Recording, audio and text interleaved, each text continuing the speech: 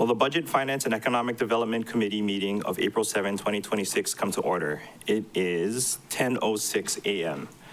I'm the Vice Chair of this committee, Kaunan Batangan, and I will be acting as chair for today's meeting. Thank you to our committee chair, Yukile Sugimura, for allowing me the opportunity to practice presiding over a few of these council meetings before we get into the real controversial stuff. All right, members.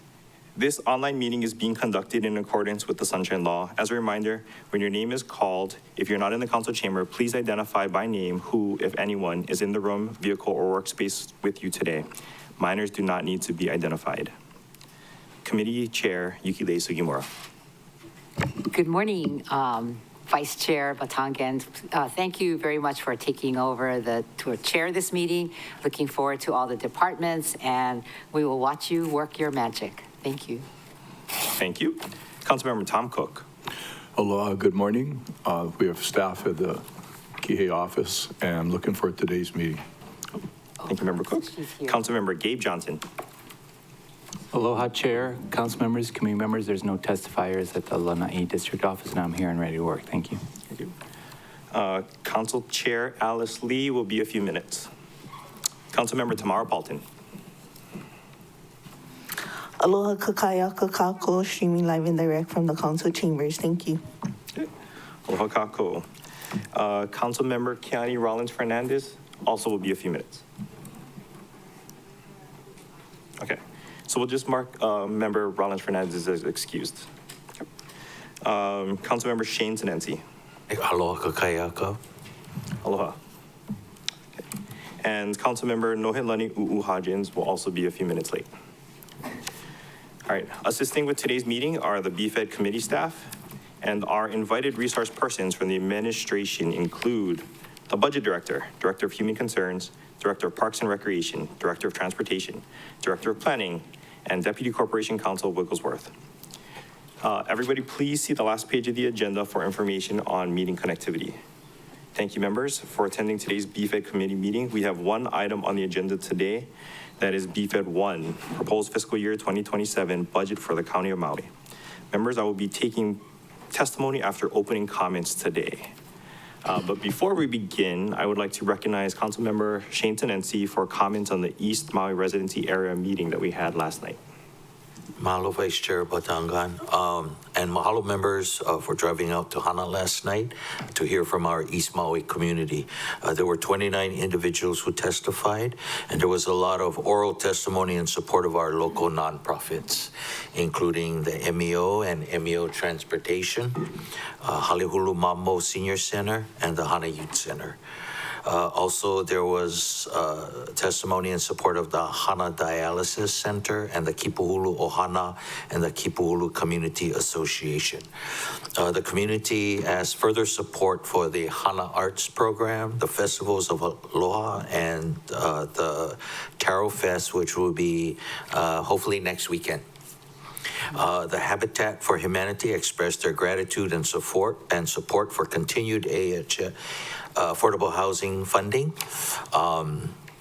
And there were additional testimony in support of a comprehensive recreation needs assessment plan for East Maui, road maintenance, sidewalks on state highways, and general traffic safety, MEMA office space for our new MEMA representative, East Maui, and increase Hana-based community police presence on the highways.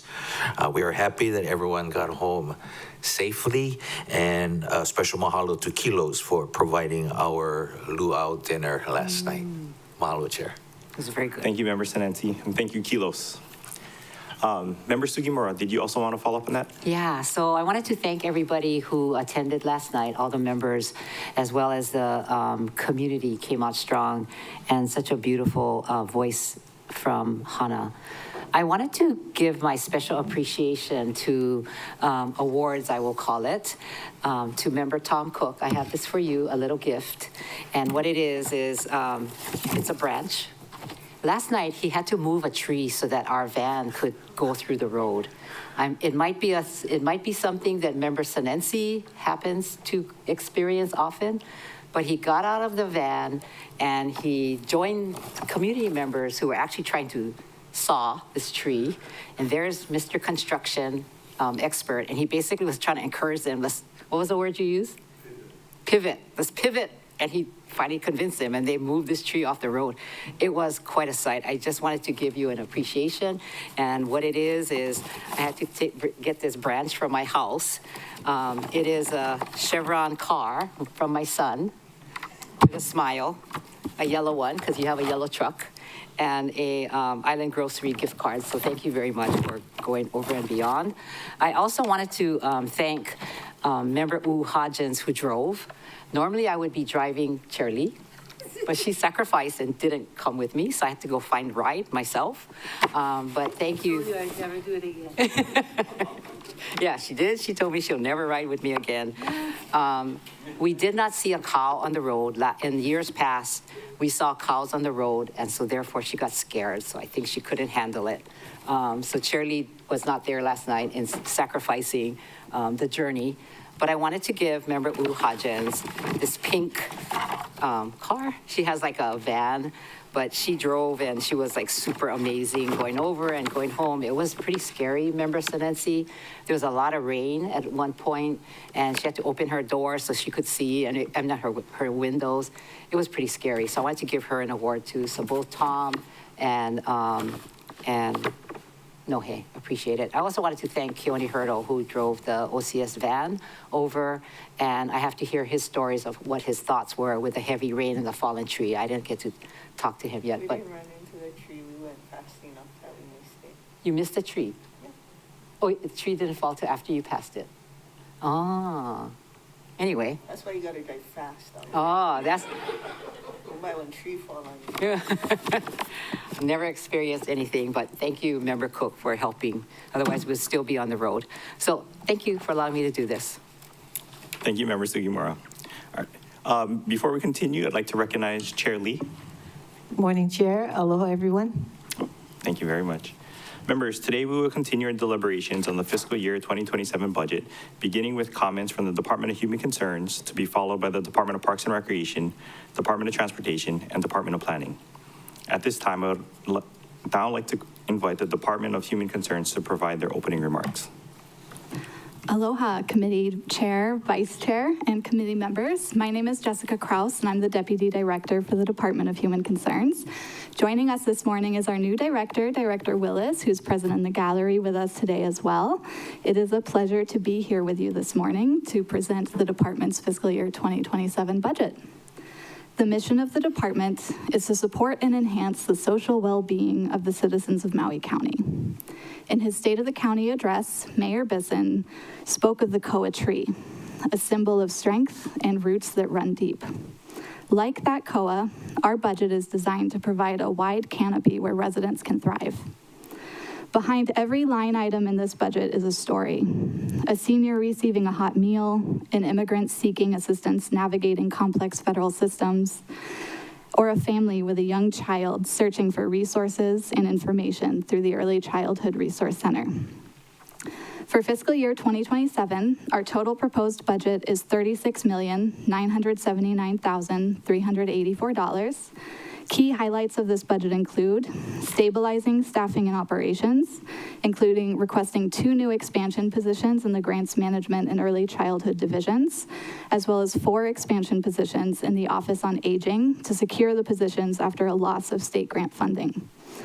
Retaining our existing hardworking employees is critical to continuing to provide the assessments, resource referrals, and programmatic oversight that so many kupuna and their families rely on. The new expansion positions will support increased workloads and meet our current operational needs. We're also focused on strengthening capacity, including additional staff training for employees, as well as additional training events for the community, such as larger scale nonprofit volunteer management training and facilitated training events for homeless service providers in the community.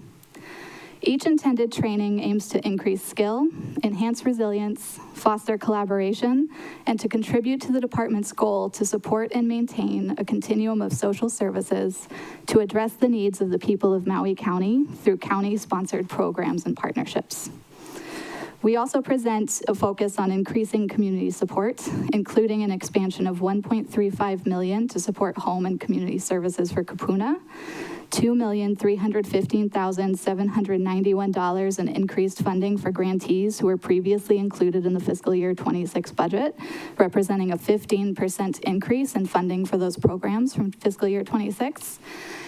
And $1,374,765 in funding to support the addition of 10 new grants in fiscal year 2027.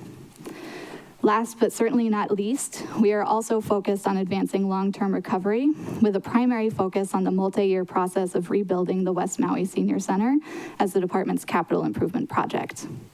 This facility was a significant hub for a Lahaina kupuna, providing a dedicated space for home-delivered meals, assisted transportation, and social connection.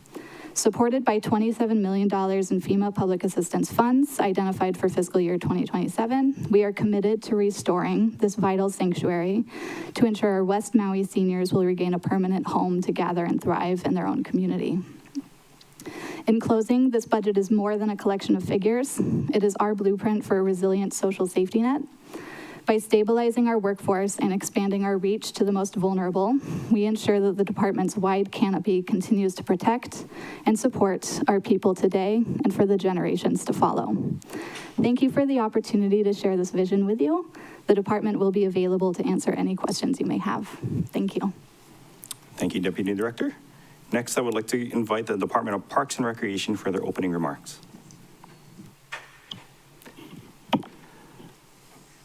Good morning, Vice Chair. I'd like to thank everybody for the opportunity to present our budget this morning. Our proposed operating budget for FY27 is $49.9 million, representing a 15.4% increase over FY26. It's coupled with an ambitious $75 million capital improvement budget.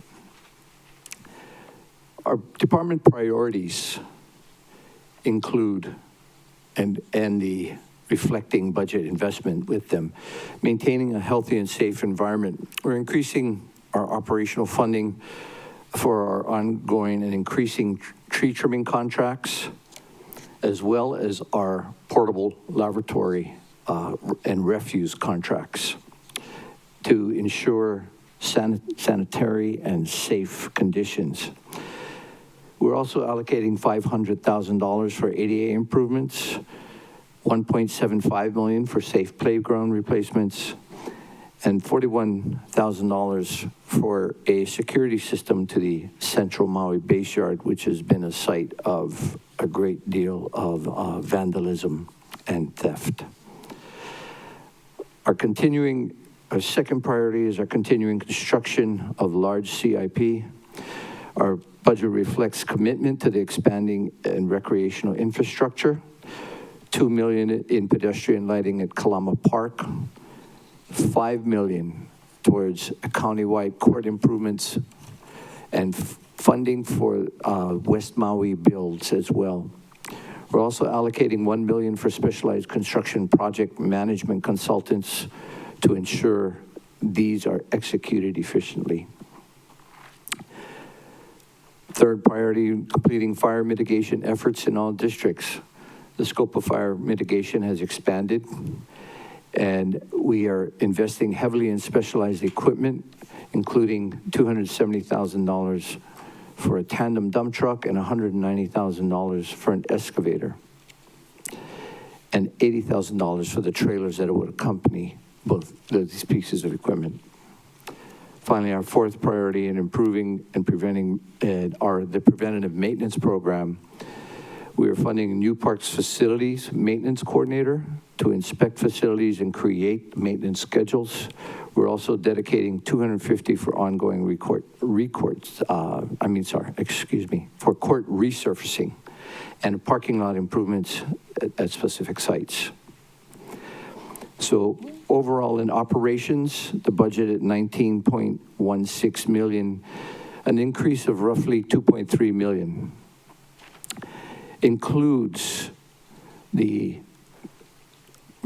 previously mentioned tree trimming contracts, the increases in our portable laboratory and refuse collection, the court improvements or resurfacing at is currently scheduled for Kanakakai Tennis Courts, Hana Ballpark Tennis Courts, the War Memorial Tennis Courts, and also seal coating and paint striping for the War Memorial parking lot that's fronting the gymnasium.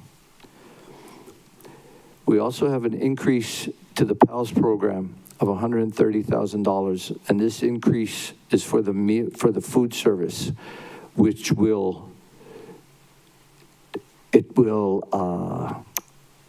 make up the difference for the increase of the meals this year that won't be covered by the federal funding. Again, in our equipment, we have our specialized fire mitigation equipment that I mentioned, along with the replacement of an aging maintenance vehicles, including rotary mowers, which, when down, leave our fields unkept, and therefore we need to keep that stock up. We also have some critical upgrades to some equipment, including $50,000 for a pool boiler at the Kihei Aquatic Center, the ramp mentioned for Cook Memorial Pool, and the security system. Our capital improvement projects include $25 million for the phase 2 of the South Maui Community Park, the $7 million to design and construct the construction of the 12 new Central Maui pickleball courts, the $10 million combined countywide for infrastructure, $5 million for safety fencing, and $5 million for countywide court, those, again, other court improvements. The West Maui recovery, towards West Maui recovery of $5 million for the rehabilitation of the Lahaina Aquatic Center, as well as $1.2 million for the design phase of the new community center and field house.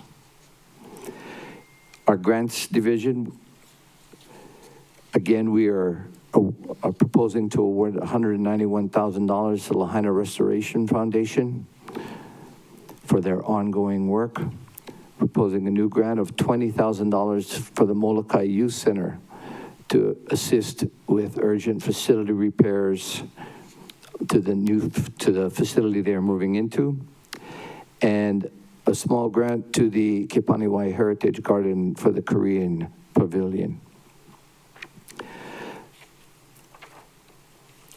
Finally, I'd like to address the department vacancies. We currently have 68 vacancies across the department, 18 in the administrative program, which includes 17 vacancies in the permits and enforcement section, 6 in the parks program, 44 in the recreation program.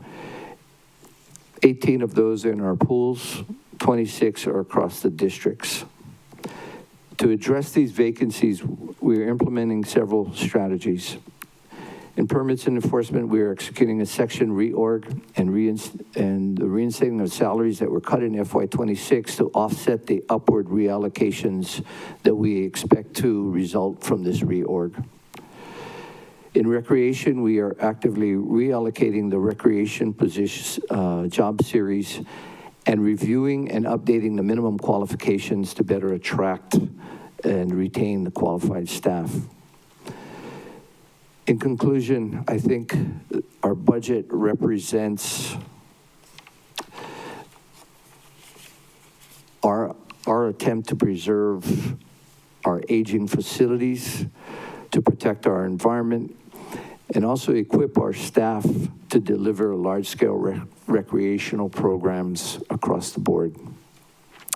Thank you for the time, and we look forward to your question period later on in today. Thank you, Director. Department of Transportation, you now have the floor. Staff, can you elevate them, please?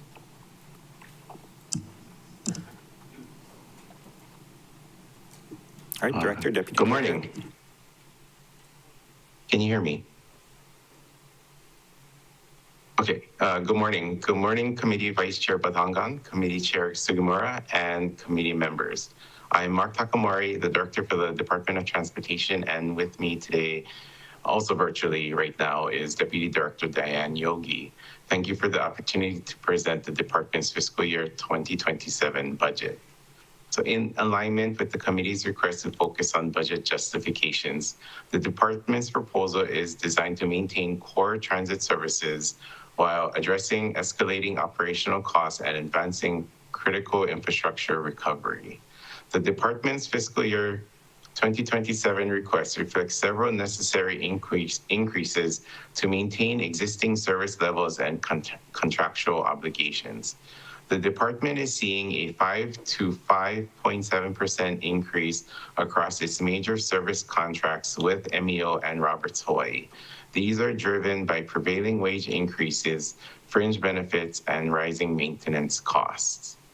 The department has requested an increase of approximately $1.4 million for core ADA paratransit service to meet growing demand and ensure continued federal compliance. This covers a 5% hourly rate increase and additional service hours. Additionally, the budget includes a partial year funding for a new microtransit pilot program to improve service efficiency.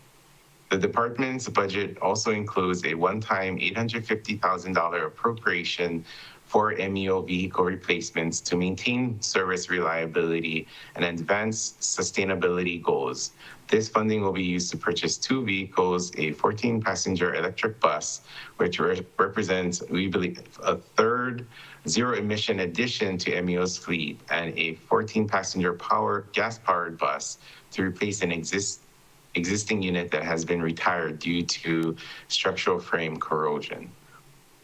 The department's CIP portfolio has been expanding throughout the years and going from a more basic transit support into a more complex multimodal system, including now the regional parking management, Park Maui program, a maritime ferry planning, and a post-fire recovery. The existing CIP coordinator is currently at its capacity managing transit-related projects, including the Transportation Base Yard Maintenance Facility. A second coordinator is essential to provide dedicated oversight for these diverse programs, ensuring project deadlines are met and federal funding remains in compliance. The department's top priorities for the coming year are focused on long-term sustainability and recovery. For the Transportation Base Yard Maintenance Facility, the department will be finalizing the master plan for this critical hub as it moves towards the planning and design portion. For the ferry program, the department will be moving forward with its environmental assessment and operations planning. And then for the West Maui recovery, the department is working with management and public works on securing a permanent location for the West Maui Transit Center to replace the transit hub that was lost in the August 2023 wildfires. The department continues to look for and pursue federal grants and alternative funding sources to offset costs to the county. By leveraging secured federal funds and pursuing all available reimbursements for recovery-related expenses, the department aims to advance Maui's transportation goals while remaining a responsible steward of county resources. The department looks forward to your feedback and is prepared to answer questions regarding those items. Thank you, and we'll see you in the council chambers. Thank you, Director, Deputy Director. And then finally, we have the Department of Planning. Okay. Good morning, Committee Chair Sugimura and Vice Chair Batangan and members.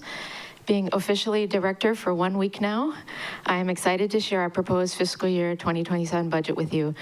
But I need to give the credit to where credit is due, which is the Deputy Director here, Ana Lillis, because as you know, the budget is prepared kind of the previous year, right? And so I was not that involved, but she knows every line on this proposal way better than me.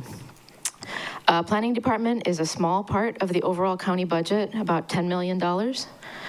And I've mentioned the department's mission before, and it's a good framework for the budget. It's just like how people say, show me how you spend your time and money, and I'll show you what you value. The department's mission is to help the people of Maui County manage growth and preserve land in an equitable and sustainable manner that balances cultural, environmental, and economic needs. Quality service is provided by seeking efficiency and offering consistent and timely information with integrity and aloha. In total, we are requesting $10,791,424 for salaries, wages, operations, and equipment. Thankfully, we don't have any CIP. That's all of them. This is a 15.8% increase over fiscal year 26.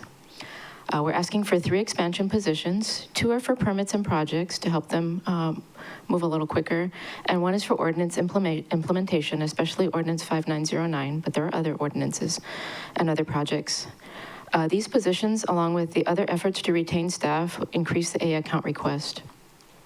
For the B account, we're asking for more funding for professional services. Examples of projects we'd like to work on are legal services drafting for rule updates, space planning for additional office space, community plan updates, research and organization of historic records, consultant services for rewriting county code, and a rate study. So now regarding grants, one change is a reduction of grant revenue fund due to last year's $6.5 million grant from NOAA. We don't have that in this year's. And the department doesn't administer grants out of the special or revolving funds to the public, so no change there. Also, there are no changes in our pass-through grant funding. Our partners that assist us with the pass-through grant monitor the federal level and have not advised us of risks to funding currently. Okay, for rates and fees, we're following the rate increase schedule from the last 5 years. Last year's rates were 70% of 2018 costs. This year, we are requesting 80% of cost. We are proposing to do a new rate study next year so that we can be consistent with Maui County Code 3.01.020, which says, a cost recovery policy will be implemented by the planning department after a comprehensive study has been conducted and a subsequent fee schedule has been included in the annual budget ordinance. Note that previous rate and fee schedules kept the cost low for the smaller permits, and we intend to continue that practice. This would be for the little things like the special management area assessments for exemptions and minor permits, landscaping, signage plan, banners, etc. As you've seen from previous presentations and the correspondence regarding this budget request, the department has a lot of responsibilities from federal to state to county rules. We're here to manage growth and preserve land in an equitable and sustainable manner while seeking efficiency, consistency, and timeliness in the work we do. The proposed budget helps us meet our mission. And I thank you for your support of the department. You have a difficult job deciding what to prioritize given the limited resources. Thank you. I don't know if you wanted to add anything, Anna. Okay, thank you very much. And Anna will be here this afternoon, so you can ask her all the hard questions. Thank you.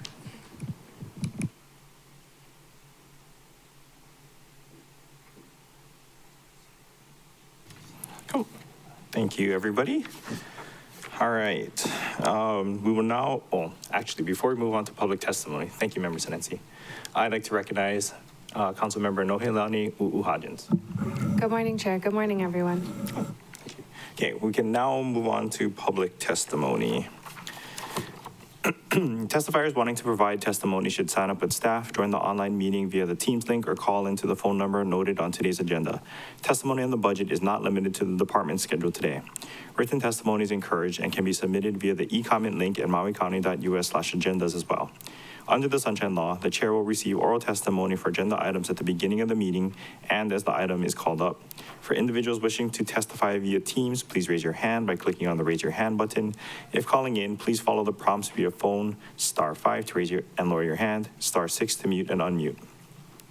Staff will add names to the testifier list in the order testifiers sign up or raise their hands. For those on Teams, staff will lower your hand once your name is added. Staff will then call the name you're logged in under or the last 4 digits of your phone number when it is your time to testify. At that time, staff will also enable your microphone and video.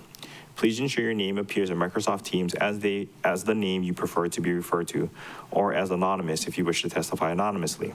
If you're in person, please notify staff that you would like to testify anonymously. Otherwise, please state your name for the record at the beginning of the testimony. Oral testimony is limited to 3 minutes per item. If you're still testifying beyond that time, I will kindly ask you to complete your testimony. Once you're done testifying, or if you do not wish to testify, you can also view the meeting on Akaku Channel 53, Facebook Live, or mauicounty.us/agendas. We will do our best to take each person up in an orderly fashion. We'll now call on testifiers wishing to testify at the beginning of the meeting. Staff, please call the first testifier. Chair, the first individual signed up to testify is Scott Hopkins, to be followed by Dana Thoren.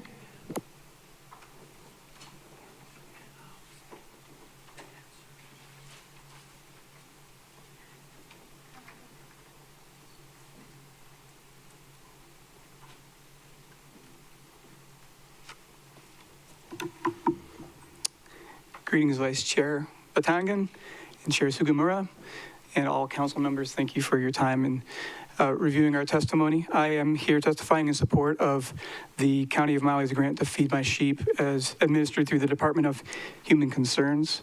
I serve Feed My Sheep as the executive director, filling in for the very big shoes of Joyce Kawakami, who has worked with many of you throughout the last 8 years to make sure that we, as our motto is people of the community working together to feed the hungry in body, mind, and spirit.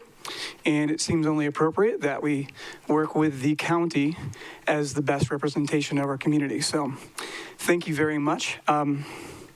Through my own personal experience, I have recognized the importance of health in my nutrition and my ability to meet the needs of my family, to support myself, and to be a servant to the community. And during my time with Feed My Sheep, I have been eager to share not only the idea of good food, but an actual practical example of how people can improve their health, their well-being, and become a better part of this community. Over the time that I've been here, we've had a chance to see a lot of personal testimonies of people improving their health, recovering their ability to participate in the workforce and in the community at large. And we've attempted to quantify that by an annual health and diet survey. And as we've taken that survey for the last 8 years, we've noticed that 80 to 90% of those that we serve report improved health, sustained health, and the ability to recover from a variety of different stresses that they're under. And so Feed My Sheep has received money through the Healthy Diet for the program. In the past 2 years, it's been $125,000 per year. And we are requesting a modest increase of $10,000 to go up to $135,000. The reason for that being predominantly the increased cost of goods, but we've also seen additional need and demand for our program. Typically, we have committed to serving at least 3,000 unduplicated individuals per year. However, we've exceeded that nearly every year. We've been involved with the county from the COVID pandemic to the wildfires. Even recent events have seen a spike in our demand. And so our hope is to, with this request, is just to meet that additional cost that we are experiencing. We actually are already covering the additional cost with outside donations, and I'm pleased to report we have a really good support from the community. So individuals, businesses, churches, and community groups, we have the support, and we're just asking for that cost to be shared with the county as well. So thank you very much for your consideration of this increase in request and for all the work that the county has done to make sure that we're successful and the people we serve are successful. Thank you. Thank you. Members, any questions? Member Johnson, followed by Member Sugimura. Thank you, Chair. First off, thanks for doing what you do. It's sorely needed. And unfortunately, you said something that I want to clarify on and how the increase has gone up. Mm-hmm. I know you said you served 3,000 folks, but how much has it gone up? 3,001 or what's the number? Yeah, thank you for clarifying. So during the fires, we actually went up to 9,000. Wow. A little bit above that. In fact, we we didn't really have a number that would work well with, that happens, in the middle of a year. So the effects of that lasted quite a while. But yeah, we almost tripled, more than tripled actually, during that period. And then, since then we saw another spike in response to the cut from federal funding. And so we're still serving this year about 4,000. So about 4,000, and yet you only asked for 10,000 more. Do you need more? I think my philosophy has been, this seems to be an appropriate amount. Because the amount of in-kind donations we get, really what the county money does is address the gaps in what's donated. So we have about $600,000 of in-kind donations come in. Not all that can be used, but it is doing a lot of the work. And this is just to make sure that like protein items and carbohydrate items are always available, because without those, we do see some problems meeting our health goals. Last question real quick. Do you have a grant writer on staff, or who writes your grants, or who does that? I'm the one writing the grants right now. Well, okay, thanks for your hard work. Thank you, Chair. Thank you, Member Johnson. Member Sugimura. Yeah, thank you, Chair. So I actually see in our budget $135,000 for Feed My Sheep, Inc. under Human Concerns. And from that, you're asking for 10,000 more. No, I'm sorry, that is with the increase. We've submitted through our grant proposal to go from 125 to 135 for this year. So they've already proposed it to you. We're just in support of that. Oh, okay. I thought thank you. Thank you for it. I will tell you that I volunteer with my church and I do donate peanut butter jelly sandwiches. I have the exact recipe that works. Oh, perfect. Yeah. Thank you so much. Cool. Thank you. Members, any other questions? Thank you. Staff, next testifier, please. Chair, the next individual signed up to testify is Dana Thorne, to be followed by J.D. Wyatt.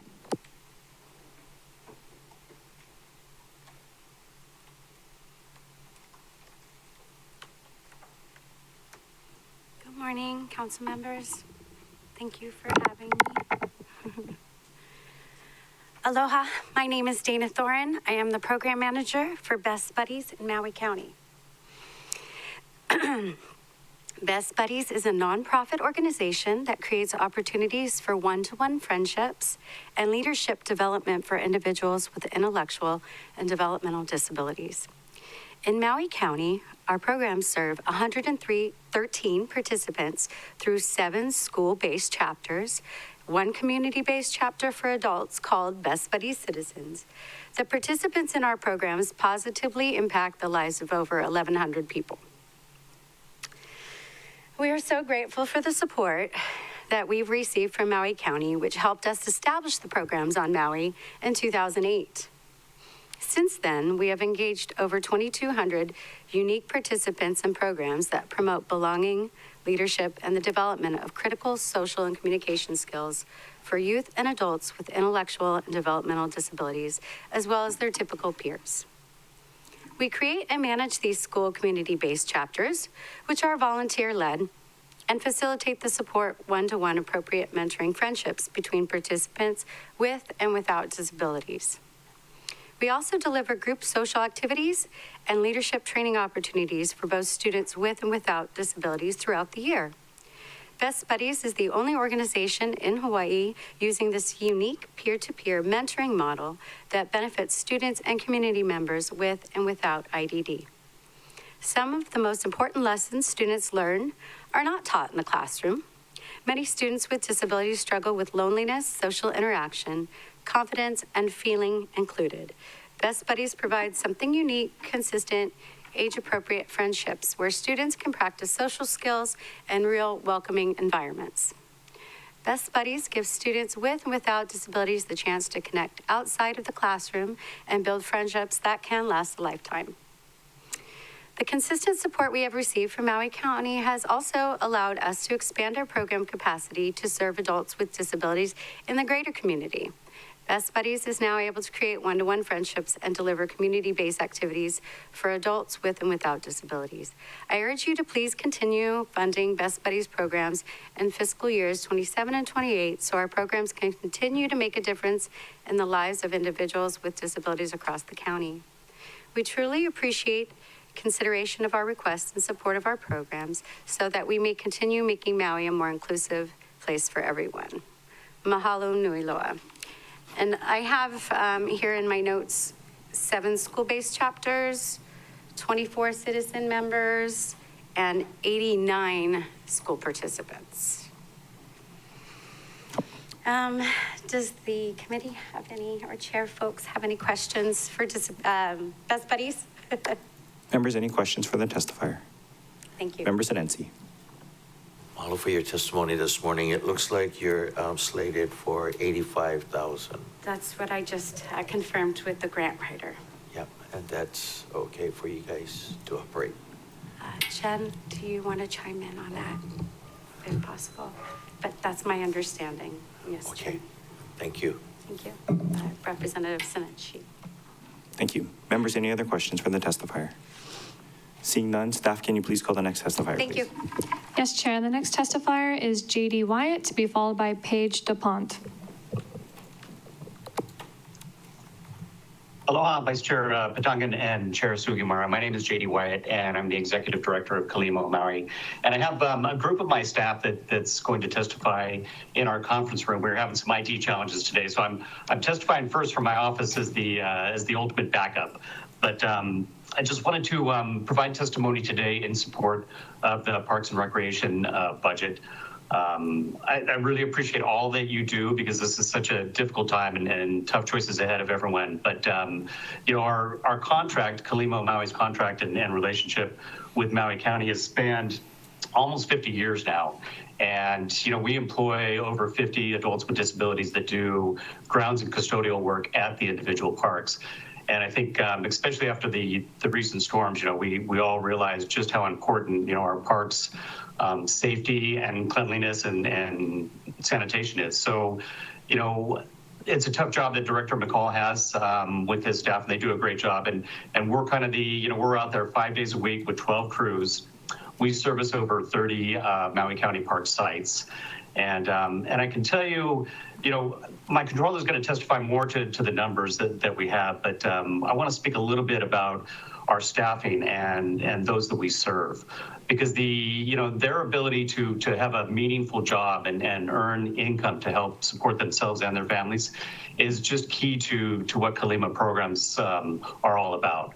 And, you know, I'm always impressed. I go out about every couple of weeks and then kind of check out a site that we're doing just to see how things are going. And, you know, our crews are incredibly reliable. The average work span at Kalima for our staff is 15 plus years, which is pretty amazing. And you know, our crews are up at 4 a.m. With headlamps on, you know, starting their day and usually working through till noon. So, you know, it's a tremendous relationship that we have with Parks and Recs. The programs and the staff of Kalima do a great job and therefore have the joy of cashing a paycheck and all the self-esteem and great things that go along with that. So, you know, our mission of enhancing lives through self-reliance is very well proven in our relationship with Parks and Recs. And I would just ask for your support of our contract. We've seen a dramatic increase in minimum wage over the last 3 years. Essentially in 2020, from when I started as executive director at $10.10 an hour to the current $16 an hour. So we've naturally had to, you know, ask for, you know, increases in our contract due to just those increases, let alone the insurance, fuel, equipment, all the other increases that we have to incur, you know, to properly work safely at the park. So I appreciate all of you. I thank you for your support from the past and in the future. And just really grateful to have the partnership with Director McCall and Parks and Recs in the county. And if there's any questions anyone have, I'd be grateful to answer them. Thank you very much. Members, any questions? Seeing none, thank you very much. Next testifier, please. Yes, Chair. The next testifier is Paige DuPont, to be followed by JD Kalima Maui.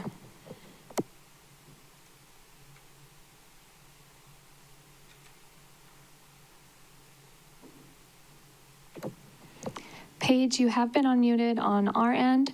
You'll have to unmute your camera and mic. Oh, there you go.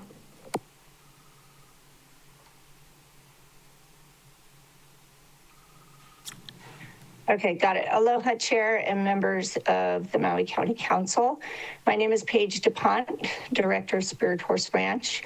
I'm here today because after serving the community, we were left out of the DHC funding budget. I did have a conversation with them yesterday, and what I found was it was not because we failed to perform our services exceptionally, but because of staff interpretations and what appears to be an uncanny unwillingness to see the impact we create for a fairly new organization.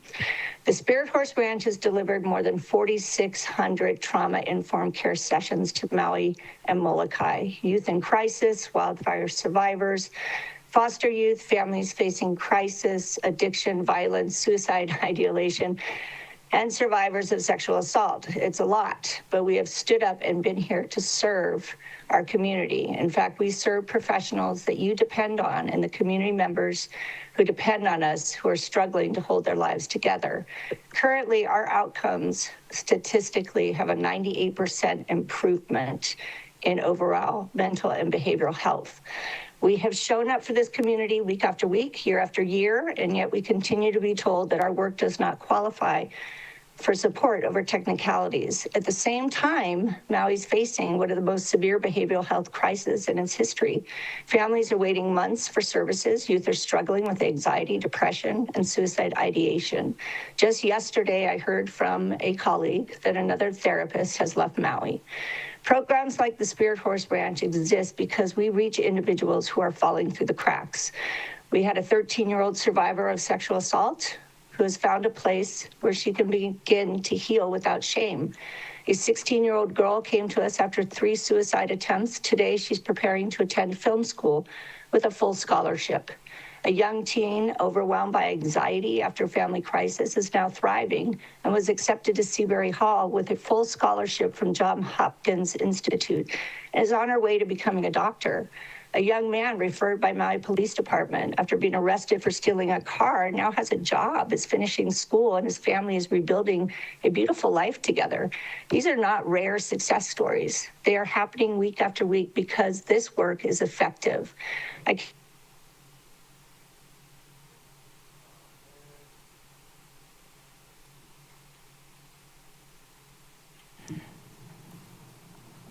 Staff, I need to ask for some guidance on what to do when we lose connectivity halfway through a testimony.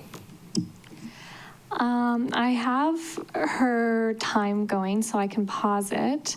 There's 30 seconds remaining. Perhaps we can move on to another testifier and then return back to her. Sounds good to me. Okay. Ms. Page, if you're able to hear us, know that we will circle back in the hopes that you have better connectivity soon. You will have 30 seconds. Next testifier, please. Yes, Chair. The next individual signed up to testify is JD Kalima Omaui. I think this may be another individual who wanted to testify other than JD who testified earlier. Oh. Yes, Good morning. Okay. Vice Chair Batangan. Sorry, JD, 1 second. Because I think we have 2 people elevated. Ms. DuPont, we'll circle back. Sorry, Spirit Horse Ranch, we're out. Yep. So we'll circle back. We had just called on the next testifier, but we do note that you have 30 seconds remaining, and we'll afford you that time and the members the ability to ask you questions. But we had just called up JD Kalima Omaui, and so I will recognize him now. Okay. Good morning. Good morning, Vice Chair Batangan, Chair Sugimura, and the committee members. My name is Patrick Saka, and I'm the controller for Kalima Omaui. My colleagues and I are here today to request your continued support for our grounds and custodial contracts in the upcoming fiscal year.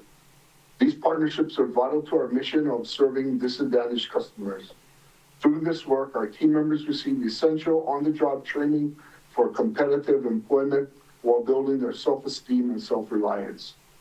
To provide perspective on the scale of our County of Maui current impact on these consumers, we have 28 County of Maui Parks custodial contracts totaling approximately $845,000.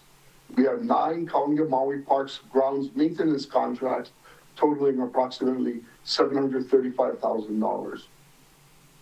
We maintain 2 County of Maui Police Department grounds maintenance contracts and 2 custodial contracts totaling approximately $233,000. We service 1 County of Maui Fire Department custodial contract for $27,000.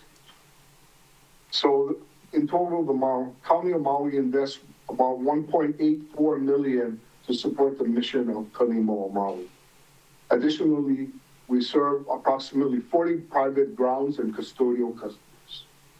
In total, our teams provide services at more than 50 locations throughout the island. These contracts are more than just service agreements. They are a bridge to independence for the 53 consumers we serve. We ask for your continued support for these vital services in the fiscal year 2027. Thank you. Thank you, Mr. Saka. Members, any questions for the testifier? Member Sugimura. Thank you. Nice seeing you, Pat Saka.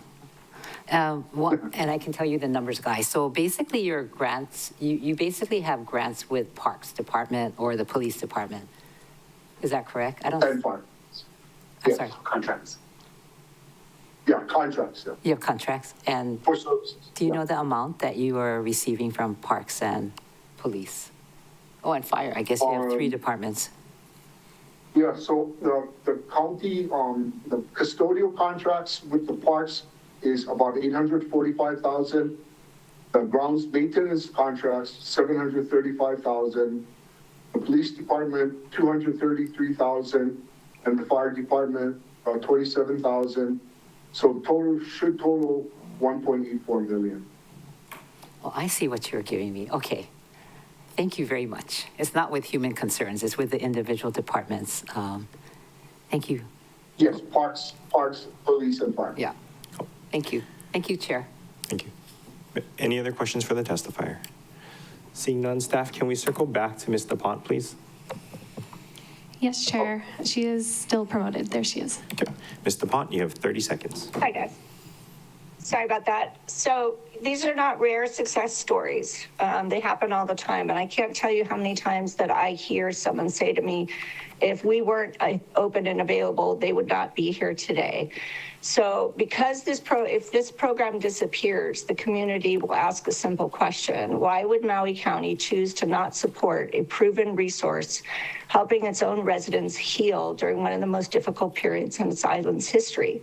We also advocate for federal funding. I mean, we've been here for you. So, you know, if DHC has questions, they can always come back to me and ask them, you know, like they've done before, or adjust the budget. So we're just here to advocate for funding and to not boot us to the side after we've served this community relentlessly. Thank you. Thank you. Members, any questions? Member Cook.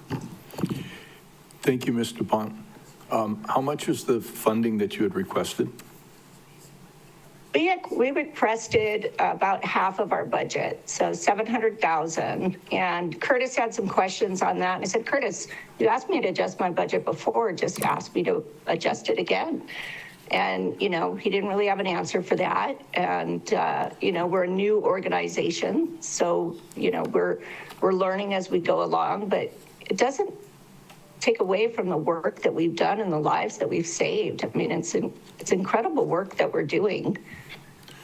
So my question, it's impressive the work that you've been doing. Can you continue to work with less? And if so, Yeah, how is that? Well, you know, we've been advocating as well in Washington, D.C. pretty intently, and are working on a platform for disaster relief funding for research along the lines of equine-assisted services. So we are pursuing that. We also have other funders who step up. We have private foundations. We have, you know, various different grants that we are working with and continue. We are working with senators for appropriations. They're now requesting that we work with prisoners, which I would love to do. My whole goal is to, you know, help our community heal and not end up in prison, to heal the trauma before they end up in places where they, you know, are institutionalized for one reason or another. Good. Okay, so thank you. You're looking at a lot of different places, and So what's the minimum that that Maui County could assist you with? Well, I have some big asks out there, and I know how much Maui County needs the funding, and it's always hard for us to come in. But if they could step up for 25% of our budget at least, that would be amazing, and show some support for the lives that we're changing. Our community needs us. They really do. Good. Thank you for your work and your testimony. I appreciate it. Thank you for your questions. Thank you, Member Cook. Any other questions for the testifier? Seeing none, next testifier, please. Yes, Chair. The next individual signed up to testify is Debbie Kabibi, to be followed by JD Kalima Omawi. I'm assuming there's other people who would like to testify under that name.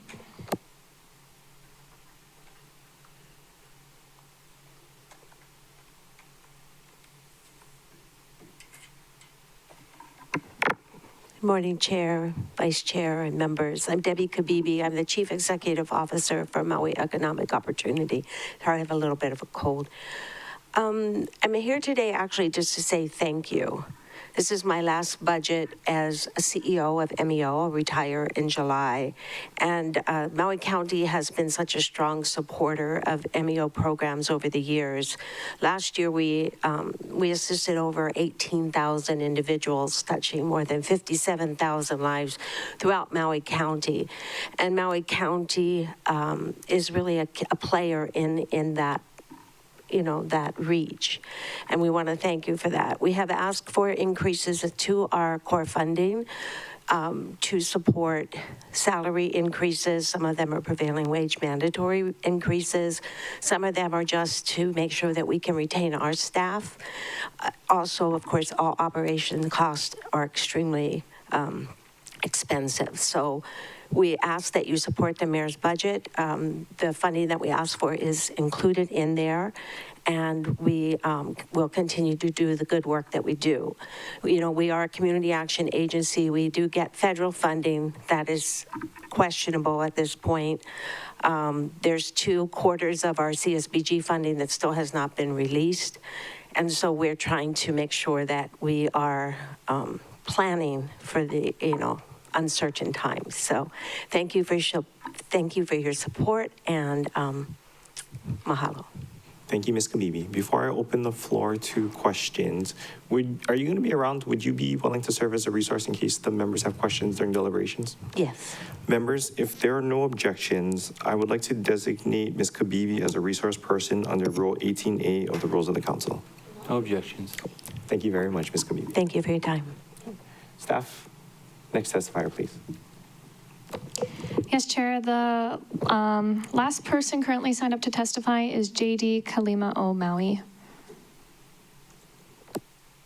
Aloha again, Council. I apologize for the confusion. I have 4 of our staff members that would like to provide testimony that are in the room with me. So we're all in our conference room. I'm not sure how to go about doing that. Nope, this works. So can you just let us, we'll recognize each individual throughout the conference room. Let us know who is up next. We'll recognize them, and then you can pass the mic and the camera around. Okay, great. The first testifier, and I'll just tell everyone in the room for sunset, is Kevin Kaili, followed by Braden Yap, followed by Andrew Hosaka, followed by Glory Calquito. But first up is Kevin Kaili. Come on, Kevin. Oh, thank you very much. You have 3 minutes. Oh, when you get settled. Okay. Oh, morning. Good morning. You have 3 minutes. Thank you very much for being with us. Hi, name is Kevin Kaili. I'm actually from Molokai, but I transfer here from Baldwin High School. And so for my operation today, I do litter for Kalima Maui. For so far, like Kihe, Kanaha, pretty much in Okalui and Wailuku. And then so far my goal today was just to work together as a team and helping out support for any supervisors that is called out sick.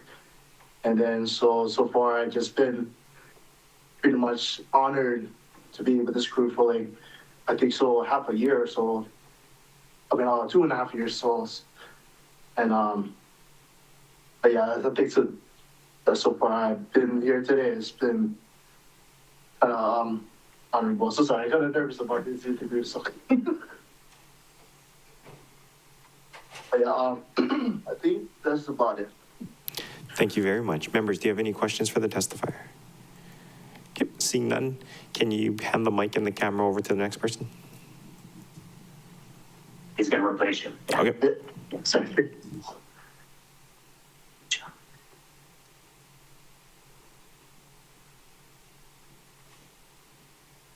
Well, my name is Braden. I work here at Kalima Maui for 11 years for groundskeeper. At times I didn't know what to do with my life after I was finished high school. It was hard to either go to college or go to work at a job.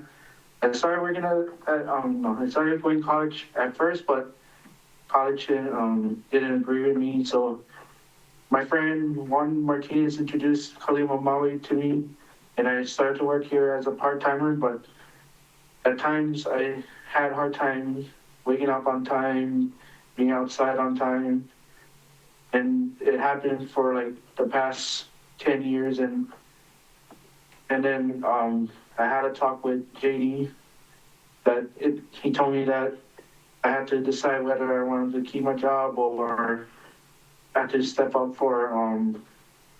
to being outside on time for the trucks and everything. And I worked for grounds for about 11 years, and it's been fun working with other people, getting to know them, working as a team together with them. And it's sad seeing that some people had to retire from grounds, seeing them go and everything, missing them and all that. And hopefully that working with them is fun, and I like working with other people, getting to know them. It's very good. And thank you very much for having me here with you guys. Thank you for being with us. Members, do you have any questions for the testifier? Seeing none, next individual, please.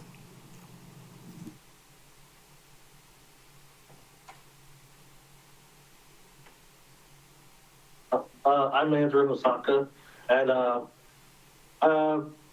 work under the crew that works in Kia. We do the Kia art contracts and stuff like that, and it's been good working with Maui County and stuff like that to help them with the parks and everything.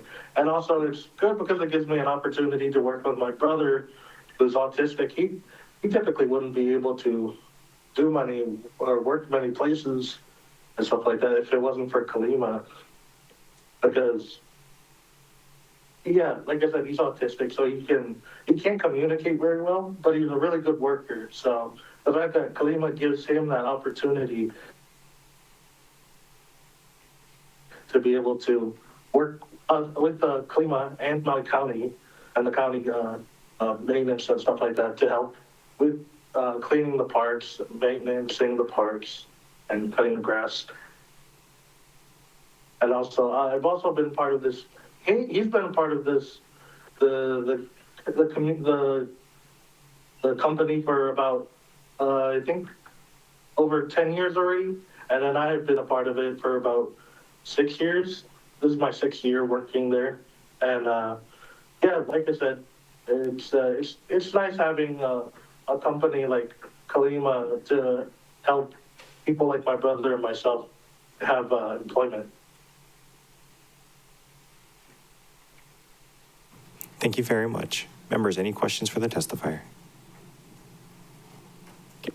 Seeing none, I believe the next one is your last individual signed up to testify. Is that correct?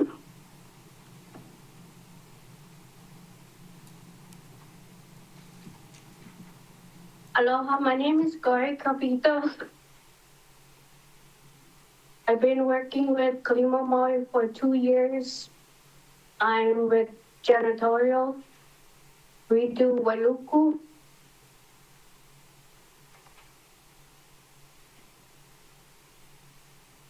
You like your job? I do like my job. It's good. Thank you. Thank you. Thank you very much. Members, any questions for the testifier? Okay, seeing none. Is there anybody else wishing to testify from under the Kalimo Maui?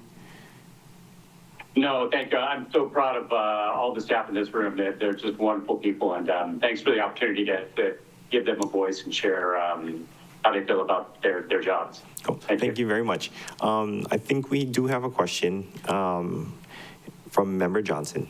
Chair, if it's okay, I'd like to ask JD one real quick question. Are there any openings at Kalimo Maui?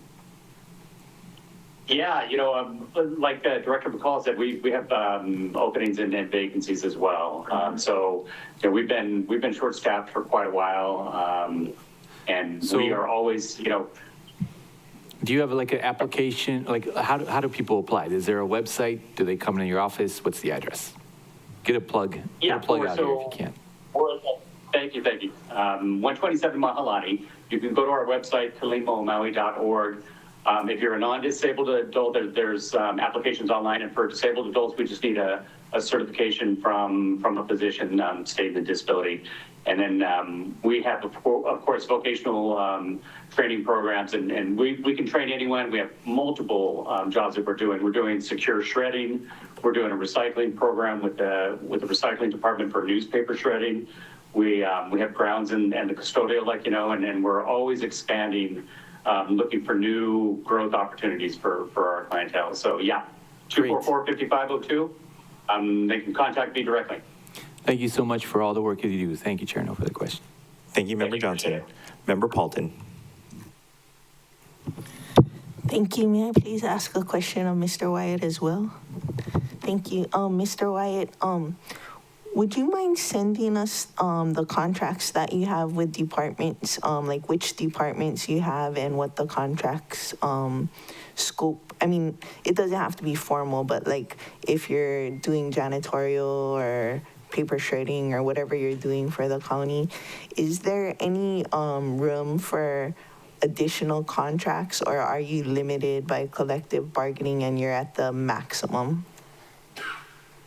Well, thank you for that question, because last year there were some issues regarding that. Those have all been resolved through the judiciary, and so the caps that we have, we're in no danger of approaching the caps that we have that we can contract with Maui County.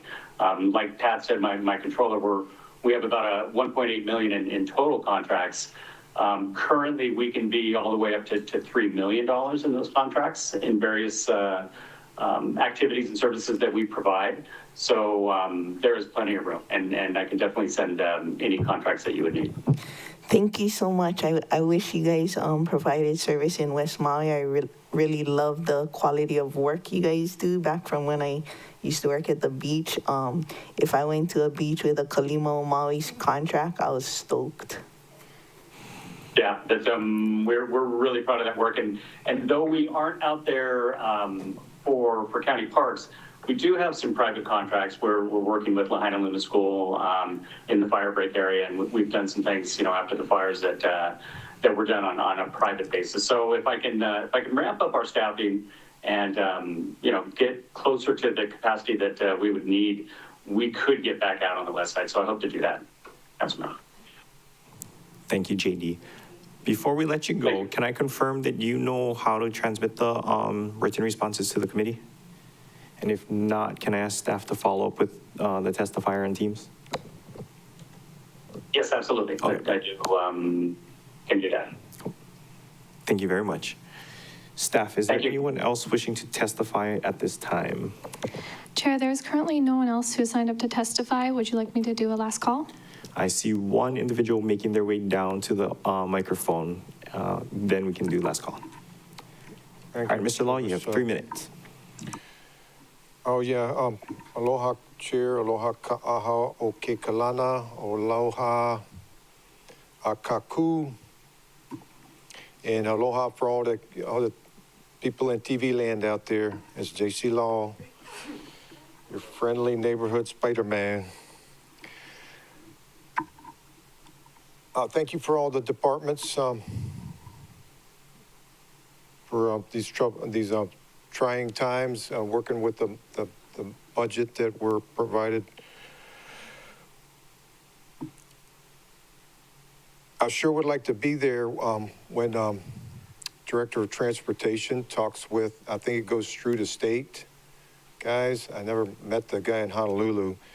They do a lot of musical chairs and revolving doors things, but I'm probably one of the most frequent riders on the public bus system here on Maui, and I really appreciate them getting me around. And I see a lot of people that are not as physically able as me to walk around. So, yeah, keep up the good work, Takamori and your crew. I really would like to be there when they talk with the federal guys about the funding, and I'm wondering how, like, if I'll ever get a chance to find out how it's going right now. But it seems ironic to me that the United States government, especially the military guys, are making the price of gas go up. So are they at the same time increasing the funding for transportation on Maui?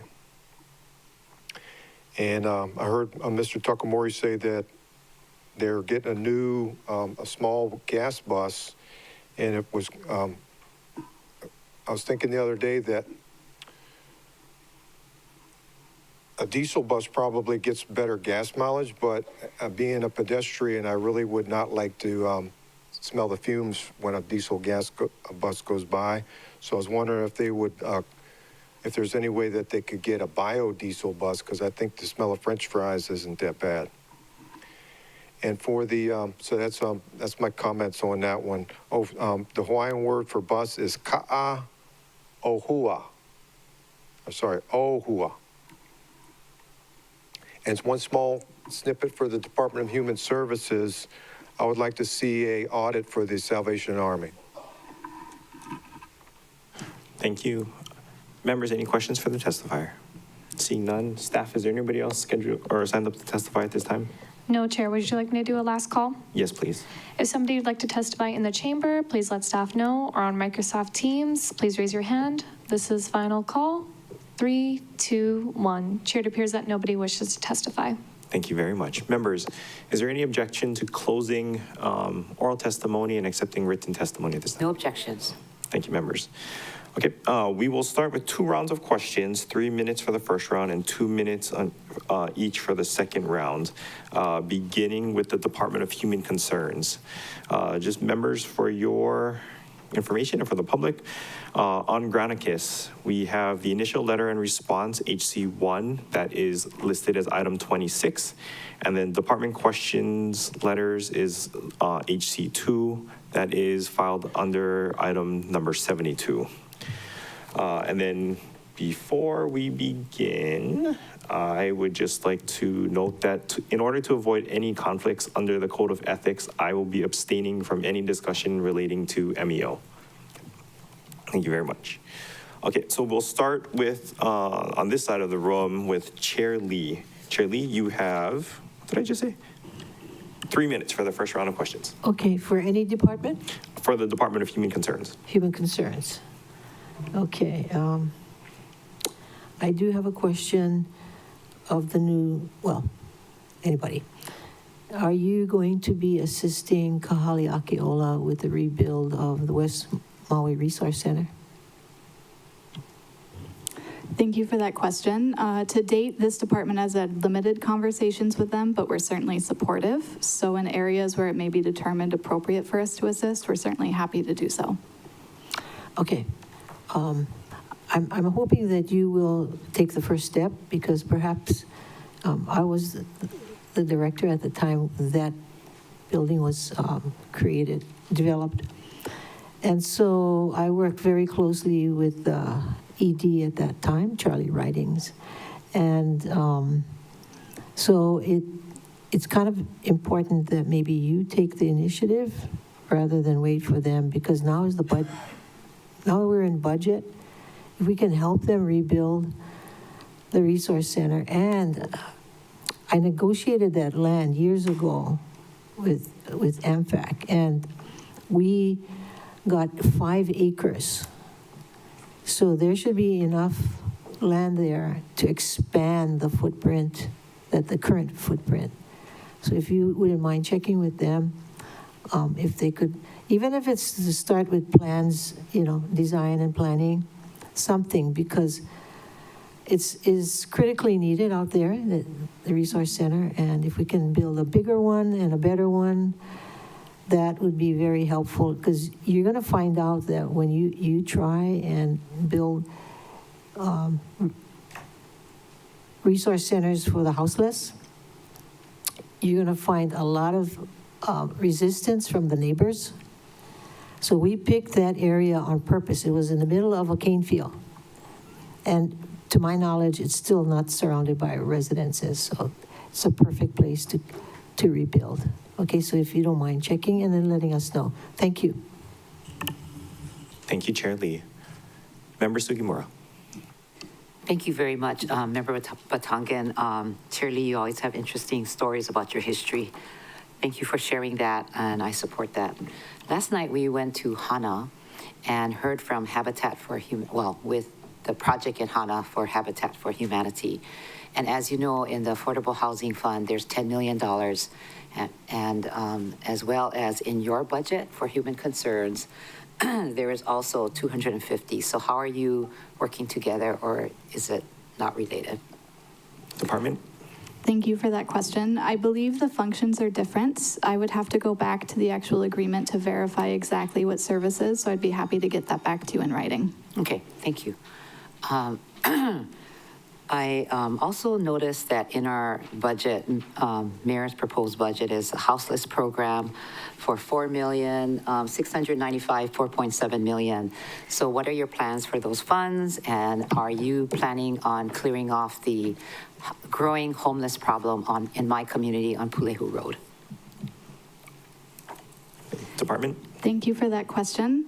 So committed funds within that category include the Safe Parking Pilot Program, case management, homeless services, including case management and outreach, the Operations and Step Up Program that's administered through Kahaleakeola, legal services offered through Legal Aid Society of Hawaii, homeless outreach for mental health empowerment and psychosocial rehab through Mental Health Kokua, and then there's also $1,275,000 that's identified for arising needs to identify how that might be allocated in the upcoming year to best meet the current situation, especially under our new director's leadership. Okay. So I am looking for what's going to happen to Pulehu Road, because I have been reporting to the mayor's office. Naomi Crozier is amazing. The growing Pulehu Road homeless problem, which I've been receiving concerns from my community. So I'm wondering what is going to happen, because it doesn't look like there have been any needs to try to help that situation. Thank you.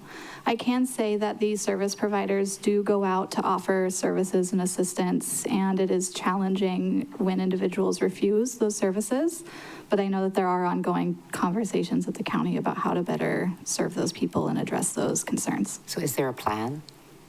Not to my knowledge yet, but I believe there's discussions on it. So it's kind of willy-nilly, whatever, whenever, or how does it generate any actions, I guess? That's a good question. Thank you. Previous iterations of interventions in homeless encampments have involved multiple departments, communications, and planning. So I believe that something's in discussion about how to address that.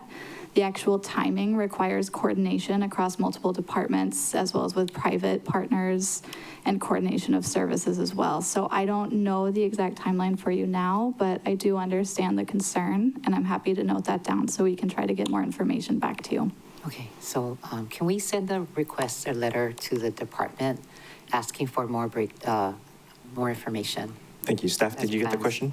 As plans proceed. Will do. Thank you. Thank you. Thank you. Okay. Member Paulton. Before you start my time, I just met Miss Director Willis, so we're on a limited time. If I got my answer, I'm going to cut you off. I don't mean to be rude. Just disclaimer. Okay, you can start my time.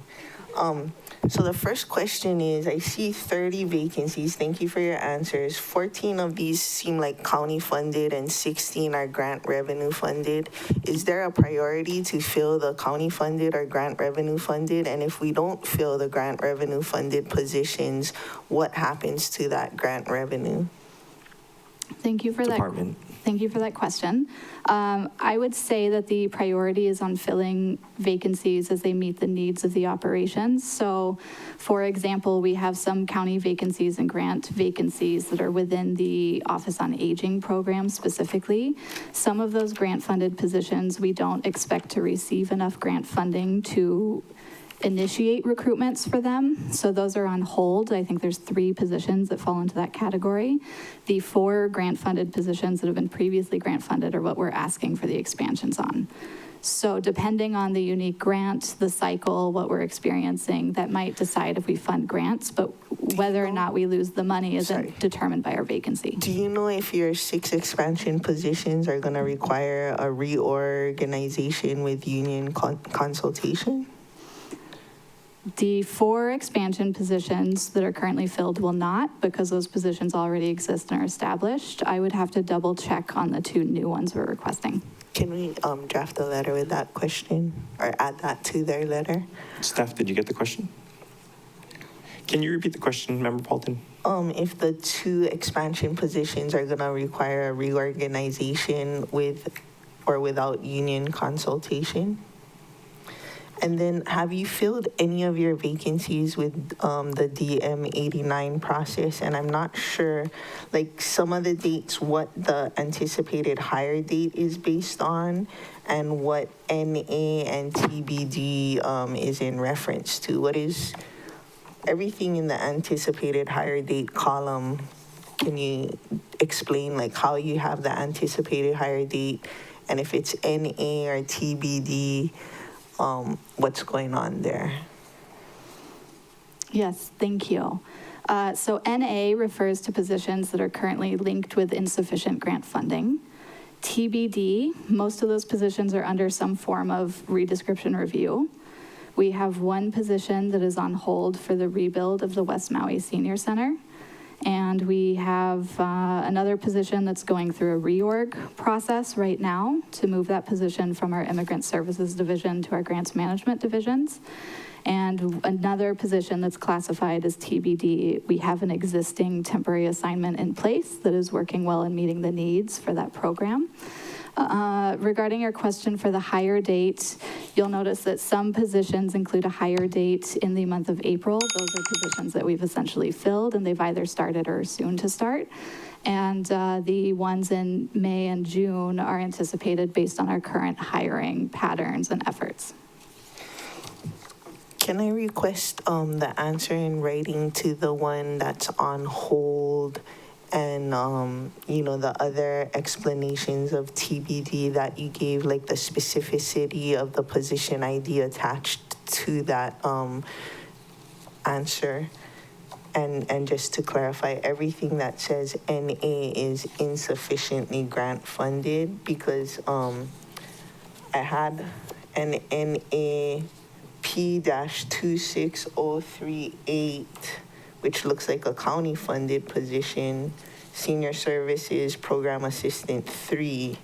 So there should be sufficient funding unless did we cut that funding last year? Councilmember, I'll have to double check that particular position, but I'd be happy to include that response with the other question. Awesome, thank you. I might be wrong, it might be my bad, but it's position 26038, Senior Services Program Assistant 3. Thank you. Thank you, Member Paulton. Member Johnson. Thank you, Chair. Thank you, Department, for joining us today. One of the questions that I had asked was basically, please provide a list of all grant applicants who applied for funding from the Department in FY25, 26, 27, including organizations' names, program name, an amount requested, an amount recommended or approved by the department, page 10 budget ordinance. I noticed in your responses, you guys had, and it's number 72 in Granicus, you did have, see the attachment, and I saw the attachment that had the, some of the information. You had, let me pull that up here. You had the agency name, the program title, this is in attachment 2, and the FY26 award amount. But what I was really wanting to find was what they asked for. So maybe you can elaborate on that. Oh. Thank you, Councilmember, for the question. So the attachments that provide the specific breakdowns for fiscal years 25 through 27 that include requested and recommended funding is an attachment for HC02, which hopefully will be ready for transmittal back to you folks today. I got you. Okay, thanks for that. So the other question, of course, and I saw the other council members' questions were very similar on this. So tell us about the update on the combined credit grant. You know, we just went out to HANA. They're talking about the price of gas. Everybody's talking about the price of everything. So can you give us an update? Give us some hope. Thank you for the question. The department received an updated application, including narrative and budget details from the organization on April 1st. So the department is in the process of reviewing that now. How long does it take for a review, would you say? The staff moved pretty quickly. I have had to use a lot of their time to assist in preparing responses for these questions, so their normal workflow may have been interrupted, but I know that they are doing their best to review as quickly as possible, because if there are anything that needs additional clarification or revisions, we have a tight timeline to get that grant routing to meet other deadlines within the county before the end of the fiscal year. Okay, well, if there's anything I can do or this body to do, I'm volunteering in this body, but okay, you know, we're all here to help, right? We all want to help make sure that happens, because it's crushing our families. This cost, the affordability is I've never seen it like this, you know. And yeah, sure, we just talked about the minimum wage going from $10 to $16 now, but when milk is $16, you know, when everything is going so bananas, there doesn't seem to be that price pain point where people just can't simply afford it. We're just draining our bank accounts, and it's really hard for us to live. So that's really top of mind for me. Thank you. Thank you, Chair. Thank you, Member Johnson. Member Cook. Thank you, Chair. Thank you, Department Director, Deputy Director, for being here today. Reviewing everything that the department's doing, I think that your department is one of the foundational ones for the community, and just doing a wonderful job helping people. There's always room for more help. That's our issue during the budget now, where we're going to get the money, how we're going to balance it. But I think the money that's being taxed and distributed to your department is some of the most fundamentally beneficial to the community. One of the things that I'm advocating in my community is the homeless, unhoused wraparound center. The challenges that we collectively are facing, encampments, where can people go? Right now, I won't say there's no place for anybody to go, but it's really marginal options. There is property for sale that's in Kihei, close to the police station, Makai, the highway, that has the north-south collector road going through it. Just planting that seed, and we'll discuss it more. But it's sort of like how we can incorporate funding from Department of Human Concerns to be able to plan and implement a resource center, so that when people are being told you can't be here, you can't sleep in this bus stop, you can't be on the side of the road, and they have a place to go. And it's a legitimate solution that MPD and everybody else in the fire department that is having to constantly deal with this issue, and the people who are suffering because what's their options? So I just wanted to give a plug for that to the administration. It helps with the road. Hopefully it helps us plan. I haven't figured out exactly where the funding's coming from, and maybe you folks can help with that. So, is there plans for South Maui for a resource center currently? Thank you for that question. I know that there have been discussions going back many years about how to make something like that possible and to bring in those services. I'm not sure if there's a plan for a specific facility yet, so the department's certainly open to continuing those conversations with you based on that parcel you have in mind. Thank you. And I won't be so bold as my colleague to volunteer all my colleagues, but I will definitely promise to encourage them to be supportive. Thank you, Chair. Thank you, Member Cook. Member Hodgins.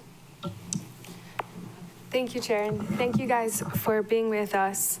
I'm going to continue the line of questioning that my colleagues have done so as well. So we spend $4.695 million right in our unsheltered services. Thank you for the breakdown. I appreciated that. And we have a little bit over $1 million for some flex spending. Where do you guys see that's going to go, and how do we measure success? Because at $4.7 million, I don't feel like it's getting any better. And our last director, Takakura, said, show me where you spend your money and I'll show you what really matters to you. I'll give you an example. Head Start, we spend $1.4 million. For me, my children and everybody's children is our most vulnerable population. And we're spending 4.7 in homelessness services. Looking at the grants, we have Maui Grassroots Collective and Maui Rescue Mission. We attempted to give them $500,000, but it wasn't executed because the application differed from legislation intent. So we put in $500,000 that wasn't used, that could have gone to children and making sure our mothers can go to work and our children can be educated when there's 5. So what can we do, because it's not working? And I'm not holding you folks responsible. This is a collective failure, but it's just not working. Thank you, Councilmember Hodgins, for that comment and for your honesty. I think my priority is going to be trying to tackle the unsheltered homeless issues and all of the things that are impacted by that.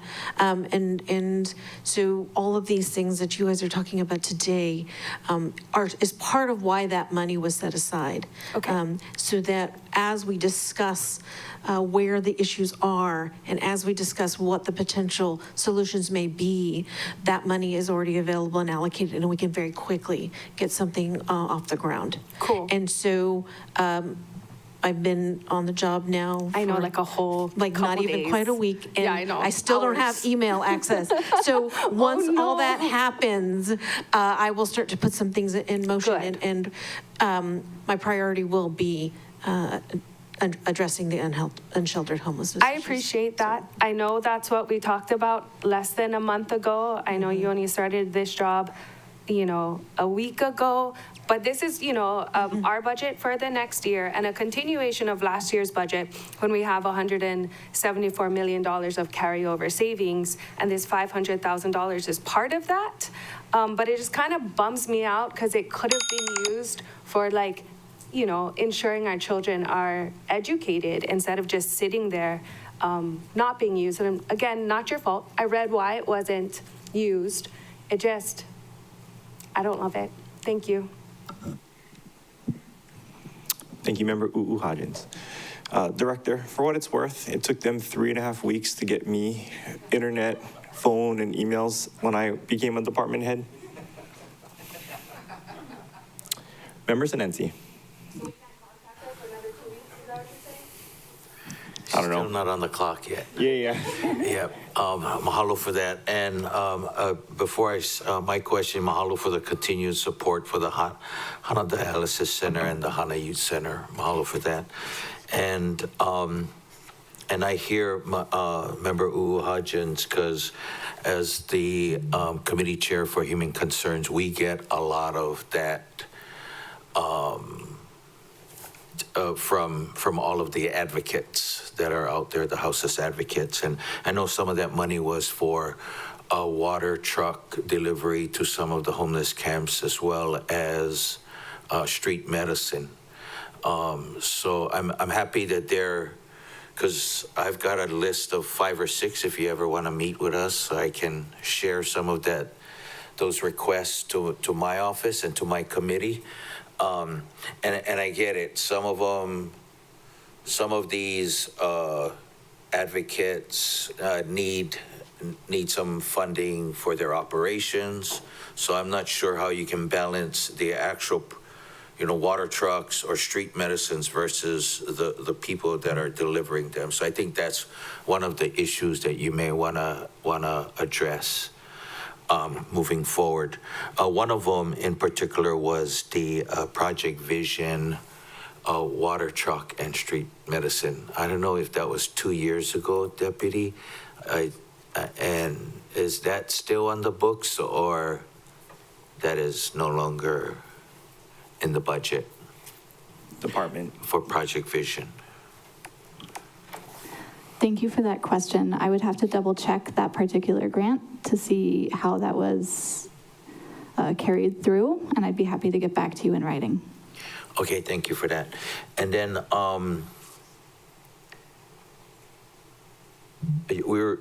some of these advocates, we're hearing from them at our district meetings as we go. So again, I do want to express the extra funding should they, I don't know what happened, if they didn't submit applications, if they've already missed the deadline to apply.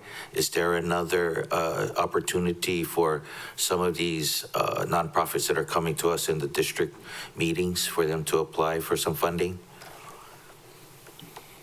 Thank you for that question, Council Member. The department held an invitation to apply period for our 2-year grant cycle in August of 2025, and we used the information we received from those applicants to help develop our proposed budget that's before you today. So in terms of hosting another application round, that's not necessarily on the department's horizon, but there are a few items, as you'll notice in the budget, that are identified for rising needs, such as what Director Willis was speaking to for homelessness. So depending on the specific funding, depending on the identified need, there may be opportunities in the upcoming fiscal year. Okay, thank you for that. Thank you, Chair. Thank you, Member Sinensi. Staff, can I confirm that you got the question from Member Sinensi that the department needs to follow up on? Perfect, thank you. Okay, so my turn. Okay, department. In the past, the department supported a HUD-aligned housing first strategy. My understanding is that HUD is now moving away from housing first as its priority strategy. Does the county intend to retain housing first as its official policy, or are we following suit?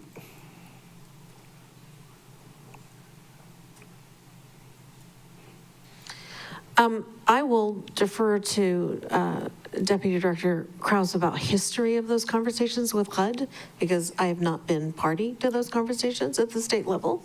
I think housing first is an approach.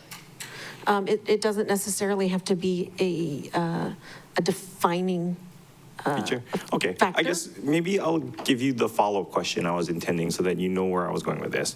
So if the county is intending to change its policy on housing first, are there any shifts in contract scopes that we should be aware of in how we rehouse our most vulnerable, or like our homeless prevention?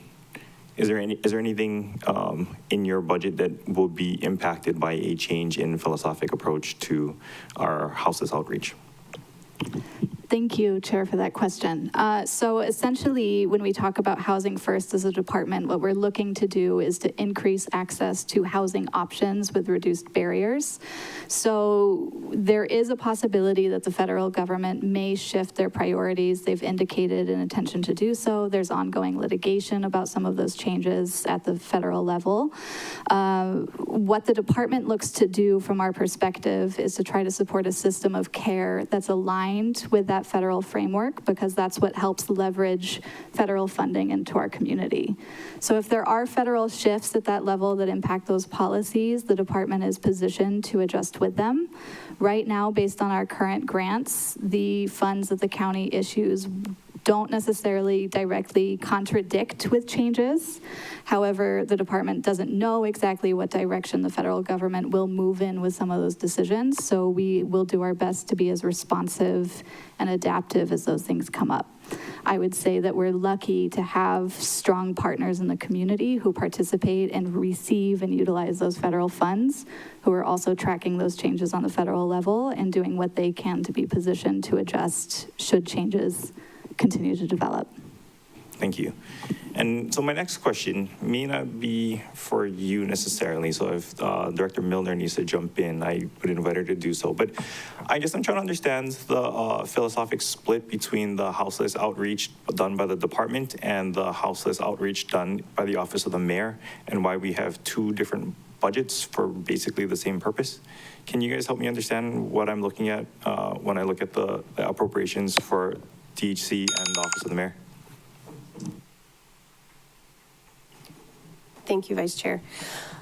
Yes, we have several EAs in the mayor's office, as you all know, who focus on different issues. We have Ms. Crozier, who focuses on the houseless issues. The funding in the mayor's office is used primarily for working with MEMA for hazard mitigation and things like that. It's used to pay for storage of personal items, and that is all coordinated with MEMA, with the police department, with Human Concerns and all the, and Public Works, Parks. There's a lot of departments involved in those processes. So we have some funding in the Office of the Mayor to help support those initiatives. So I think it's more of a supplement to the work that Human Concerns is funding, but I will let Deputy chime in now. Thank you, Chair. Thank you. To add to Director Milner's comments, the work that the department does is primarily focused on supporting direct services within the community.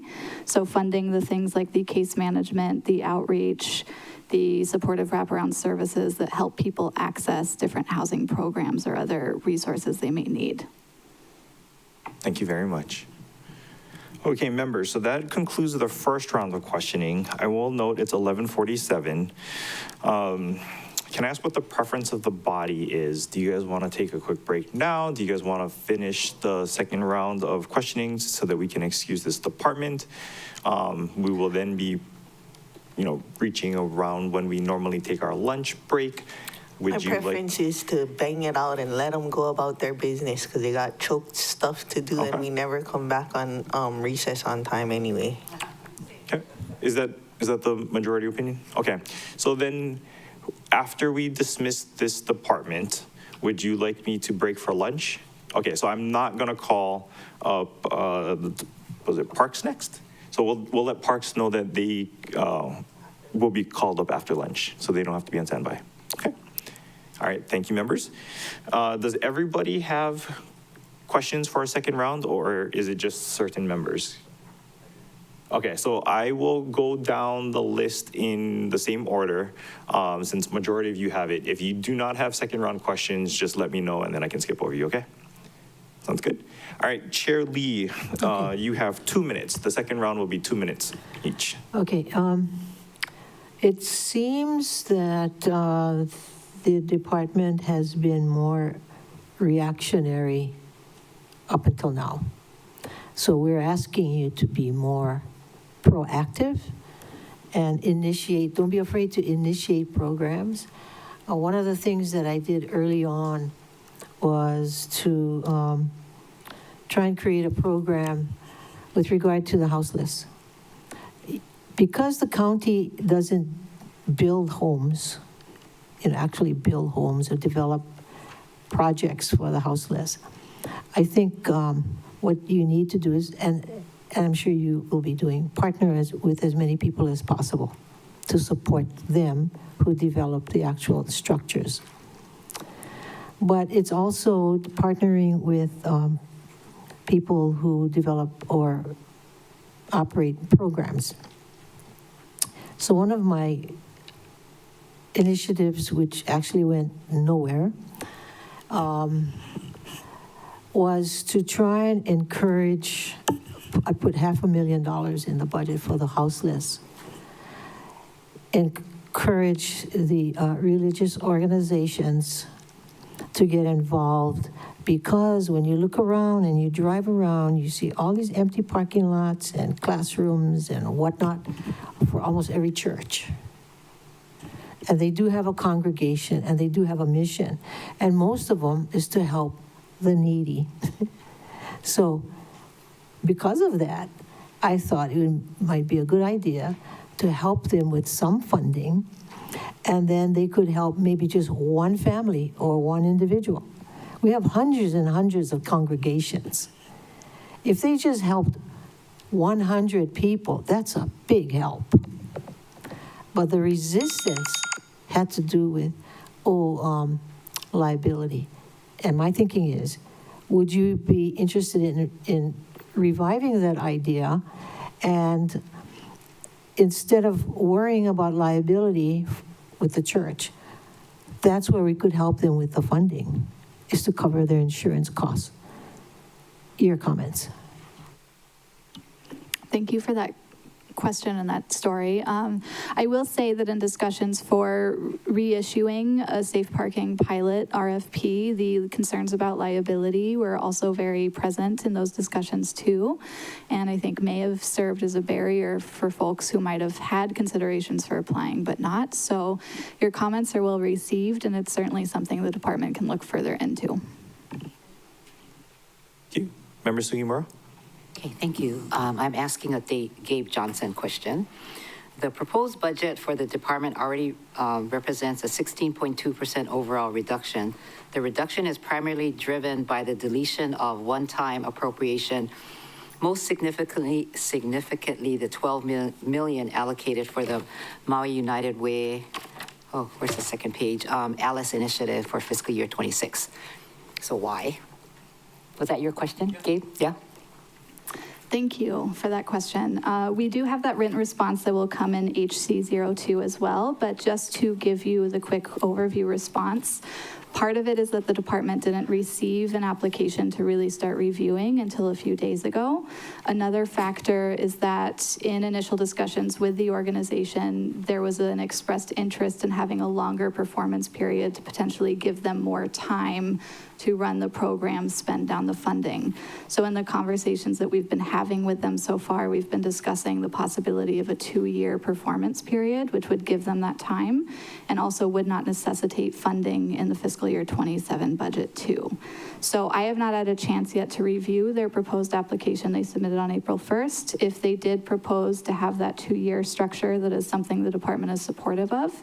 And then once they're up and running, we can see exactly how that implementation goes, how the needs are met, what future needs might look like.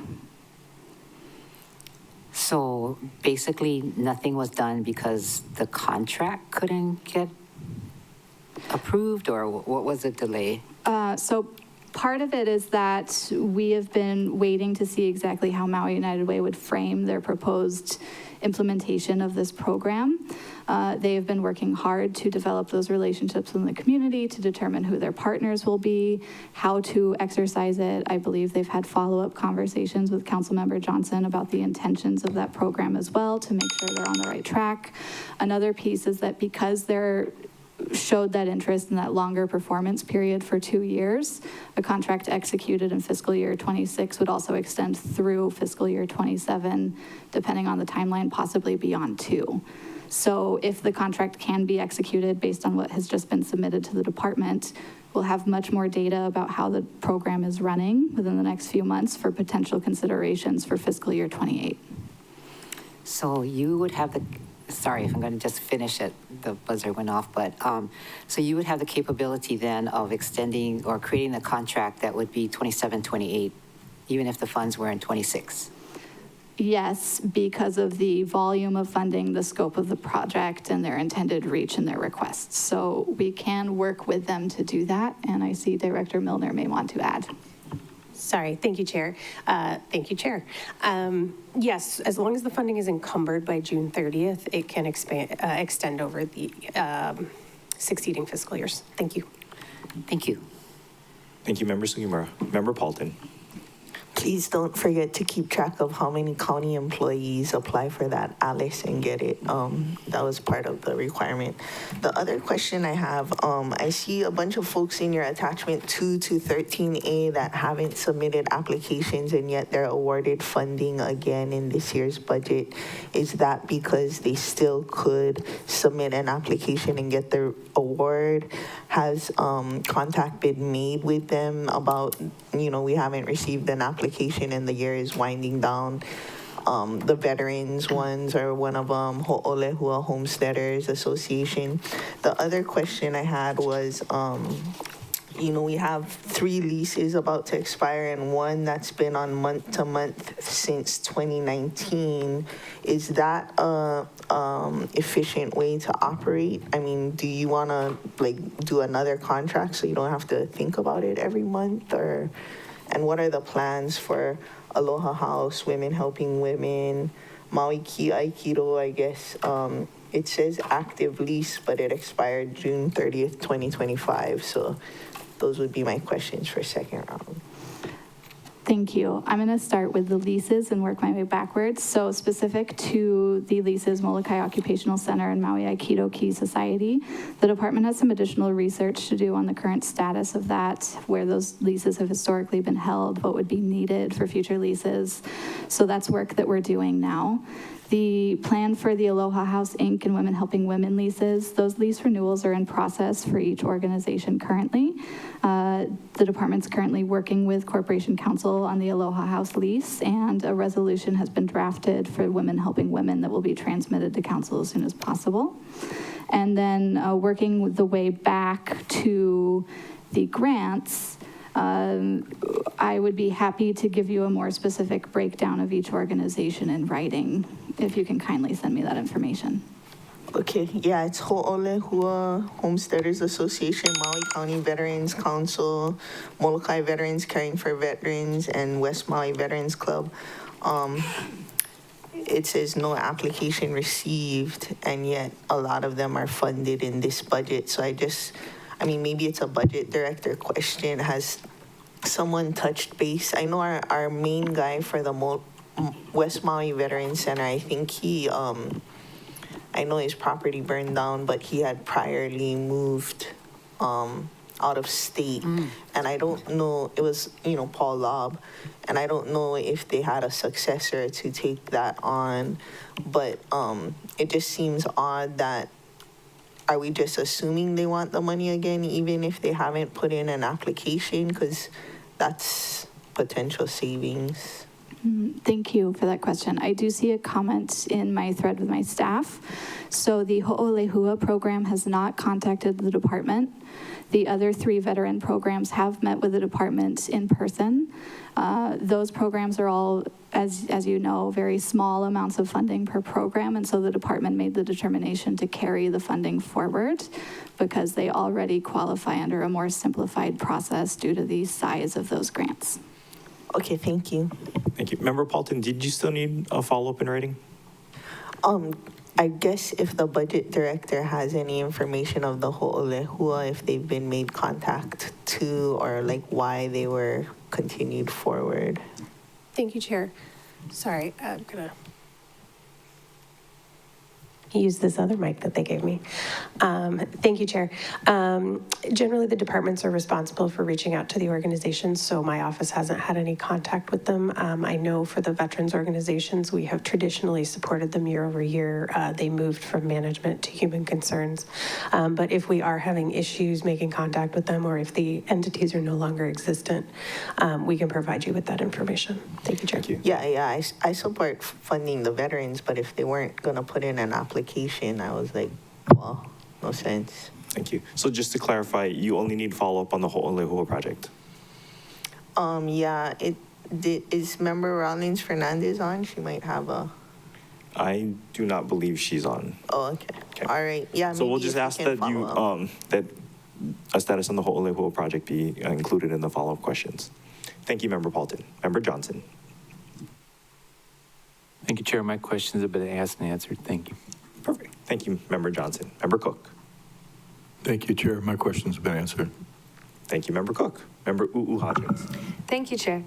I'm going to bring up what Member Sugimura was talking about earlier today, the Pulehu Road encampment right now. So as we prepare for the Kona low storms that's going to hit all of us, including those who are unsheltered, what are we going to do to best prepare for all of those individuals as well, and the people that have to drive up and down that area with, 50 cars and 50 people on the side of the road, and as they go back and forth when the weather is already really junk and hard to drive on. So what are we going to do in preparation for the Kona storm, and what are we going to do for those people who are, it's very unsafe out there.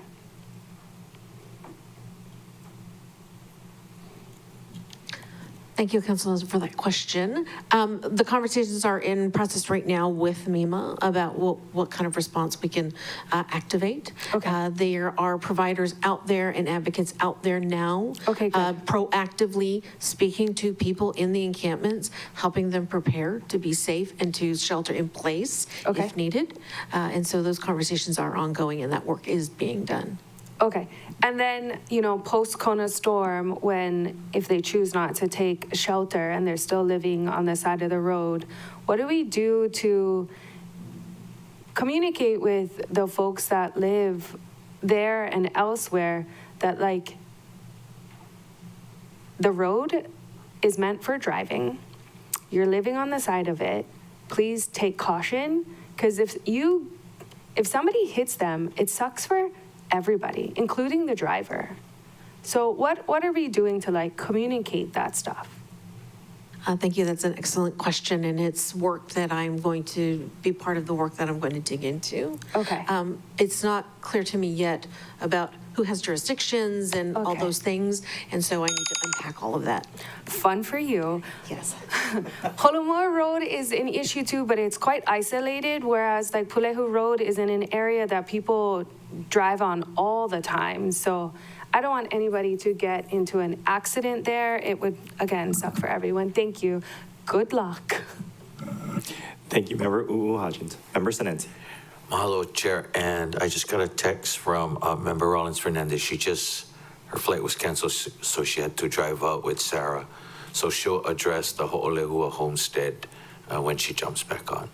Thank you, Member Senenzi. I just had a follow-up question. So for houseless programs, are there other opportunities for competitive grant opportunities in the budget, or should we increase your rising needs bucket? Thank you, Council Member, for that question. So currently there is just over $1 million that's identified as a rising need funding for homelessness in fiscal year 2027. That money was meant to be overseen by Director Willis. So as she learns more about what the needs are and the opportunities, she will help identify how those funds might become available and which appropriate county process to follow. Okay, thanks for that. Maggie? And I reserve the right to come back to this council if there are amazing plans that emerge from the community and from this group for other needs. Thank you. Thank you, Chair. Thank you, Member Senenzi. I do not have any others. Member Sugimura. One quick one as a follow-up. So Pulehu Road is, as you heard, is a huge problem. And I would like to offer the opportunity to meet with you as well as to develop a plan that's appropriate, but also to have a community meeting because of the, as Member Hodgins described, it is a road that is actively used for the community. Is not hidden away, and it's growing. So I'll give you my cell number. You can call me, and I'll meet you at the site. And I would even like to have a community meeting with them or whoever. I can arrange for one in Kula or Pukalani or wherever, but to face the problem and for us not to, what I always do is call Naomi Crozier. I'm not too sure who to call in the department. If you would give me a person, I will, do that instead. But it is kind of serious, or very serious, and it's absolutely right. There are people, unfortunately, unprotected and living the way they are for whatever reasons, but we do care about them also. So thank you. All right, members, that concludes our 2 rounds with the Department of Human Concerns. We have 3 more departments before us. So what is your pleasure for lunch? Vice Chair, before we move on, I just wanted to clarify what Director Willis said, that she reserves the right to come back.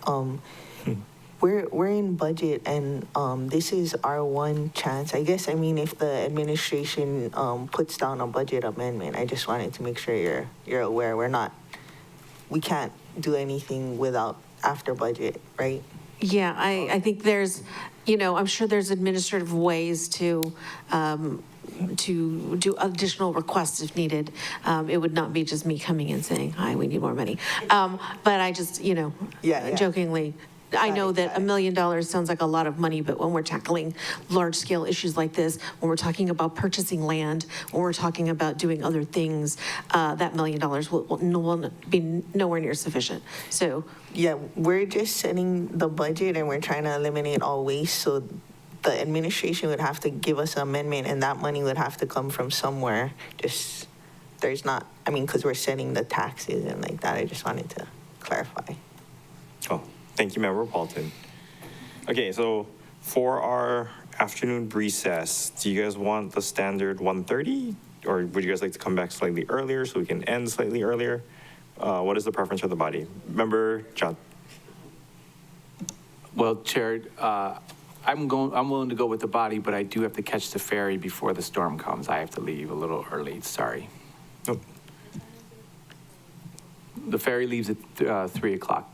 Okay. Or I have to leave here at 3 o'clock, so that's understood. That's just on me, but I try to listen. So that being the case, would you all be open to a 1 o'clock, or I guess 1:15 resume time?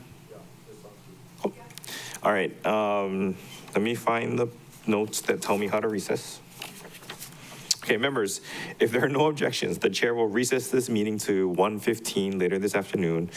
We will utilize the same Microsoft Teams link and connections that we're using right now with in-person viewing available here in the council chamber. No objections? Okay, this meeting is in recess.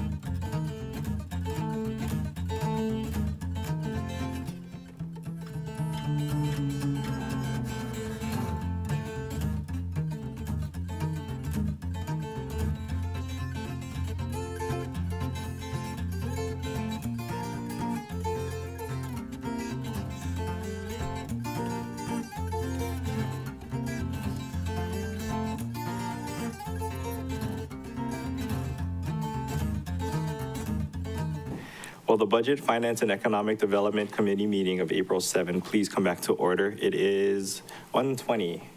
Okay, so we have with us the Department of Parks and Recreation. Members will allow for 2 rounds of questions, 3 minutes in the first round, 2 minutes in the second round. Before we begin, I'd like to note that in Granicus, the initial letter and response, PR1, is listed as item number 29, and the department questions letter is PR2, listed as item number 74. Since Councilmember Johnson needs to leave to catch the ferry, I would like to start with him, and then we'll work our way down the road this way to my left. Okay. All right, Councilmember Johnson. Thank you, Chair. And thank you, Department. Boy, you brought the big guns today. We need more tables for you guys. I represent Lanai, and I'm just going to start with first off, a big mahalo to you guys from my community. The skate park, the dog park, the repaving of the courts. I mean, the list is long, and I just want to thank you guys. Now into my questions. Capital improvements, can a park such as Entry Park on Lanai use the ADA improvement CIP funds to create a restroom where one doesn't exist, or are there any funds only for improving existing, or are these funds only for improving existing restrooms? And that's on page 931 of the proposed budget. It seems like there's a pot of money for ADA improvements. Can we use that to build a new bathroom, or does it only for existing? Department? Yes. Excuse me. Thank you for that question, Councilmember Johnson. I know we answered that in our responses to you as well.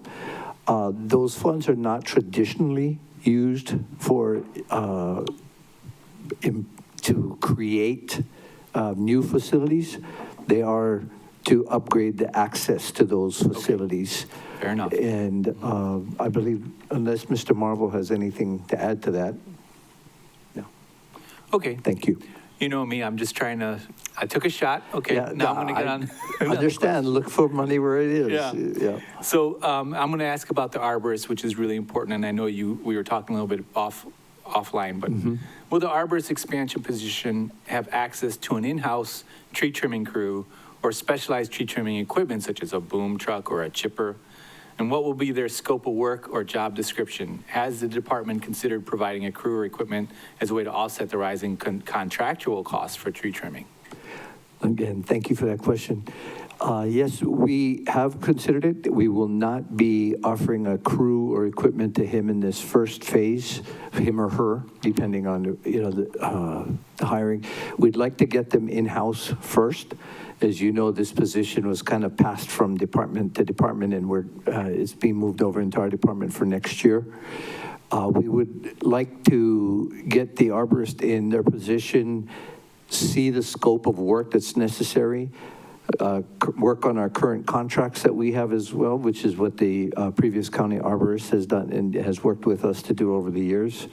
And then from that, formulate a plan to expand those services in which you're talking about, which will require manpower, trained manpower. Yeah. Also, some high-end equipment that will be necessary going down that road. Okay, and just, I heard my time, so do you have the number, the hourly wages for PALS positions? Like how much are they getting paid, those guys? Yeah. If you don't, I can move on, but if you want to answer that quickly. Thank you. The site coordinators make $31.63 per hour. The directors, $27.91.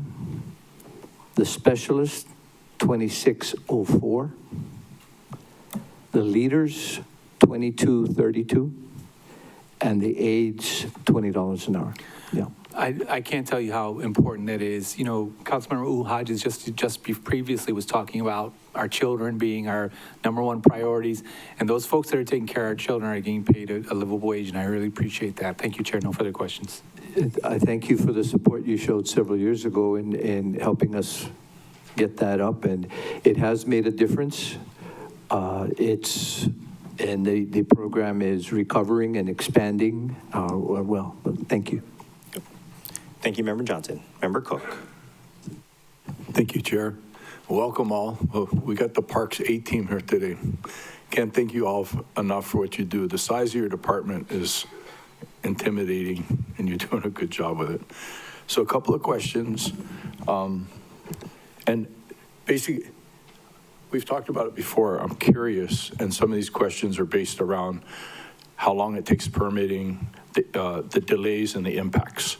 So my questions are not like, well, why didn't you get it done? It's more like, what are some of the impediments that you experienced, and what are some of the things that we can do to improve the process? Because when you can get permits, you can do it more cost effectively.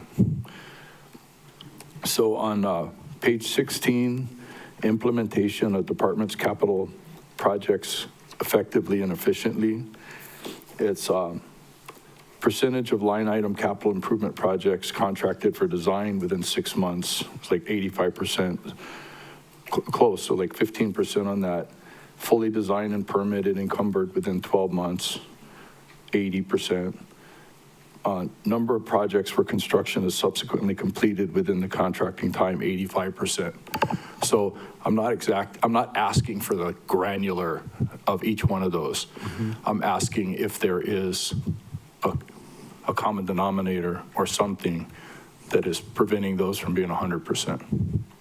What are the hiccups that you have in your capital improvement projects? Okay, thank you for that question, and I'll start our answer, and I'll have Mr. Marvel finish the answer, as he's kind of the subject area expert there. But I will say that one of the things that we've been able to work on in the last year and a half or so is sort of the cooperation between departments. We're able to reach out to, whether it be water or planning or whatnot, and that has helped us in several areas. We do still experience, a lag time. We also have, some of those permits are not county permits. They're also state permits as well, whether they're with the Department of Health or with SHPD or whatnot, with reviews. And even there, we're trying to develop some bridges to sort of expedite some of our projects there. I will tell you, this morning when Director of Planning Department said, thank God we don't have any CIP, I joked with her later. I said, yeah, you should see how hard it is to get a permit from the Department of Planning.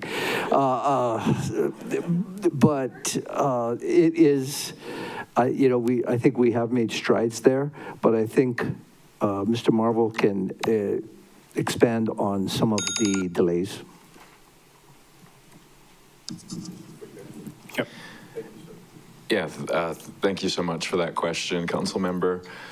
As Pat said, it's really gotten a lot better in the past couple of years. The coordination, especially within the county, has been fantastic. We're seeing quicker turnarounds on things like SMA permit reviews. Building permit reviews are going quite a bit faster than they used to. Our goal is always to get to 100% of delivering these projects on time. And we're getting there. We're getting a lot closer. I think we'll see those numbers well into the 90% this year. Thank you, Chair. Brief comment. Thank you for that. And I just want to clarify, I'm not looking for any bad guys. I know that all of the departments have their rules and regulations.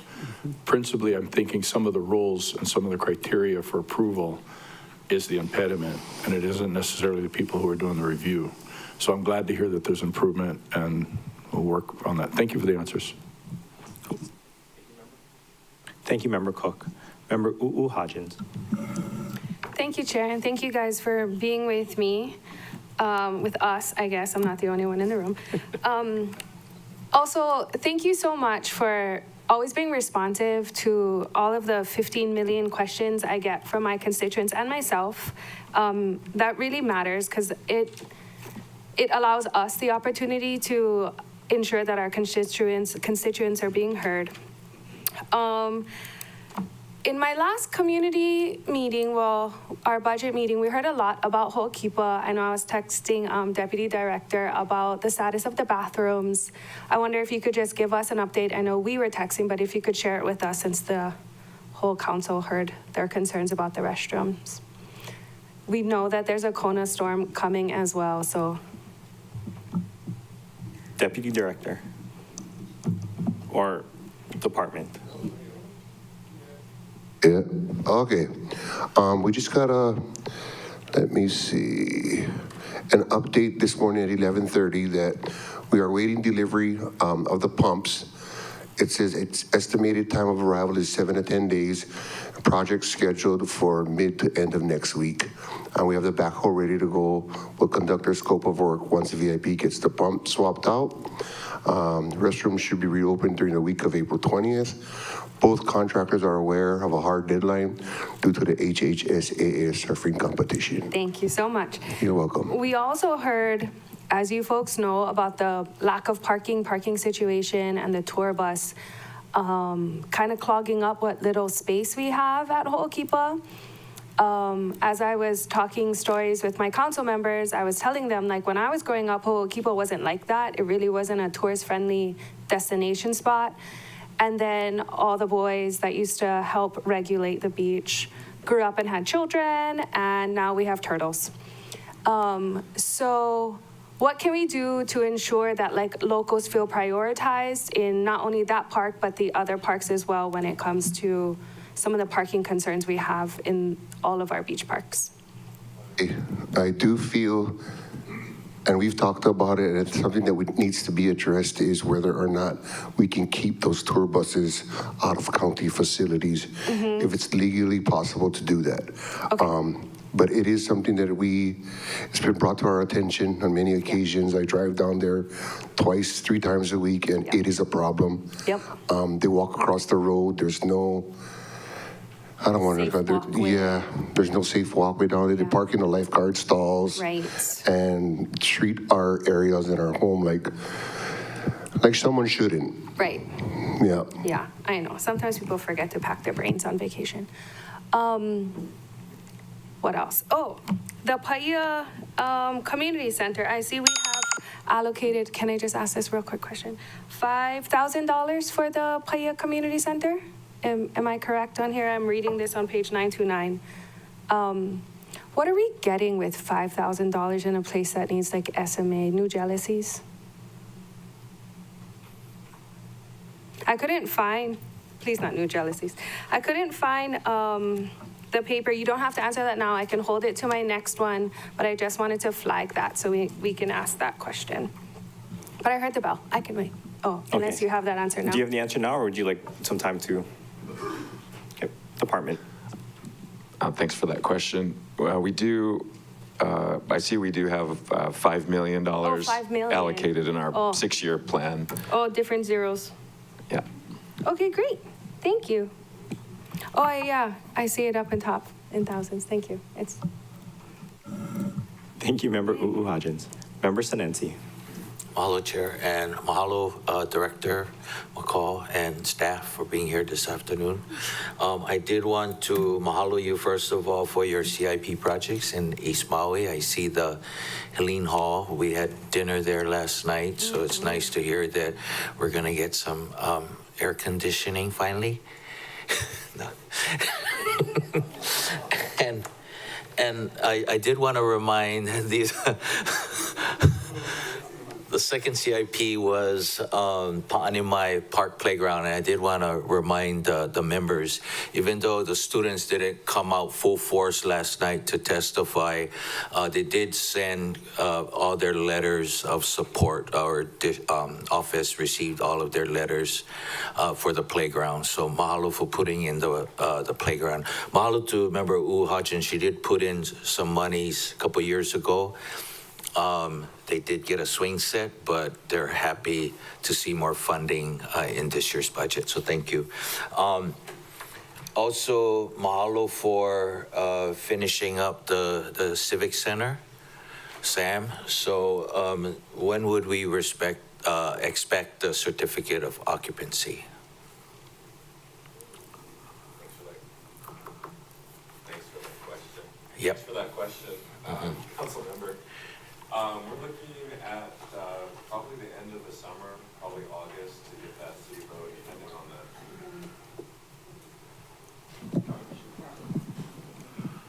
We're probably looking at the end of summer, August, for the completion of that C of O. Okay. Construction will be done probably early summer. That's what we're looking at. Okay, thank you, because, I mean, we're renting space for now, but we can let our landlord know we'll be there to August. And then I see, last night we did see some of the paving equipment down by the preschool area. Some community members asked if it was going to be done by next week. We have the Taro Festival next weekend. Thanks. No, we won't be finished with the project by next week, but we do have a plan in place to make sure that the Taro Festival won't be affected by construction. That we have parking, Director?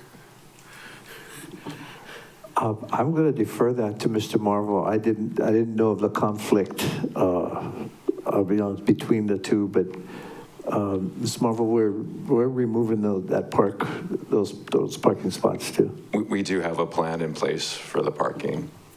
Oh, okay. Yeah.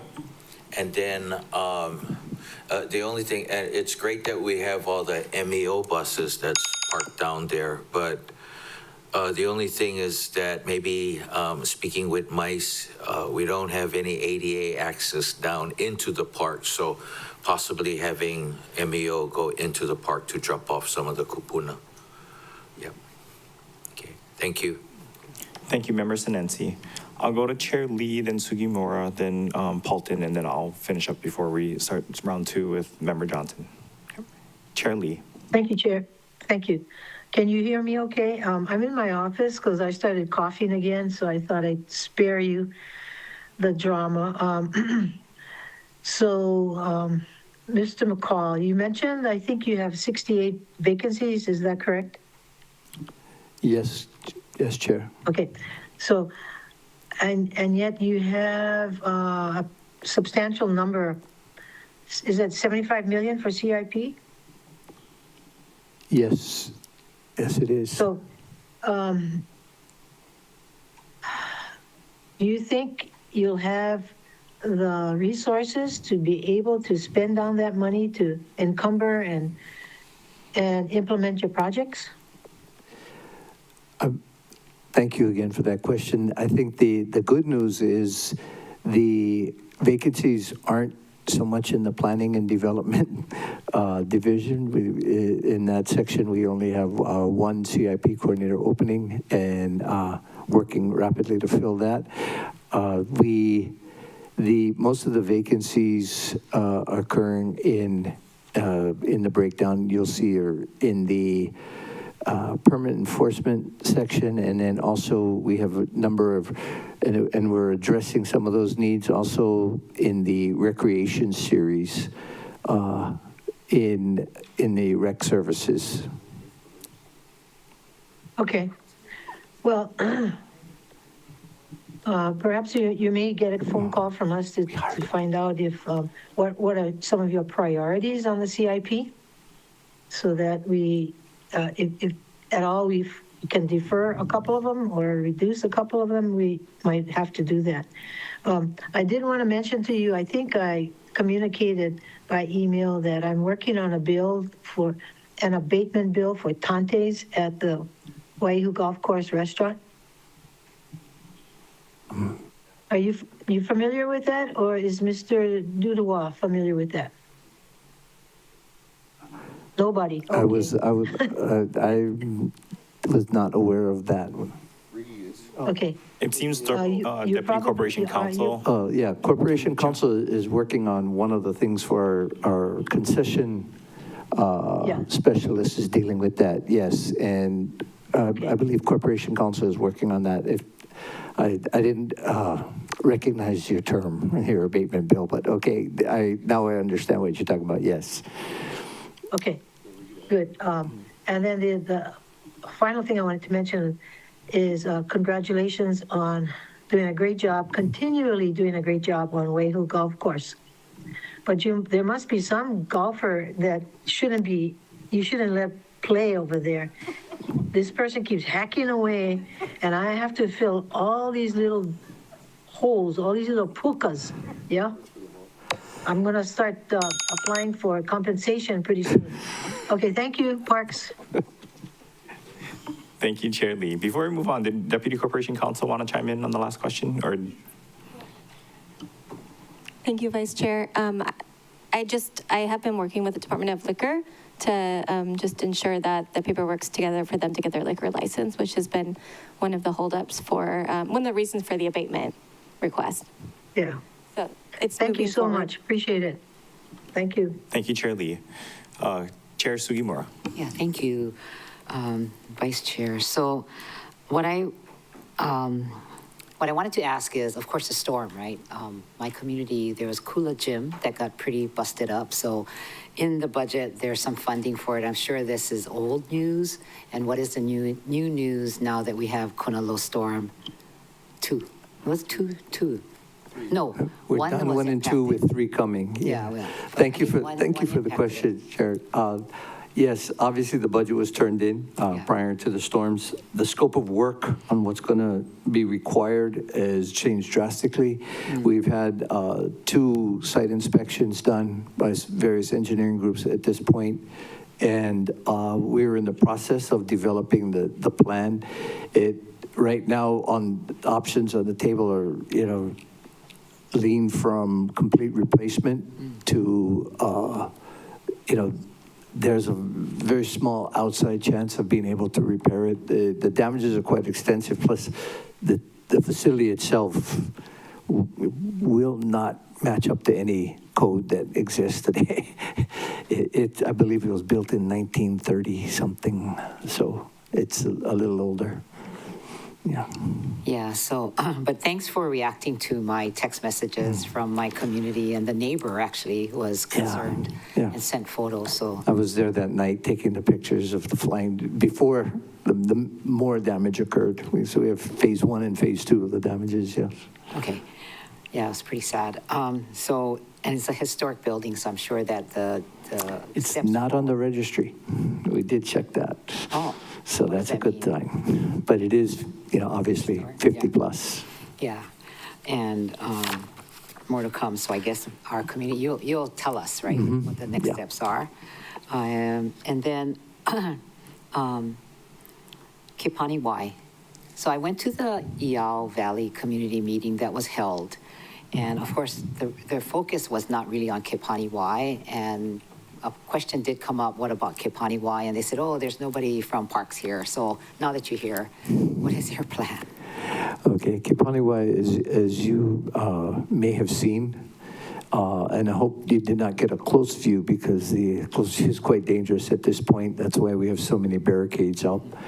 There was a great deal of undermining of the parking lot along the river, also of pavilions 1 and 2 down below. And so we're doing some, again, structural assessments, and it looks like we may have to remove the pavilions. We will look into what can be done for mitigation, but we have to be very aware of the cultural sensitivity of the spot as well. Okay. So you will let us know. Yeah.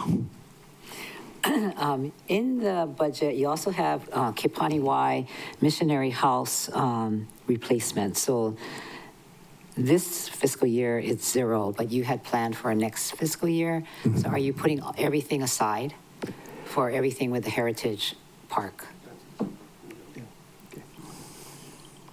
Council, excuse me. We have not been able to find paperwork in our archives that has anything to do with who's in charge of what's up at Kipaniwai and the Heritage Gardens.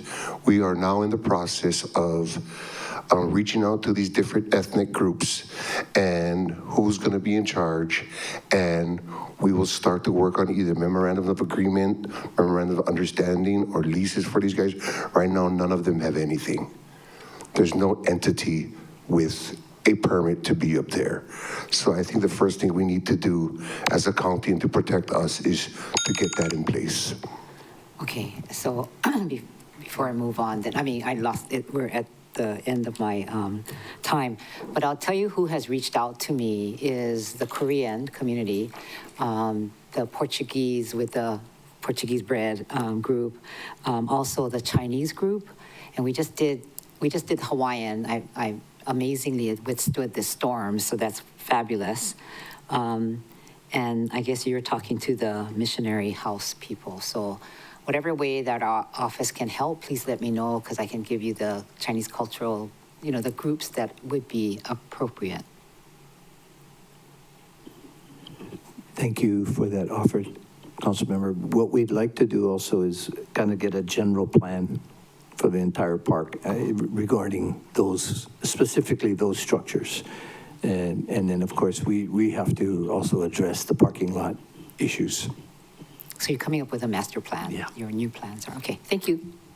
Thank you, Member Sugimura. Before we move on to Member Paulton, I think Member Rollins Fernandez has joined us. I don't see her video on, but I thought I saw her logging. Oh. Hello, Member Rollins Fernandez. Go ahead, Chair. I made it to Molokai.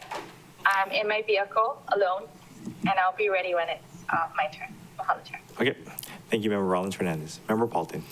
My same annual disclaimer applies because limited time. Okay, you can start my clock. In fiscal year 26, we gave $250,000 for a cost study analysis on rates and fees, but I don't see any change in rates and fees. Was that our rates and fees are perfect? The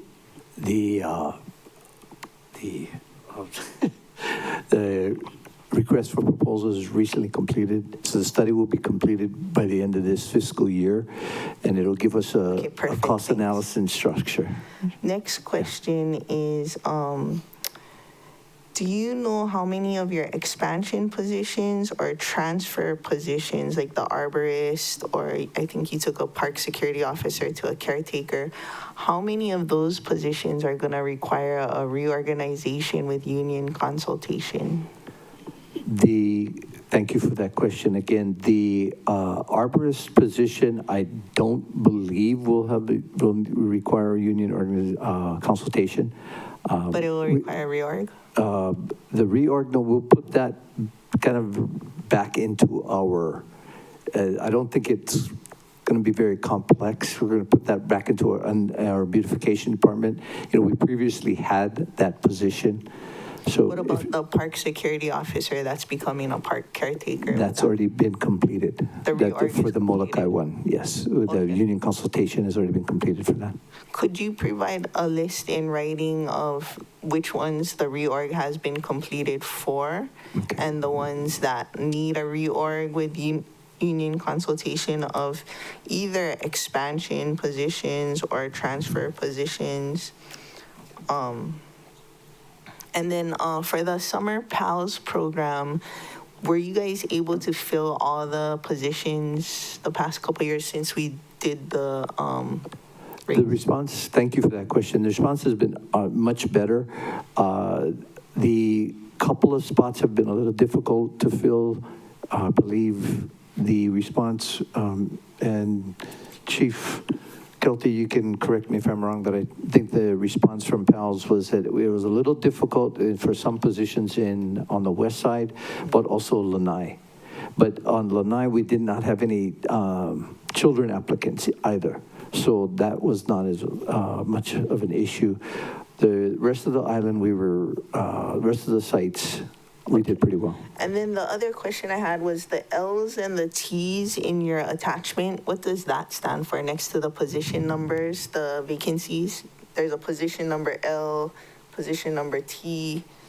Do those mean anything? I will there's a limited term, but I'll let our AO, Roxanne Pasalo. So L is for limited term and T is for temporary. When they changed over to the new HRIS system, they changed the verbiage, I guess. So it's pretty much the same. Okay. I did want to mention there was a shout out about, I think, one of your workers last night, Miracle Kahi. Yes. Big applause in the Hana. whole room. I do see a lot of East Maui vacancies. Maybe she can help you with recruiting or something over there, because she seems like a very capable person. The whole room applause for her. They said she should get an award. Yes, she's done some good work in her short time with us already. We're happy to have her on board. Cool. Thank you, Member Paulton. Member Rollins Fernandez, are you ready at this point? Otherwise, I can take my turn and then you can follow. Mahalo, Chair. I'll go after you. Okay. Mahalo. Okay, department. I want to start off by thanking you for the improvements at the Kahului School Park. It's the only park within walking distance of my house in second increment, and we'd just like to mahalo you for the efforts there. I do have a couple questions. First up is that wages and salaries are proposed to increase by 10.2%, while other premium pay is proposed to go up by 1,031.9%. Can you give some explanation as to why that might be?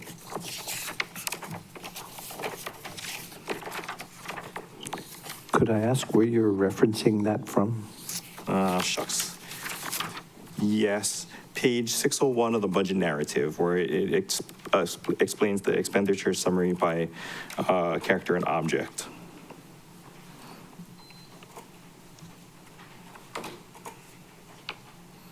Okay, while you're doing that, I'll move on to my next question. Yes, please. I'll ask this one of our deputy director then. Your budget projects that rounds of golf at the Waiahu Golf Course will drop in FY27, but you expect revenues to increase in the next fiscal year. Given that you're not proposing to change rates, how is it that you guys are going to decrease the number of people using the facility, but also gain more revenue at the facility?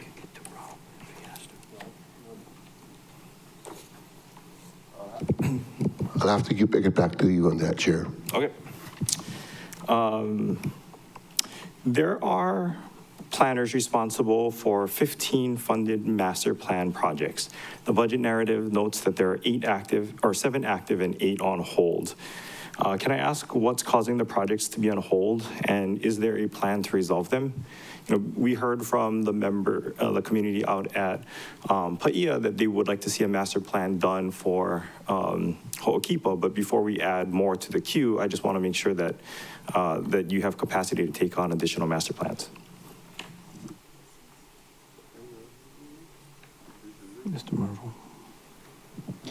Yeah, thanks for that question. It's really a staffing issue. We have 2 planner positions, and one of them is vacant right now.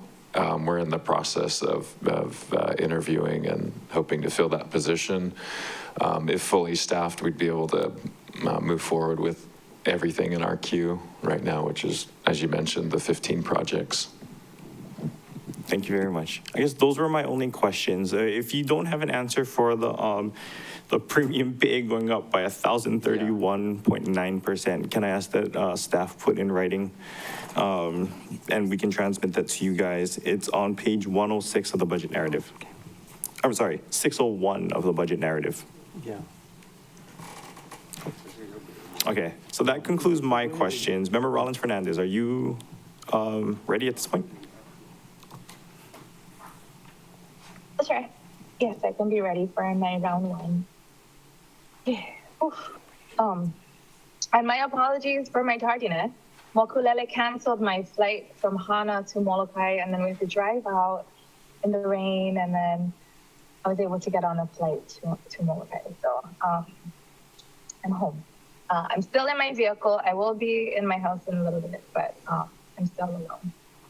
Okay. Aloha, Director McCall, Deputy Director Turua, and team. Mahalo for being with us today. And mahalo again for your persistence in securing our Molokai Youth Center for Boys and Girls Club. We're almost there. So mahalo to all of you, especially Deputy Director, for your help with that. our community at Pu'uhau'oli is excited about the proposal of a playground there. The feedback I immediately got was that what they needed more was a restroom there. The high school gym, the barn, is currently under renovation and will be for, I think, at least 2 years. And so the boys' basketball has been practicing at Pu'uhau'oli, which is wonderful to have, it used structurally. Like, would it be possible to, one, plan for a restroom there, and two, in the meantime, have like a porta potty there? Thank you for that question, Councilmember. The porta potty is something we can definitely look into right away. As you know, the planning for a bathroom at a park will take a little bit more time, but it's something that we can put on our awareness list and start working towards. Mahalo, that would be wonderful. I know having a porta potty there wasn't something anticipated for your budget. So would you need additional funding for professional services or something to have a restroom there, a porta potty? Thank you again, and for that offer. We'll look into it and we'll definitely get back to you. And if we don't have room for it, we'll definitely come and ask. Okay, wonderful. Okay, and then at the district hearing in Paia, we heard from Ms. Davis about what was it, like an assessment at Kamakualoa. And I don't know if it's like an EIS or you might be more familiar with what it is, but he was saying that it's been a number of years. Do you have a progress report for us on that? Yes, I'll have Mr. Marvel on the status of the, it's an archaeological assessment there. Thanks for that question. Yeah, there is a cultural assessment in progress. My understanding is that it's nearly complete. I know that the consultant is very backlogged with all of the issues going on island-wide, so we are close to the finish line on that, and we should be complete, I would say, in the next few months. Thank you. Wonderful. Next few months, so maybe by summer, is that? Maybe by the summer. I'll report back to, okay. I'll report back to Ms. Davis. Mahalo for that exciting news. I'm sure she'll be really happy to hear that. Mahalo, Chair, I heard the timing. Thank you, Member Rollins Fernandez. Okay, members, just by show of hands, who has questions for round two? Oh. Sorry, I have some more information for you on that 1,000% increase, if that's okay. Sure. Before we move on, Budget Director wants to chime in on a previously unanswered question. Thank you, Chair. Yes, so the increase in premium pay, as you all know, when the council makes changes, sort of an across-the-board cut to the salaries, rather than reflecting that in salaries and wages position by position, it's reflected in premium pay as a flat reduction, and then the department sort of figures out how to deal with that. So when that's reinstated, it's reinstated in premium pay. So the department has reinstated some of those council cuts, which is the reason for that large increase. Thank you, Chair. Thank you, Budget Director. Okay, so I saw a few hands, but I can't remember who. I will start with Member Johnson, and then I'll work my way down. Just let me know if I need to skip over you, okay? Member Johnson, 2 minutes. Okay, sure. Did you happen to send a CIP priority list for the department? Yes, Councilmember, we did. Thank you. Okay. I was looking for it, so since we're out here, you can just maybe answer, what are your two lowest priority ones in regard that use general funds? Go ahead. Yeah, the two lowest on our list are the Lanai Community Fieldhouse and the Canaleo Canaleo Park and Kalama Park grease trap replacements. Thanks. I'm sorry, what was the second one?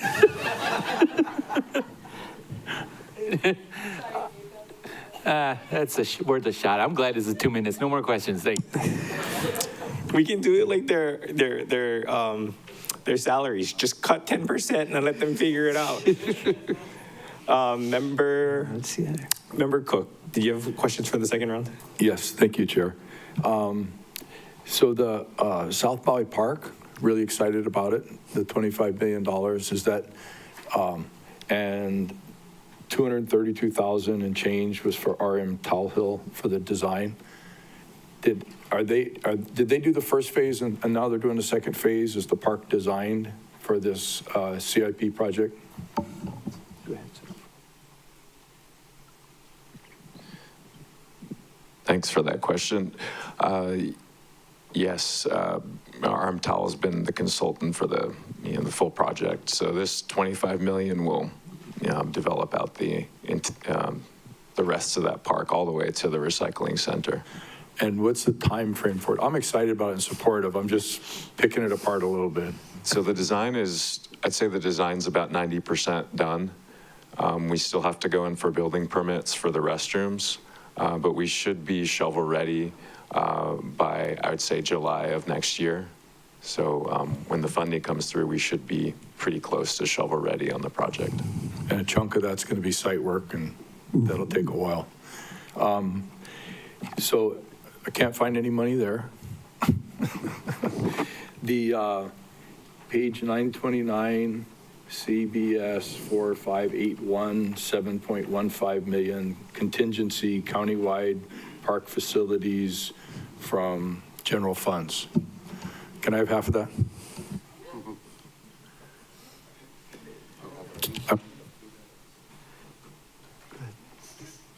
Anyway, could you brief explanation of the expectation of utilizing that?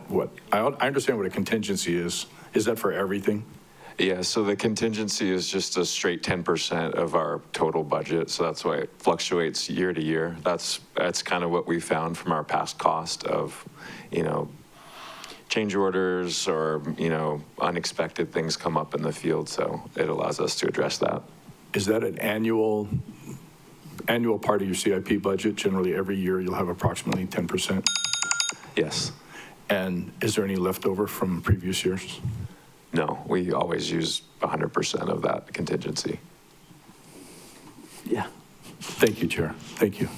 I don't know, always sounds pretty definitive. A challenge. I say we just take the 10%. Member Hodgins. Never say always and never, huh? Thank you for answering my question about Paia Community Center. Had I just looked up, I could have answered my own question.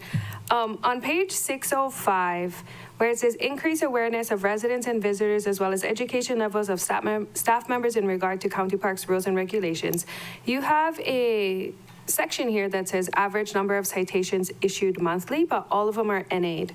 Why do you guys have it in your budget if you don't do it? Or two, do you guys do it and just don't keep count? And what kind of citations do you guys typically do?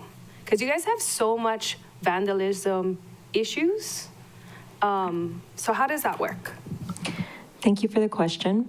It is not have a number here because this only goes back to 2025 fiscal year, and the last number was from 2024. The shift was made, God bless you, the shift was made to align better with the purpose statement of the department, which is to educate before we enforce.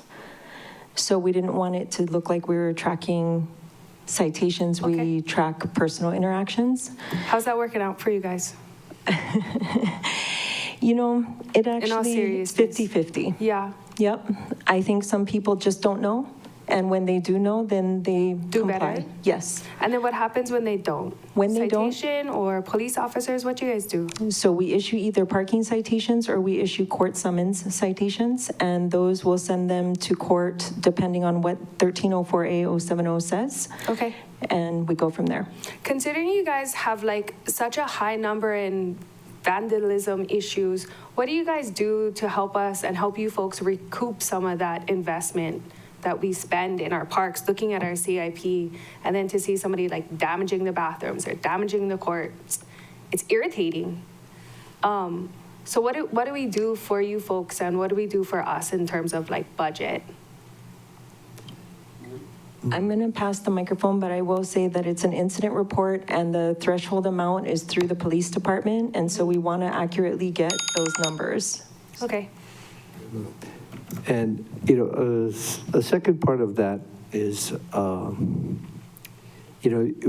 you talked about citations for vandalism, the first step is you have to be there. And the vandalism tends to occur, obviously, when we're not there. And some of our security systems have turned in where we've been able to prosecute. Oh, good.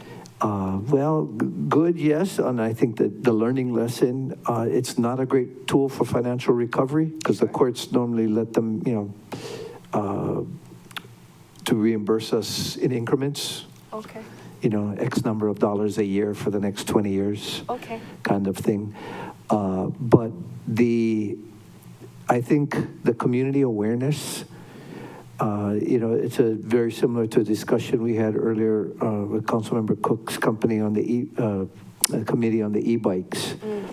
A lot of the damage done by the e-bikes is done by unsupervised juveniles. And if their parents are made a little bit more aware of what's going on, we might win a few more of those battles. Thank you. Thank you, guys. Thanks you all for being here. Thank you, Member Uuhajins. Member Senensi. Hello, Chair. Maybe this one is for Deputy Director. Our office received a request from the Kenai community for a park ranger. And I understand, I don't know if the HANA office has some openings, or we would have to, like you did on Molokai, move a PSO to a PC1? Yes, I met down there with Bush and Mice guys and discussed the possibilities of maybe having a PSO in HANA, but we are still working through it. Hopefully trying to get somebody that's from the area so the drive is shorter, and trying to figure out the logistics between that, or maybe half PSO, half park caretaker. Okay, thank you for that. And then I think part of the request was putting up a gate to the entrance of Honolulu, just to, or some no camping signs. I don't know if that was part of the discussion. There are no camping signs there. We did talk with both nonprofit community groups, and we did ask them to hold a town meeting and discuss amongst themselves whether or not they feel they need a gate there or not. Because I think a lot of guys that are camping there are also from HANA. So I think it needs to be beefed out between them before it can come to us. Okay. And we'll take care of it after that. Okay, we might need a ring after that. Thank you, Deputy. Thank you, Chair. Thank you, Member Senensi. Chair Lee, do you have second round questions? Thank you. Committee Chair Sugimura. Thank you. I'm glad to see RM Towel is going to be doing your South Maui Community Park project. So when does that start? And this is what Member Cook mentioned.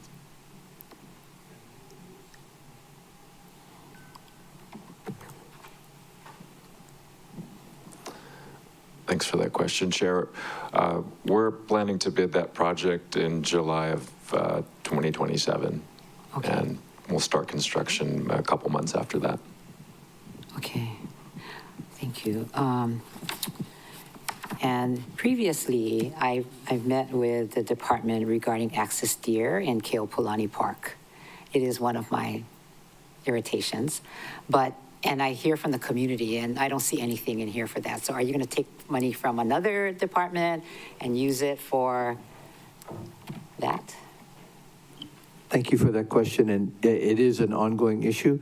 We've researched multiple options to address it. Recently, I met with Lance De Silva, Department of Land and Natural Resources. They now have the cages that are available that were part of a discussion several years ago and didn't come to fruition.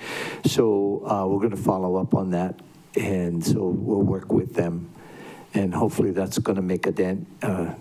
I will say I did enjoy my venison lau lau that I had for lunch, though. Thank you. I will look forward to that. It's about maybe 4 years, so maybe before you, but it is one of the things that I did get notification of, and it's still going on. So I think you guys have the solution. No more questions. Thank you, Member Sugimura. Member Paulton. Thank you. First question, if the 8 pool positions are temp seasonal, that would bring your vacant permanent down to 60, right? Is that correct? Because I have 8 temp. Okay, thank you. And then the next question, is there a policy about donated stuff? I got a complaint from some constituents that they donated lane lines, the age group kids donated lane lines, and one of the pool guards allegedly relocated them to another pool, and they're wondering if they can get them back. It's been months and they haven't heard. I can follow up on that. I do know we purchased, if you're talking Lahaina Aquatics, we purchased the lane lines for Lahaina Aquatics Center. So supposedly these are the rope ones with the buoy. They had like 3 or 4 of them, and we can follow up with our aquatics division. some lifeguard allegedly named Serena maybe relocated them to another pool. Okay. The other question I have is about the MIL travel money. Last night we heard that the principal was denied the travel money for the football program over there. Do you know anything about that? Not from the MIL account. That is a problem account that we're dealing with. That account has been collected, and I'll give a brief history here. And I don't want to dent into your time, so please. Let's move on then. Okay. The expiring leases and Hawaiian Kamali'i at Ho'aloha Park is on a month-to-month, and then there's 3 other leases that expire in calendar year 26. Is it more beneficial to make the lease on a year-to-year basis or a year's basis rather than month-to-month? No, the leases we're currently working to do long-term leases. The issue with the Hawaiian Canoe Club lease right now is they had a letter of understanding with part of their parcel with A and B, and that had to be, after we acquired that property, it has to be a subdivision, and that has not been completed yet. And as soon as that has been done, then we can complete their lease for the entire piece. Make it like a longer lease than month-to-month? Yeah. Okay. And then just, I don't know, we were not educated. E-bike has to have like pedals and stuff. So if it doesn't have the pedals, it's a e-motorcycle. Correct. And that's already illegal in the roads. Is it illegal in the parks? Yes. Oh, okay. But e-bikes are not, or they are too? If it has a motor, it's not supposed to be in the parks. Oh, like even scooters, electric scooters, anything with a motor. Yeah, the idea is the high speed for an extended period of time makes them more of a risk to the walking public. Oh, okay. All right, so nothing with a motor then. It doesn't matter if it's a bike or a motorcycle or whatever. Right. Thank you. Member Paulton, did you want to have a question transmitted related to the MIL fund? Yeah, what's the big problem with the MIL fund? I think we should transmit it just like that. Yeah, we'll go ahead and respond to that. Cool. There's also funds in the OED for student travel, but point information. But Chair. Yeah, if he says there's a big problem, let's find out what it is. Yes, Member Johnson. If you allow, I just wanted to follow up on that. So the field house was lowest priority last year, and I thought that cutting it would bump it up. In fact, that's what I recall you guys saying, that it would be a bit of a higher priority because we cut it last year. So is that not true? And then also, what's your third lowest then? Department. I believe the third lowest was Lanai Farms. No, I'll get I'm to that. just. I'll no. get to that, Mr. Director, man. I will say that the field house, part of the reason is it is a beautiful batting cage. And I do understand that there are pockets of the Lanai community who want it to be even more beautiful and more operative. Right now, with the number of needs in the Parks Department, that's Okay. not up there. So how about, I'm going to pivot Okay. for my next question. Do you support exempting park fees for county-led farmer markets that are on county parks? Our stance for the parks here on Maui Island, no. Okay. Because they have many options. The issue that, the pilot program we started on Lanai, we'll continue to work with the Department of Ag on that. And any other future proposals, I think having the Department of Ag as a coordinating sponsor is a great benefit to us. So clarifying Maui, no, but Lanai, maybe Molokai? We'll definitely look into that. Yes, we're open to discussion for that. So Lanai, yes, Molokai, open to discussion. Yes, well, right now we're in the pilot program and we want to see how that works out on Lanai. All right. I'm not going to let you paint me into a corner on that one, Councilmember. We do rates and fees here. Maybe I'll just make it exempt. And Okay. We'll look into that. I'll look into it as well. All right. Thank you, Chair. Thank you, Member Johnson. Member Rollins Fernandez, did you have any second round questions? I didn't pick up on that. I'm okay, Chair. Mahalo. Cool. Okay, members, that concludes our 2 rounds of questions for the Department of Parks and Recreation. Any closing comments or questions? I want to thank you all for your work. It's not an easy job. The parks, and I got sensitized for the sunset tunes and everything you did and appreciated that. The vandalism and the lack of respect for the parks is amazing, and the gift to the community is huge. But anyway, thank you all for your efforts. Okay. I guess I should have learned my lesson from Member Johnson and just said any closing comments. That was his closing comments. Member I Sugimura. would love to hear from Mary. She's been just sitting there waiting to say something to us. Yeah, but we didn't ask her a question. This I is know, not just. we're not sure why she's sitting We still there. have 2 more that's why. departments. She's been there forever. Oh, well, she's been an employee and before us many times, but just wondering. Thank you, Mary. Okay, what is it that you do that you're doing good? Oh, Mike. Oh, what division are you, or boss for what? Rec and Support Services. So we're doing our best to support our community. With your support, it all works. Right now, we're still doing a lot of cleanup from the last 2 konos, and now we're getting another. So we're out prepping. The guy's been prepping today, yesterday, and we're hoping for the best. We are too. But mahalo to all of you for what you do as well. Thank you, Mary. I wanted to hear from you, and then skip one. I'm sorry I didn't get your name, but I will tell you, Director, that he was here first, waiting in the lobby for you, and all of you to come in. Just so you know, Councilmember, a couple of years ago when I was brand new, I was first as well. Yes. This is. Sorry. This is. That's not what I meant. Our Superintendent of Maintenance, Robert Agapai, and this is his first budget hearings and round. So we gave him the relaxants before the meeting, so he's okay now.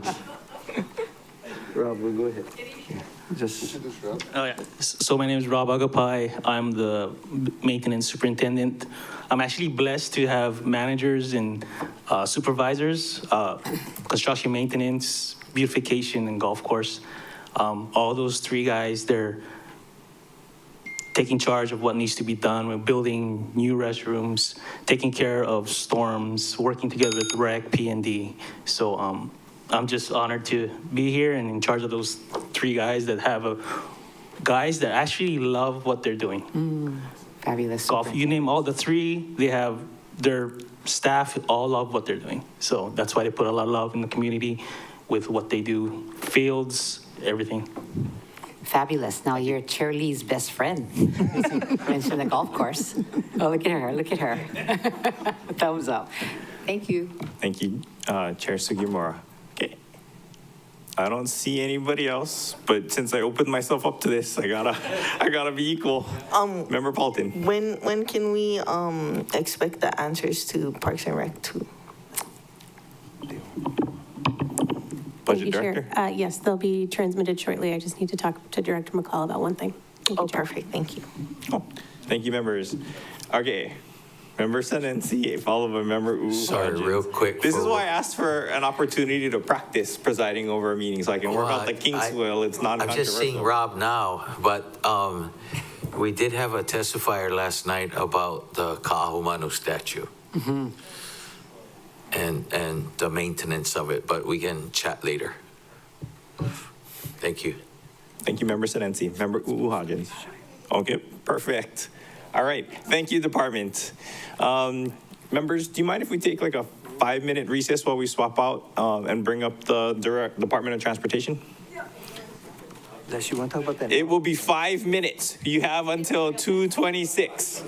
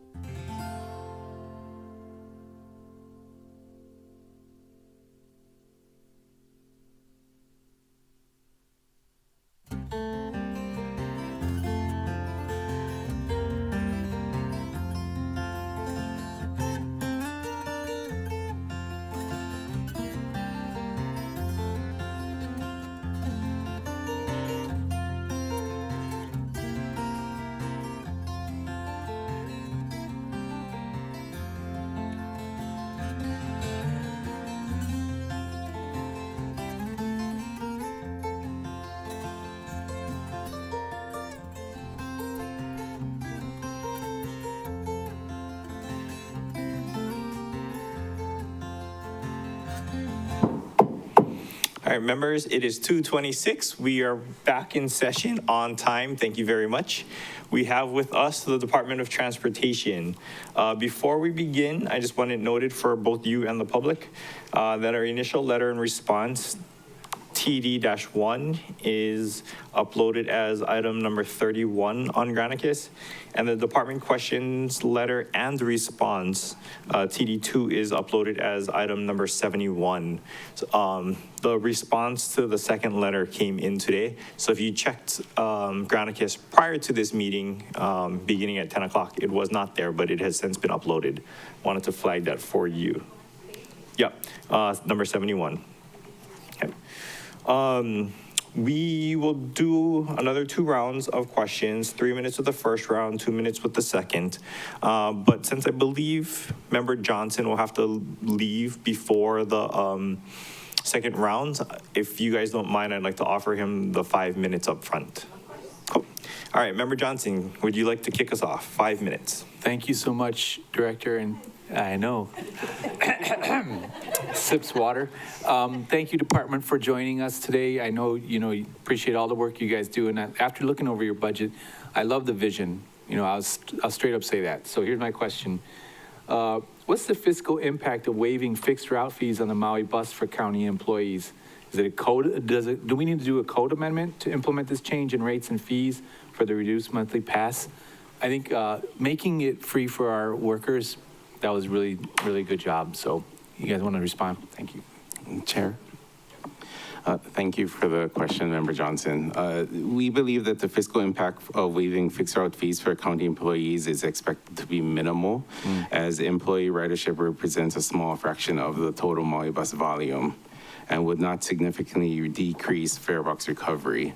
Regarding the implementation, if the rates and fees schedule within the annual budget ordinance is updated to include the county employees as an eligible category for fare-free transit, the department would have the authority to implement the change immediately.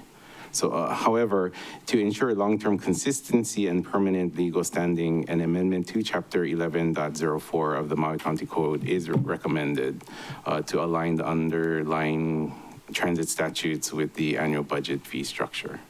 Well, it's in rates and fees right now, so that works? Yes, I think over time we should probably update the back end, but if it's within the rates and fees, that's kind of what our that's what we use to move forward. All right, so what would be the fiscal impact for allowing any students with a valid ID to board without fees as part of a reduced monthly pass, regardless of their age? Chair?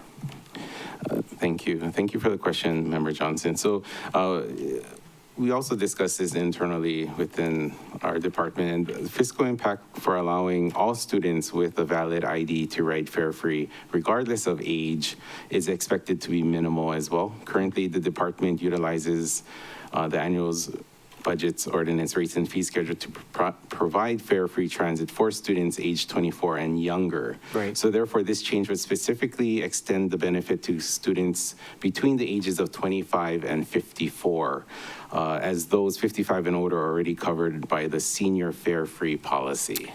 Well, I'd say let's put that in rates and fees, and my mother got her bachelor's of nursing when she was in her 50s, so I think there are people out there who this would benefit. Are there any fundings, I'm going to pivot now, are there any funding services available in the department for grants or contracts for multimodal projects, plans, or pilot projects, such as pedestrian visibility, quick builds, feasibility studies for bike and micro-mobility share programs, or e-bikes, micro-mobility safety workshops and giveaways? Is the department able to administer such a funding item? We want you to be out there in the community, yeah? Director. Thank you, Chair. Thank you for the question, Member Johnson. This was one of the questions in our letter. I'm just trying to find it so I don't miscue it. Do you know what question number this was? That was my third one. For program BFED.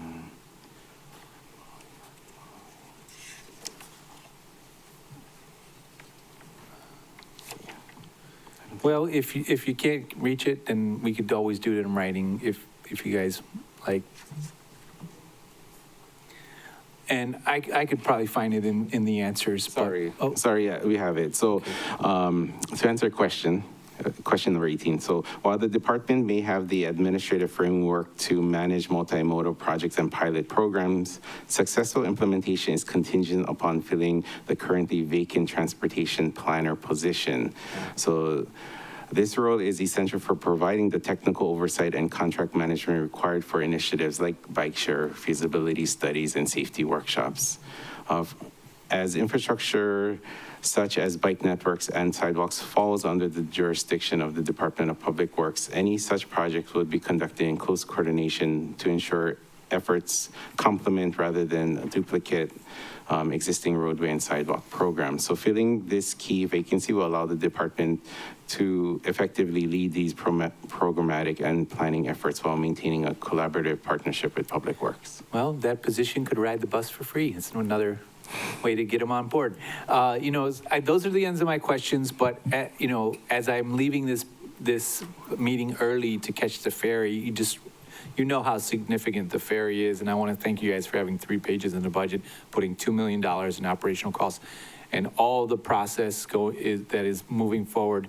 Can you give us an update on the RFP for the environmental review? What's the status? Chair. Thank you. Thank you for the question, Member Johnson. So I believe that the solicitation will close, I believe, is it this Friday?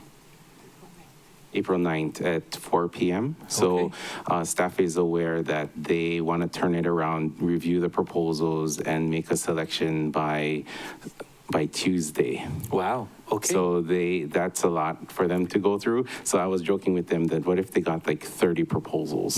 They're going to have a lot of reading to do, but they know that this is important. They know that we're on a timeline, so they're aware of it. I'll call you on Wednesday. Thank you. Thank you, Chair. Thank you, Member Johnson. Member Rollins-Fernandez, would you like to take your normal place in the lineup, or would you like to wait to the end of the round? I can wait to the end. Okay. Thank you. Member Cook. Thank you, Chair. Bus stops. Do we have a plan for how many bus stops annually? I mean, is there a vision and a program for how many that we need, one thing, and then two, how we're going to implement them? Chair. Thank you for the question, Member Cook. The bus stop and shelter program is an ongoing program. We have over 200 bus stops, and we have approximately 50 bus stops that are improved with shelters. I guess the goal is to kind of get all of the stops where it's accessible. So that's kind of why we have a program that I think we asked for 800,000 annually, and so that we can continue the planning and design, and then we can continue with construction. We're not able to build a lot of shelters, but every year there are improvements. But also as shelters age, or just kind of listening to comments from the Parks Department and how they have public facilities that are always damaged. We also have shelters that get damaged, and so I can't really complain to the Director of Parks and Rec, because they go through a lot more damage than we see. But it's an ongoing thing. We wanna continue the program, but we just ask for a limited amount annually, just so we can continue the program moving forward. No, thank you. They're difficult to do. I mean, finding the space, having utilities in the way. So anyway, is it something we can help, like when we're approving projects, to take bus stops into consideration? Chair? Yeah, thank you. Thank you for the question, Member Cook. I would say yes. When you guys are looking at future projects, to maybe consider the allocation of having the developers think of locations for bus stop shelters, whatnot. I guess that's more of a question on if you feel that that should fall on the developer to install, or is that something that once they maybe make the sidewalk, they have enough right-of-way space, put down the sidewalk, and then we come in later and we can install a shelter if it works within our current routing. Yeah, I'm thinking at a minimum to have it in the design and the place, so spatially, the infrastructure and everything is accommodating for it, and then it could be installed by whoever when it was time. But taking into the design process early. That's all, Chair. Thank you. Thank you, Member Cook. Member Uuhajins. Thank you, Chair. Thank you guys for your responses too. I'm going to follow up on what Member Cook is asking. I think at least we can have bus stops included into the design implementation and figure out what we can do, because then we can be responsible for our own things. I know how difficult it was when I asked if we could get a bus stop on Hana Highway, and basically you're like, oh no. And I hear you, and I understand why. It would be very difficult. So if we could pre-plan for that, that'd be great. As far as your bus stops go, how do you guys clean, maintain, and regulate some of your guys' bus stops? Chair, thank you. Thank you for the question, Member Hutchins. We actually have we have contracts in place where people who clean will go out every Monday, Wednesday, Friday to do a quick cleanup of the site, but really their focus is to remove the trash from the trash as well as the recycles. Mm-hmm. And then at least once a month, they will go out and pressure wash the entire bus stop shelter. And sanitize? Yes. And then we do have the ability where we'll get calls from the public stating that something happened in the shelter, and we'll do a call out and have people to come out to do a cleaning of the shelter again. Okay. What do you guys do for safety issues and concerns like on the bus? Is there ever an issue of safety and any disruptive behavior on the bus? Chair, thank you. Thank you, member. We do. I give our contracted drivers, MEO and Roberts, I think there's a lot that goes on in the buses, and it's a lot of responsibility for the bus drivers. Mm-hmm. It's hard for them a lot goes on for the driver, right? They have to drive, they have to keep the passengers safe, they have to stay on time, they have to make certain people pay, follow the rules, right? Yes. But then you also have people that will come on and disrupt other people or, yep. Yeah. So a lot of times what happens is that the contractor will then have dispatch call MPD for assistance.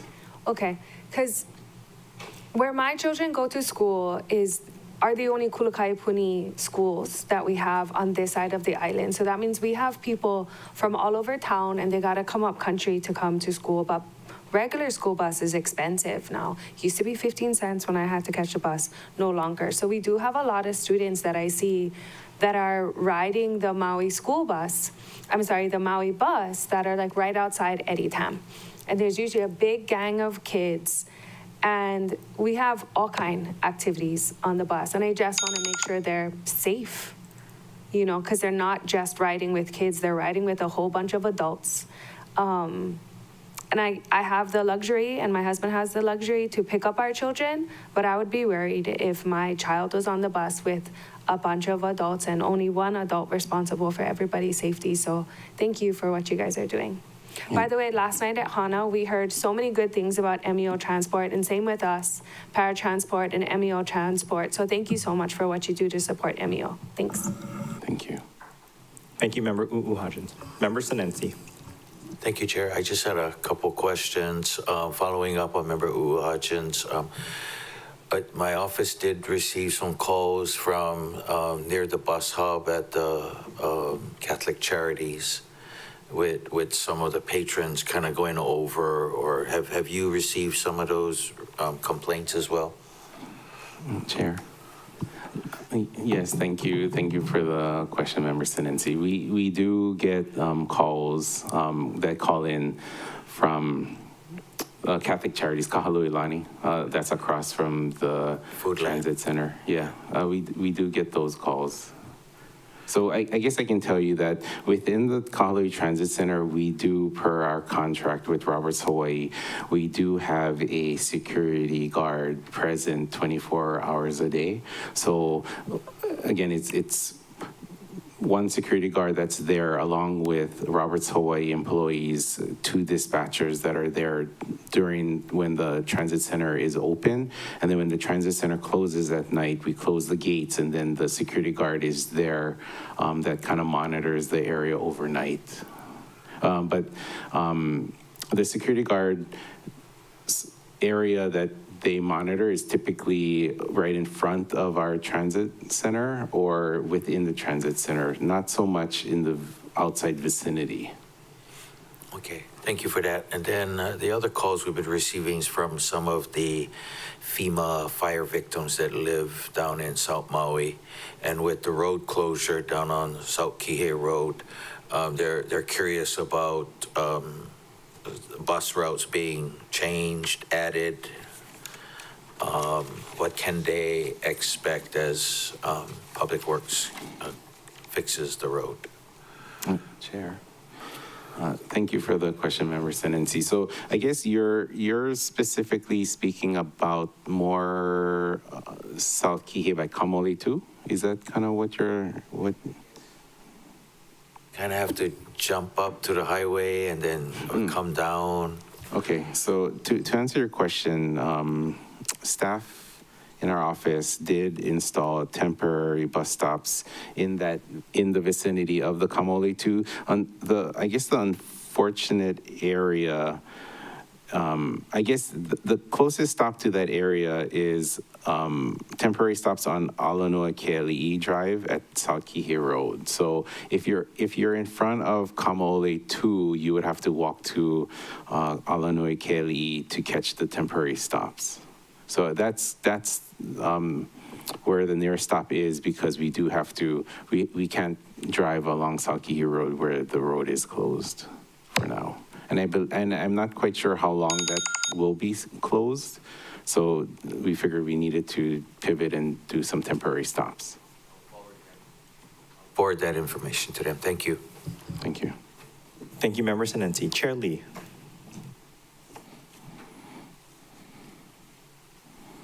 Thank you. Okay, Mark.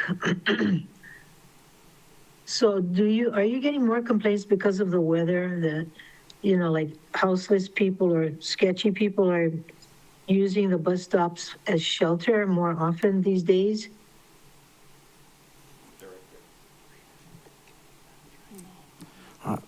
Did you hear my question? Yes, thank you, Chair Lee. I guess with the recent rains and upcoming rains, I guess we haven't gotten more complaints of individuals utilizing our shelters, our bus stop shelters as shelters during the rains. We haven't gotten any of those complaints. It's more of people that may have temperamental issues that may be at the hub talking to somebody else that may get out of control at times, and so security will have to step in.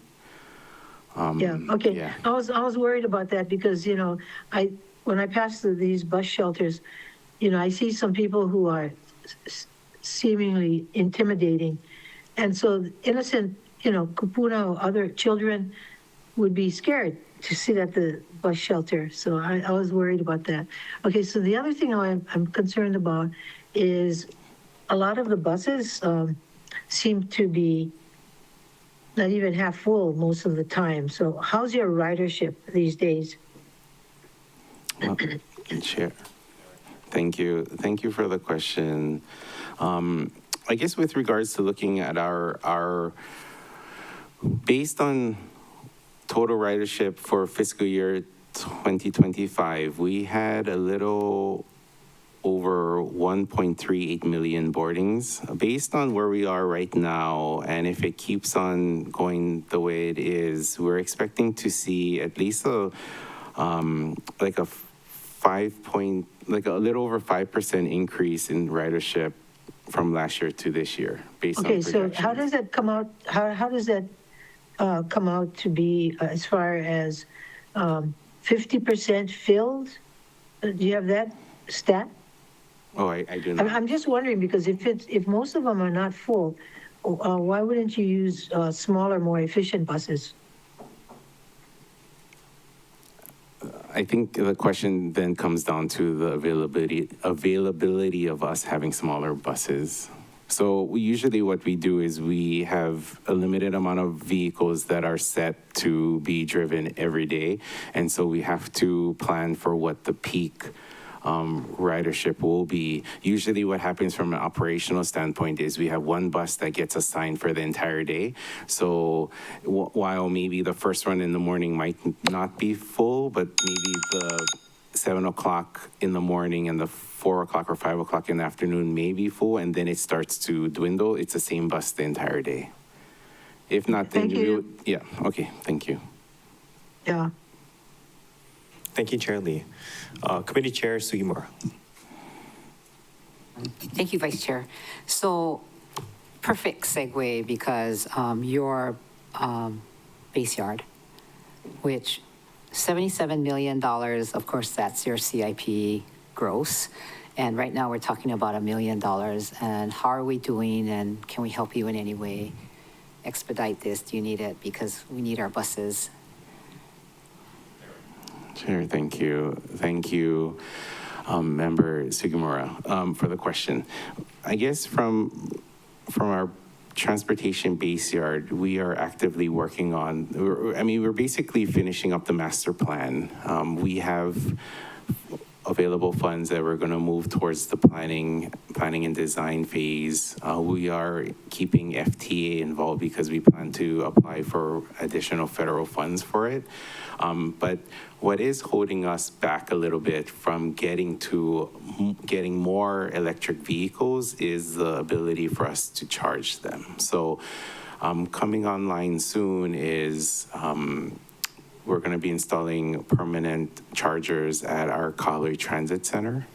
Right now, we're charging some of the buses at Roberts Hoy Base Yard as a temporary solution until we can get ours in at Kahului Transit Center, where then we can actually charge 4 buses at once overnight.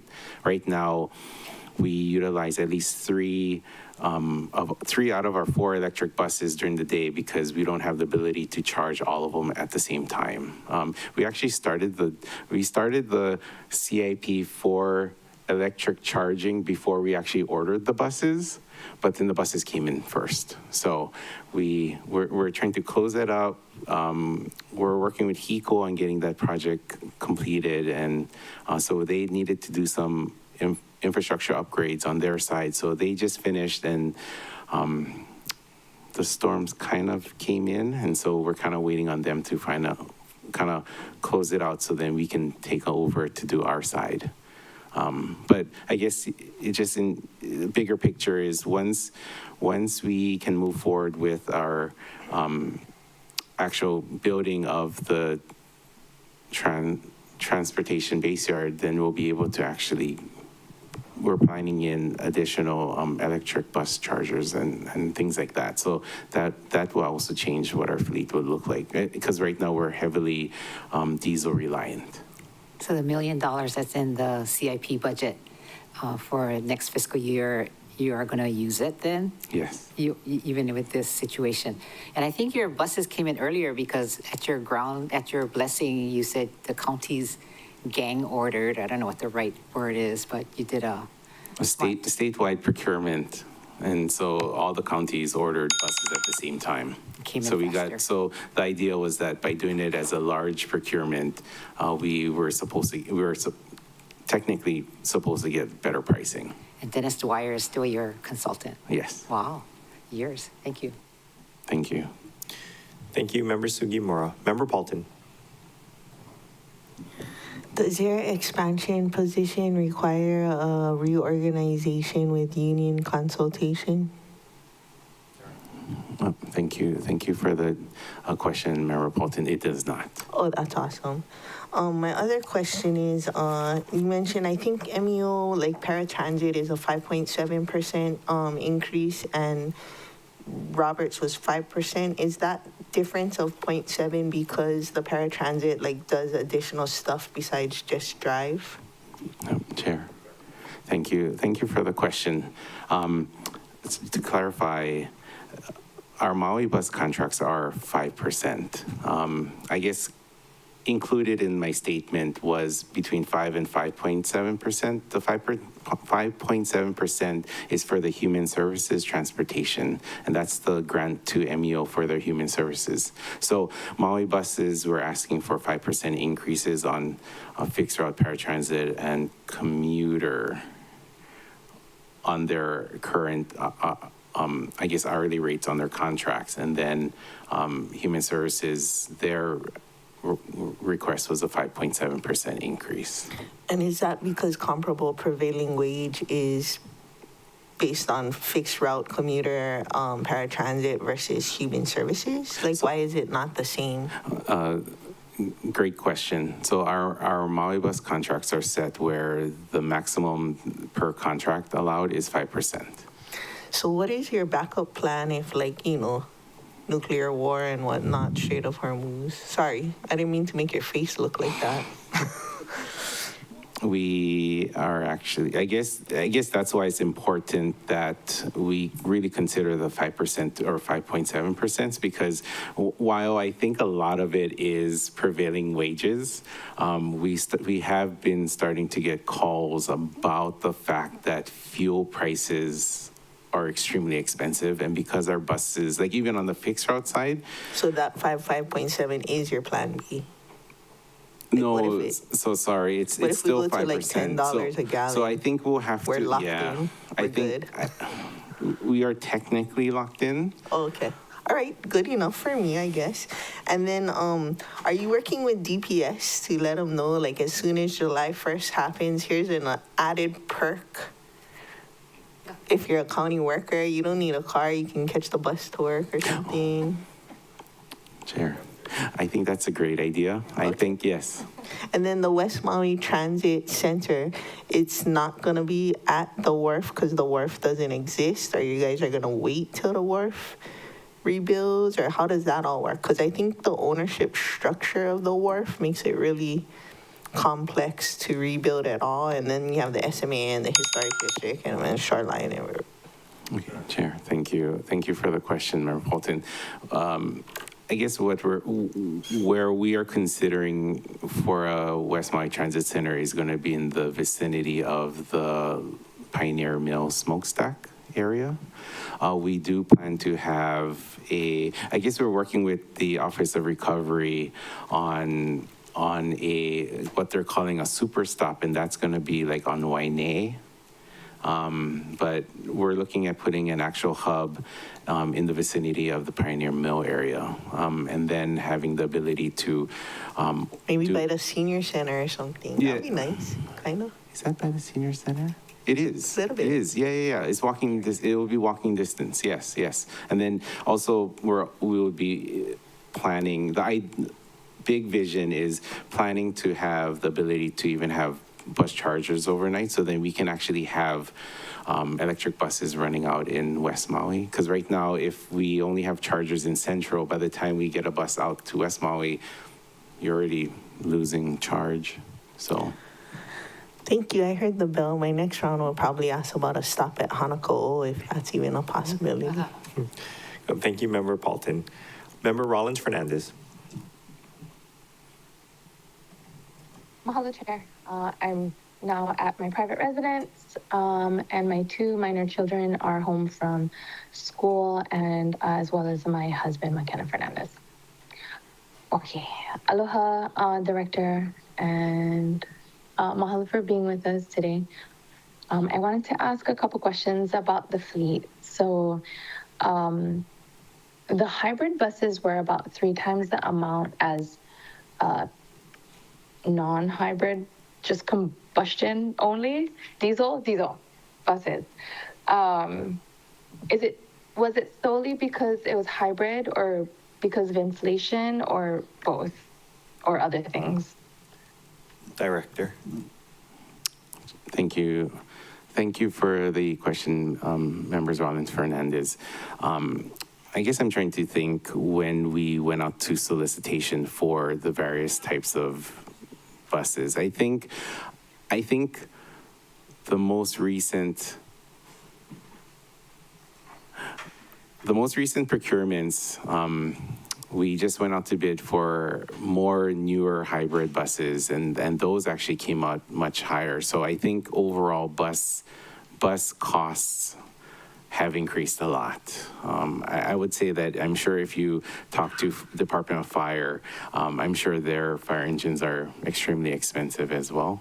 But yeah, right now it's I guess through COVID and supply chain issues, like it's been very interesting. We go into contract and then we will get these calls stating that sometimes they can't hold certain prices because of the fact that everything has increased a lot so quickly.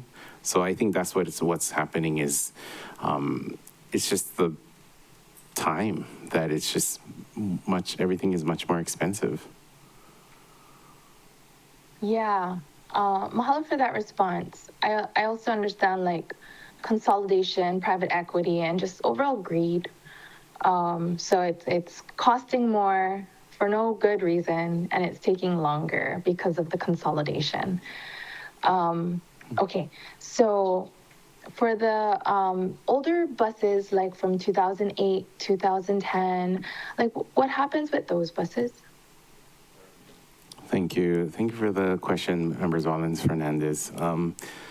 Usually by the time the buses are getting ready to be retired, a lot of times we'll have our contractors start to take whatever parts could be usable for other vehicles to save.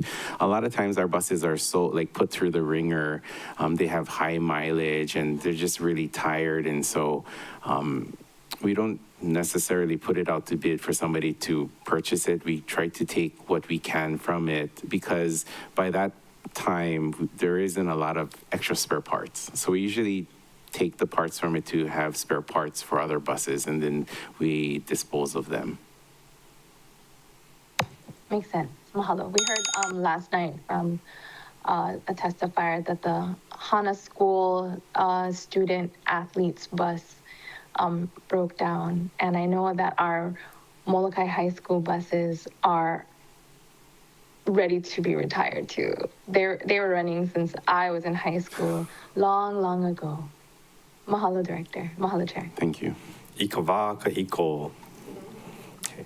Thank you, Member Rollins Fernandez. I think it's my turn. So I guess first up, Director, you mentioned that there might be some code amendments that need to be done. Will you be drafting those, or do you need one of the members to sponsor that legislation? Thank you for the question, Chair Batangan.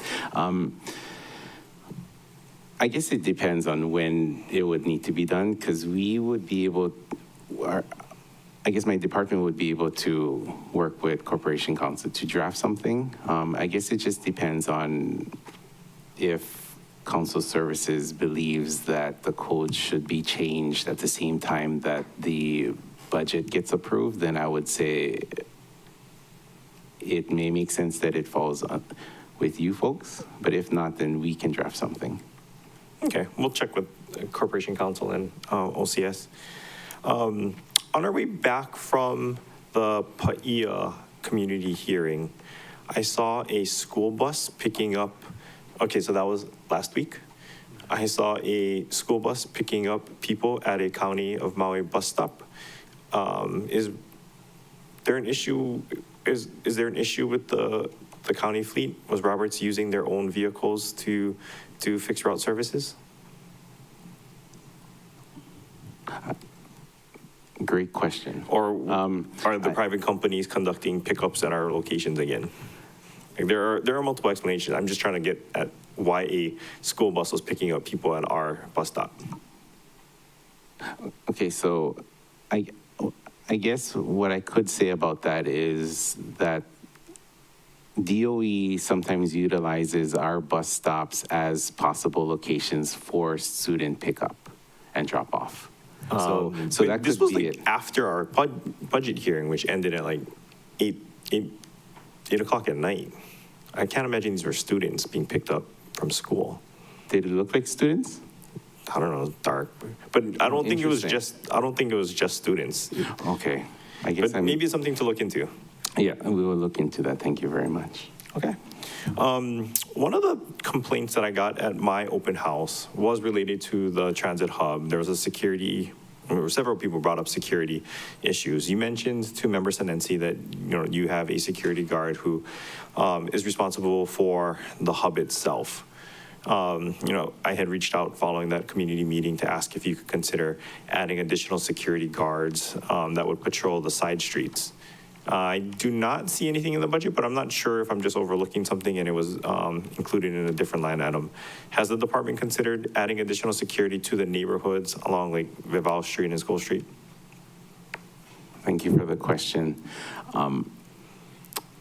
It's not in the budget because I think when you did reach out to the department or to us, we needed to figure out what that additional cost would be, and I think by then the budget was already printed. Okay. So it's not in the budget, but we do have an estimated cost of what it would cost to have a security guard present overnight from 7 p.m. to 7 a.m. that can patrol the area of School Street and Vival Street.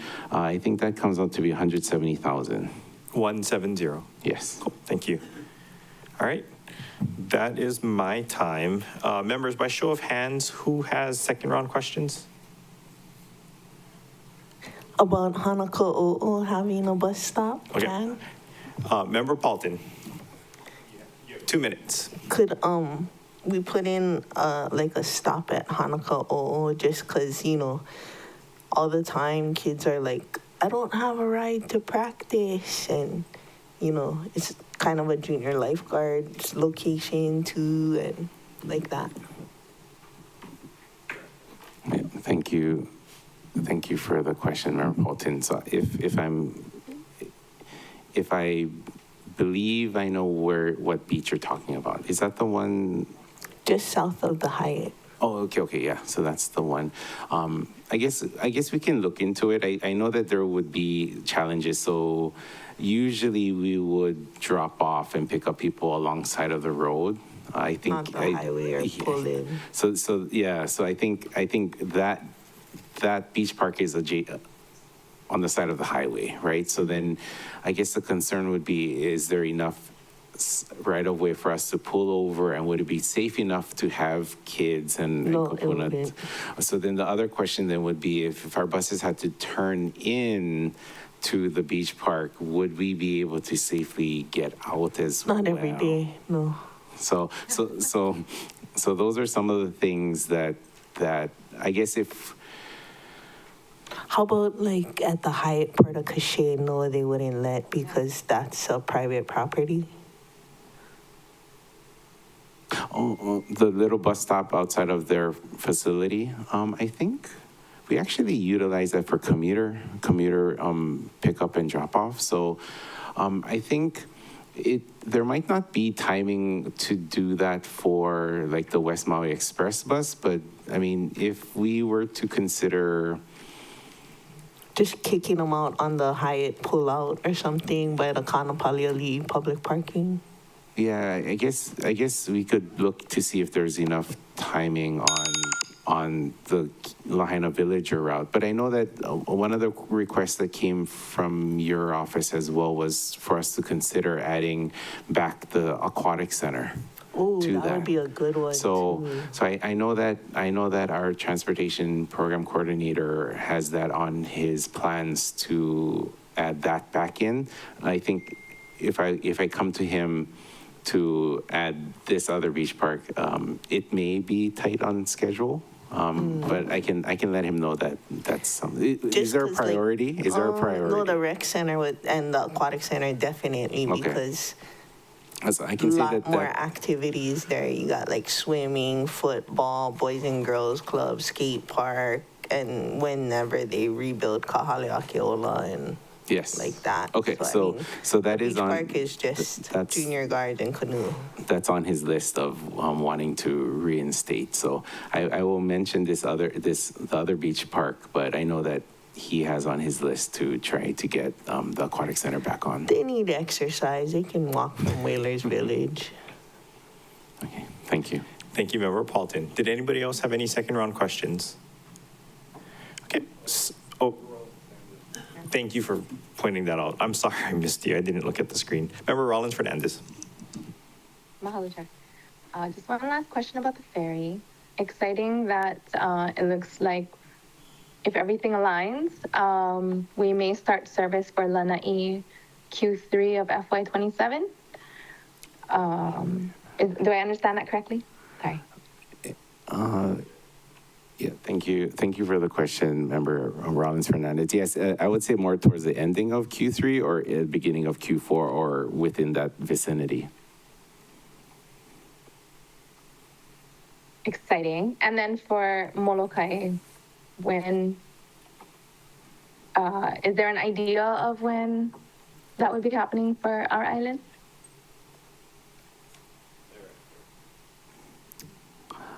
Like how many years? I would say probably a year or two after that, but if you put that in writing, we can give a better response. Staff, can we transmit that question? Vice Chair. Thank you. Okay, mahalo. That's all. Mahalo, Director. Thank you, members. All right, I do not see anybody else wanting to do a second round question. So it is 3:08, can I ask for a 10-minute recess? We can swap out departments and then bring up the Department of Planning. Okay, members, it is 3:08. We will go into recess and then reconvene at 3:18.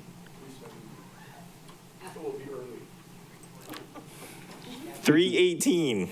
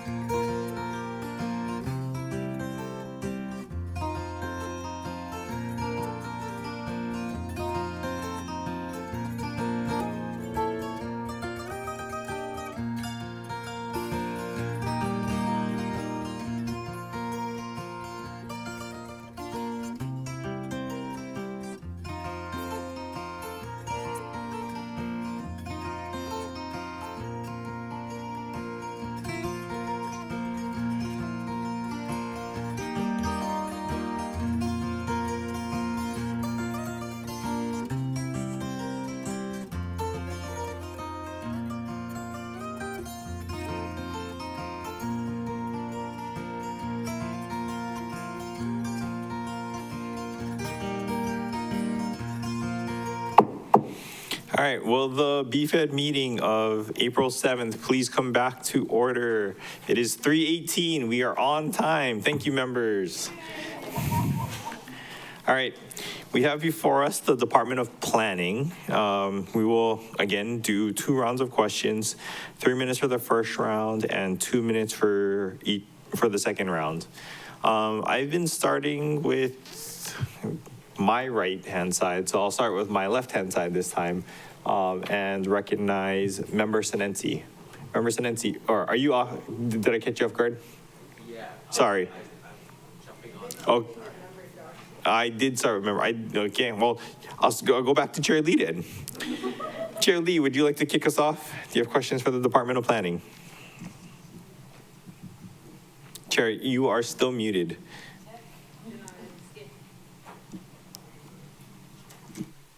I'm not a very good kicker, so I don't have any questions. Thank you. Thank you, Chair. Okay, wait, I'll get to you. Councilmember Sugimura, you throwing off my schedule, my system here. I defer to Member Uhajins.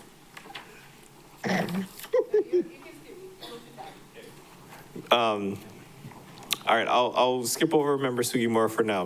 Member Paulton, do you have any questions for the Department of Planning? You know I do. Okay, standard disclosure applies because limited time. I don't want to be rude, but I might cut you off. Okay, you can start the time. First question, does any of your expansion positions require a reorganization that has union consultation? Thank you for the question, Councilmember Paulton. No. Perfect. And then I see that you have like 8 or 9 or more Planner 5 vacancies. And then I also see throughout the booklet, nearly every department that has a Planner 5 has a vacancy in that as well. So like we're significantly needing Planner 5s. Is it possible, like if a Planner 1, 2, 3, or 4, or somebody applied for the Planner 5 and they weren't meeting the minimum qualifications, that you would consider hiring them as a planner, whatever number they are? Thank you for the question. Absolutely. And we have had some great success with that. People indicating to us that they didn't qualify for, let's say, the 5, but that they feel as though they would qualify for the 4. And we were able to do certain reallocations or other sort of administrative things to allow them to apply for that type of vacancy. And those reallocations don't require a reorg or union consultation? No, they do not. And then the process in that, I guess, some of us met with the Ka'ipukukuis, and there was a fellow there that had applied for a Planner 5 position, but she hadn't heard back in like over a month or so, and we told her like give it 2 more months. But how do you shepherd the process? Can you DM 89 folks or other things like? Thank you for the question, Councilmember Paulton. My understanding is we cannot DM 89 when we have an open recruitment that is posted. However, the department has been more encouraging of the staff to prioritize interviews, and our wonderful partners at DPS have been extremely helpful in helping us get lists and organizing those. We, the administrative staff, organize the interviews. So none of your current vacancies are filled with DM 89? We have no DM 89 employees, correct. Because all of the vacancies are already posted? Yes, correct. Do you think like we should make like a scholarship for planners to come to the county, and then you have to work off 5 years or something, and then you can be free to go into the wild as a planner? So long as we weren't administering the grant. Oh, okay. OED or something. Okay. Do you have any grant-funded vacancies? For Hi, I can take that question. We just have one. It's a clerical position for our CZM section. Our 3 planners out of that section are filled and funded. So actually we have a list and we're going to be interviewing. So we hope that we can fill it. And then all of our grant funded positions would be filled. So Sweet. Hopeful. Thank you. Those are all the answers I wanted to hear. And Chair, Okay. if I may, this is Connie Govea, our business administrator. Thank you very much. I apologize. Didn't think to ask for introductions before you guys, before we just jumped into questions, but thank you for that. Okay. Member Sugimura, did you want us to go back to you, or you okay for now? Okay. Member Johnson is excused. Member Rollins Fernandez, would you like to take your place now? Or shall I keep holding you to the end of the cycle? Mahalo, Vice Chair. Okay, aloha. Let's see, I think that's Deputy Director. Is Director Takakura also there? She's at another meeting. Oh, okay. Okay. Aloha, Deputy Director. Mahalo for being with us. Okay, for your response on, this is PL1, question 16. 4 of the contracts, year to date, $175,000 of expenditures and 990,000 commitments are open. Does that mean that the 4 contracts total 1.165 million, and of that only 175,000 has been expended? Am I reading that correctly? That is correct. Okay. I see some of them is like the Title 19 rewrite, and other in the community plan update. So it might be more of the work at the back end. Is that what you're thinking, or is the term longer than a year?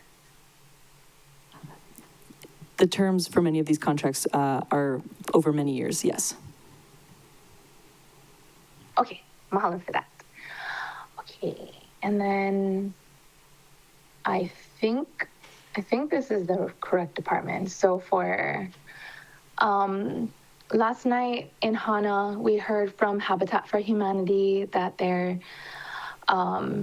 working on securing the land, and then that his understanding is it's going to take 330 days to get their permits through. I don't know. Is there any way we can help to expedite some of the affordable housing projects, especially in those areas? Thank you for the question, Council Member. May I ask if this property is located in the special management area? It is not, okay. Member Senensi? Oh, okay. It's not. Okay. Thank you. I would like to take a closer look at what hurdles and permits and reviews would be needed from our department, but the administration is absolutely dedicated to providing housing and moving through those reviews as quickly as possible. Is there a policy, an existing policy to try to expedite affordable housing projects review and approval?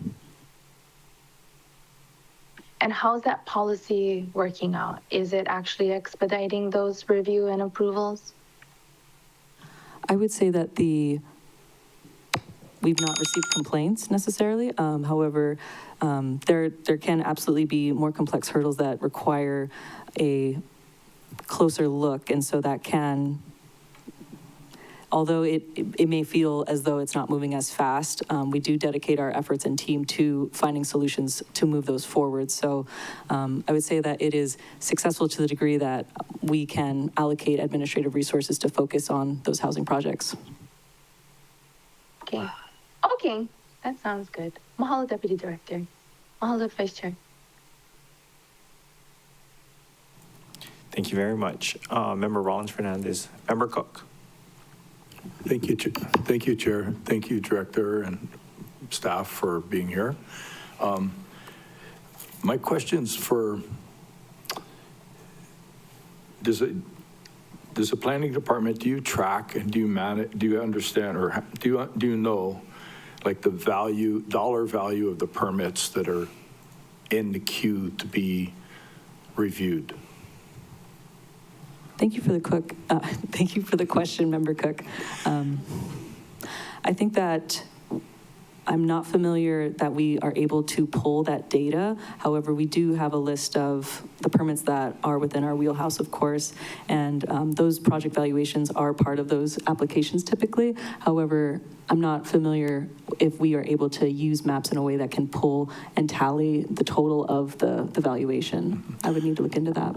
My thought process is for wanting to know that data is it's like when Director Takamura earlier said, you know, the goal of the department, manage growth, to preserve land, to meet those goals and objectives, affordable housing, et cetera, to guide our development, is to have an idea. To me, I think the planning department has their finger on the pulse of revenue generation for the county and how long it takes to build or what it takes to build, what we're prioritizing building.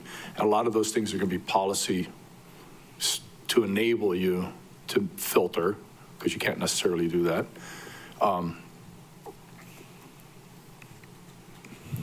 Thank you. Yes, I think that would be a really interesting performance measurement, or at least tracking to be able to evaluate the economy generally across the county. So we can certainly follow up and look into what MAPS is able to pull from the data.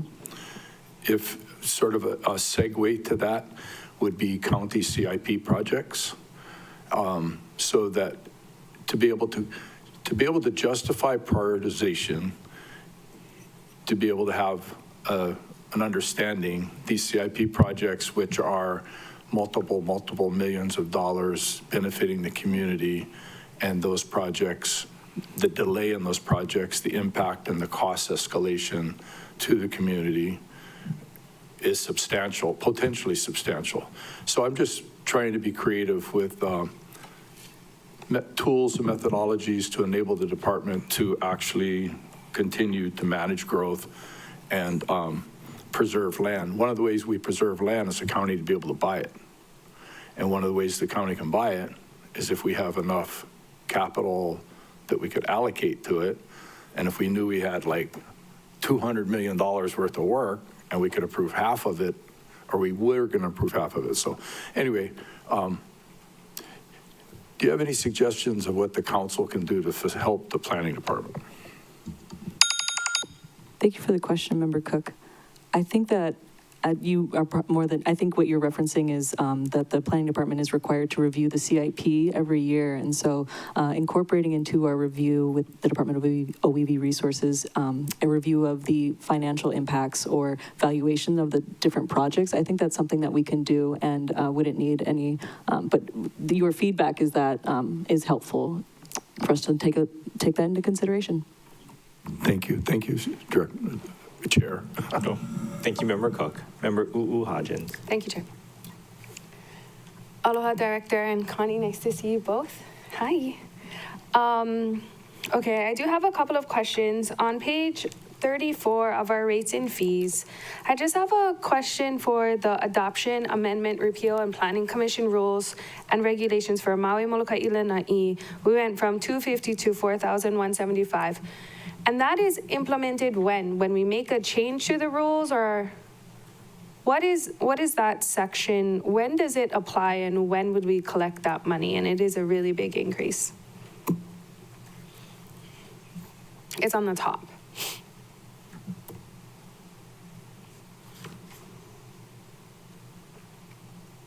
So I believe that this is attempting to address a public initiated change. Okay. And so for us to take that through our process, that would be the cost associated with.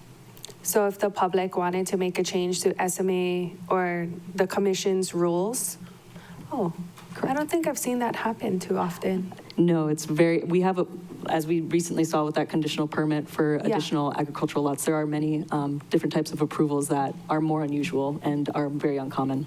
Okay, interesting. Okay, next question.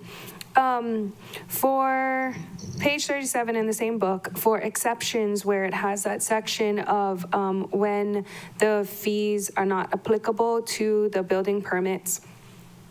If somebody was doing a 100% residential workforce housing, but they didn't need to come to us, they don't need changes in zoning, they're not requesting a whole bunch of fee waivers necessarily, like we usually see as it relates to sidewalks, yada, yada, yada. But for building permits, do they need a waiver? Do they need to come to us, or is this automatically applied when they submit for building permits? When they submit, I'm going to give the caveat that Public Works is the department that administers building permits. The planning department is just a commenting agency, but my understanding is that for projects that qualify for no permit fees required, that the DSA staff just simply don't bill, and they are able to accept the application without a fee. Do they need to get some sort of written response from you folks that says like, yep, 100% affordable housing, all good, no need collect, or what is the process on that? I'm not familiar with the Department of Planning being the agency that confirms whether or not a project is residential workforce housing and qualifies for a permit. Okay. Fee I know waiver. now that like we have housing, but it is under your folks' fees. I guess we're gonna have to figure that out. Yes, I may have to respond to that question in writing. Apologies. No, don't worry. I think it's something we're all trying to figure out. It clearly doesn't happen too often, although I wish it would. The last time I did a project that was 100% affordable workforce housing and we didn't have to come here, we paid the fees, found the rules, got reimbursed, but I just want to make it a smoother process for those that are applying, that don't have to come to us, that, you know, it's one less step they have to do. But please, you can respond to that in writing. Thank you, Council Member. And I hope that Department of Public Works isn't cringing at my answer, because that is just giving my understanding of the process. I don't blame everybody for being confused. They collect the fees, but you folks administer the fees in your code, so thank you. Thank you, Member Hodgins. Before we move on to Member Senensi, I just would like to recognize Captain Gabe Johnson, who has joined us from the ferry. Aye, Captain. Thank you, Chair. Ahoy there, mateys. I'm on the ferry. It's public, so there's a lot of folks, but I'll try to listen, and if I can, squeeze in a question before we lose service. But I'm here and ready to work. Thank you, Chair. Aye. All right. Member Senensi, and then I'll recognize Member Johnson for his questions for the Department of Planning. Mahalo, Chair, and mahalo, Deputy Lillis and staff members. I'll just read off my questions that I had submitted to the department. Are subdivision plans that are submitted to the Public Works for review circled back to the Planning Department when they are in the SMA zone? And which departments consider the SMA exemptions or SMA minors? Thank you for the question, Councilmember Senensi. We did transmit our response letter to your questions, but I'm happy to read our answer. So all subdivision plans are submitted to the Department of Public Works for review and are transmitted to the Department of Planning, regardless of whether the subdivision occurs in the SMA, for the first part of your question. Okay. With respect to the departments that review SMA exemptions and minors, it depends on the scope and anticipated impacts of the project. Some common agencies that review SMA applications are the Department of Public Works, Water Supply, Environmental Management, and Fire and Public Safety. And is there a price range for the SMA minor? Yes, so if it is a non-shoreline parcel, it is $750,000, and if it is a shoreline parcel, it is $500,000. Okay, thank you for that. And then my other question was, in our committee meetings, we received some presentations from the Lifeguard Association about drownings. And so the other question was, can lifeguard towers be streamlined for permitting or exempted within the SMA zone for safety purposes? Thank you very much for the question. And we did have conversations with the Department of Fire and Public Safety regarding certain lifeguard towers that they would like us to prioritize. And so they have been in contact with our staff. But I'll read our answer that we submitted. Chapter 205A of the Hawaii Revised Statutes does not allow for lifeguard towers to be exempt from obtaining an SMA permit. However, as long as the valuation of the lifeguard tower is under $500,000, because we assume it's going to be in the shoreline, The department can prioritize and fast-track approvals for SMA minor permits for lifeguard towers. Okay, so they just want to keep it under 500,000 and then they can get a SMA minor. Yes, indeed. Okay, thank you for that, Deputy. Thank you, Chair. Thank you, Member Sinenti. Member Johnson. Thank you, Chair. And if I get disconnected, just you can skip me. But here's my question for your department. Thank you all for being here. There seems to be a discrepancy with the amounts of two items. And the proposed budget in the Upcountry Community Plan Engagement and Research is $250,000, and the Historic Records Compilation and Indexing is $450,000. While in the budget details, the Community Plan Engagement and Research is $450,000, and the Historic Records Compilation and Index is $150,000. Which one is correct?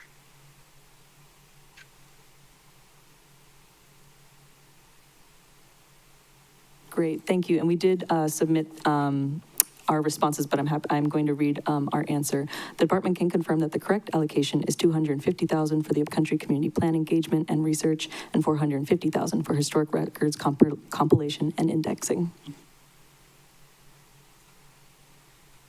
Okay, great. I'm glad we got that clarified. I'm going to ask about will any of the professional services funding for county-initiated land use entitlements be utilized for considered changes of zonings for the wetlands overlay district? And that's on page 655 of the PB.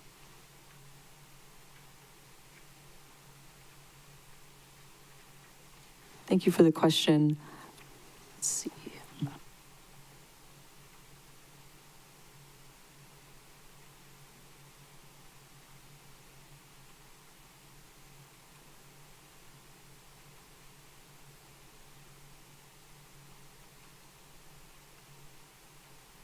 I'm so sorry, Councilmember Johnson. Could you restate the question?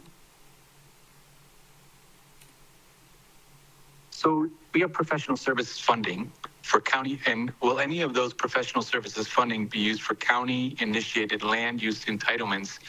Will they be utilized for considering changes of zoning for the wetlands overlay district? Thank you very much, and I apologize. I now have found my place. Thank you very much. So at this time, we are not anticipating using those funds for changes in zoning for wetlands. Okay. Is the department involved in the creation of the green print ordinance 8050? Is there any funding dedicated to executing this contract, the green print? Thank you. No, Maui County Code 2.82.040J1 assigns the green print to the Conservation Planning Committee. Okay, I was referencing 2.82.050, but if you're not putting it in, okay, I'll move on to the next question. We've heard staffing, hiring, and retention are common issues with the planning department, causing delays or requiring costly professional services. Is their department involved with the development of supplemental agreements to the master agreements? Thank you, Councilmember Johnson. Yes, the department is involved with several efforts that will focus on incentives for employees. We are working with the administration on new retention incentives and an alternate 980 work schedule. We are working with DPS to expand the current recruitment incentive for new employees for certain job classes to include all positions. We are also working to recruit above the minimum for all positions. Wonderful. I heard my time. I'm sorry if I was off the meeting for a little bit, and every of those questions were already asked and answered. Thank you. Thank you, Chair. Thank you, Captain. All right, Chair Lee, did you want to ask first round questions? If not, I'll take my turn.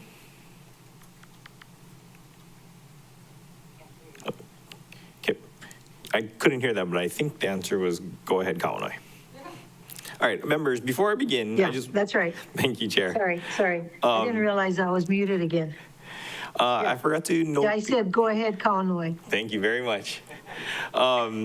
Before we began this round of questions, I forgot to note that the initial letter and response, PL1, is uploaded on Granicus as item number 30. And staff just let me know that they uploaded the responses to PL2 under item number 73. Okay. So for my first question to the department, I see that you plan to pursue 10 land use ordinance and admin rule updates. That's double what you anticipate completing in this fiscal year and almost double what you had actually done in the previous year. What ordinances and rules do you plan to update this year, and how is it that you guys are able to be so aggressive in taking on new work? Thank you, Council Member. We are tracking ideas from staff to update rule changes. So for example, with the recent storms, there is a increased need to address vessel removal from beaches. And so that would be something that we would love to have a more streamlined process to more expeditiously remove hazardous and potentially environmentally dangerous material from beaches during these types of events. So the reason why we are thinking that we can do more rule changes is the professional services allocation, and we've drafted a RFP that is still under review, still working on it, to hire a consultant to assist us and have outside party review on the existing rule changes to increase, for more insight on how to increase our efficiencies. Thank you. Okay, I also see that there are several permitting metrics that you have listed for significant expansion. For example, SMA exemptions, you propose to go from 188 to 300, non-enforcement inspections from 275 to 400, enforcement inspections from 200 to 600. What staffing or process changes will allow the department to meet these surging workloads? The need of the community is great. But we have an extremely dedicated staff that we are in the process of doing a reorganization in the Zoning Administration and Enforcement Division, and we are hopeful that a more tailored and dedicated effort can be given to those projects that you've listed in order to increase the workload. Thank you very much. That's all I had. And that concludes the first round. By show of hands, who has second round questions for the department? I see Member Paulton. Okay, so given that she's the only one with second round questions, I'm not going to limit her to the 2 minutes I had said earlier. I'll give her 4. Generous. Thank you, Chair. Thank you, Deputy. We were in Hana last night, and I was wondering if you could explain to me the consolidation and re-subdivision process. Is it meant to be a public process, or can the public have input in that process? Thank you for the question. The subdivision code is administered by the Department of Public Works. However, we do have a general understanding that that is more often a administrative approval. So if you hit the objective criteria, you will be granted that approval without public input. However, when a subdivision is within the SMA, there is a SMA exemption category for certain subdivisions. And so oftentimes the public is not able to comment on a exemption because it's a administrative approval. However, all exemption approvals that are administratively given are reported to the Maui Planning Commission, so the public would be able to testify about it, but oftentimes the approval is already given and it's just a notice to the Planning Commissions. If I'm specifically referencing the Maui Planning Commission in that.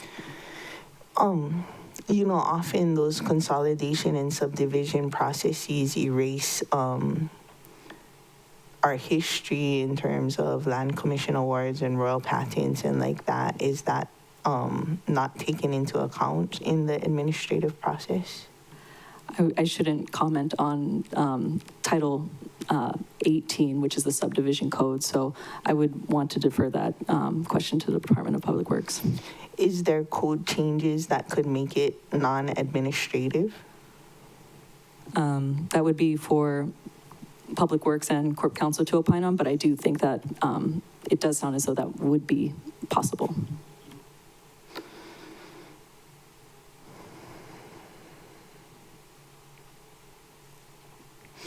Thank you. Thank you, Member Paulton. Member Sinensi. Thank you, Chair. I just had a follow-up question on Member Paulton's question. They mentioned that there was a current appeal on the property.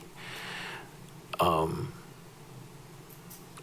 think he's talking about the Haneo'o property where the Koki subdivision is intended. would we have to wait till that appeal is finished prior to, they had requested some funding to acquire the property with open space funds?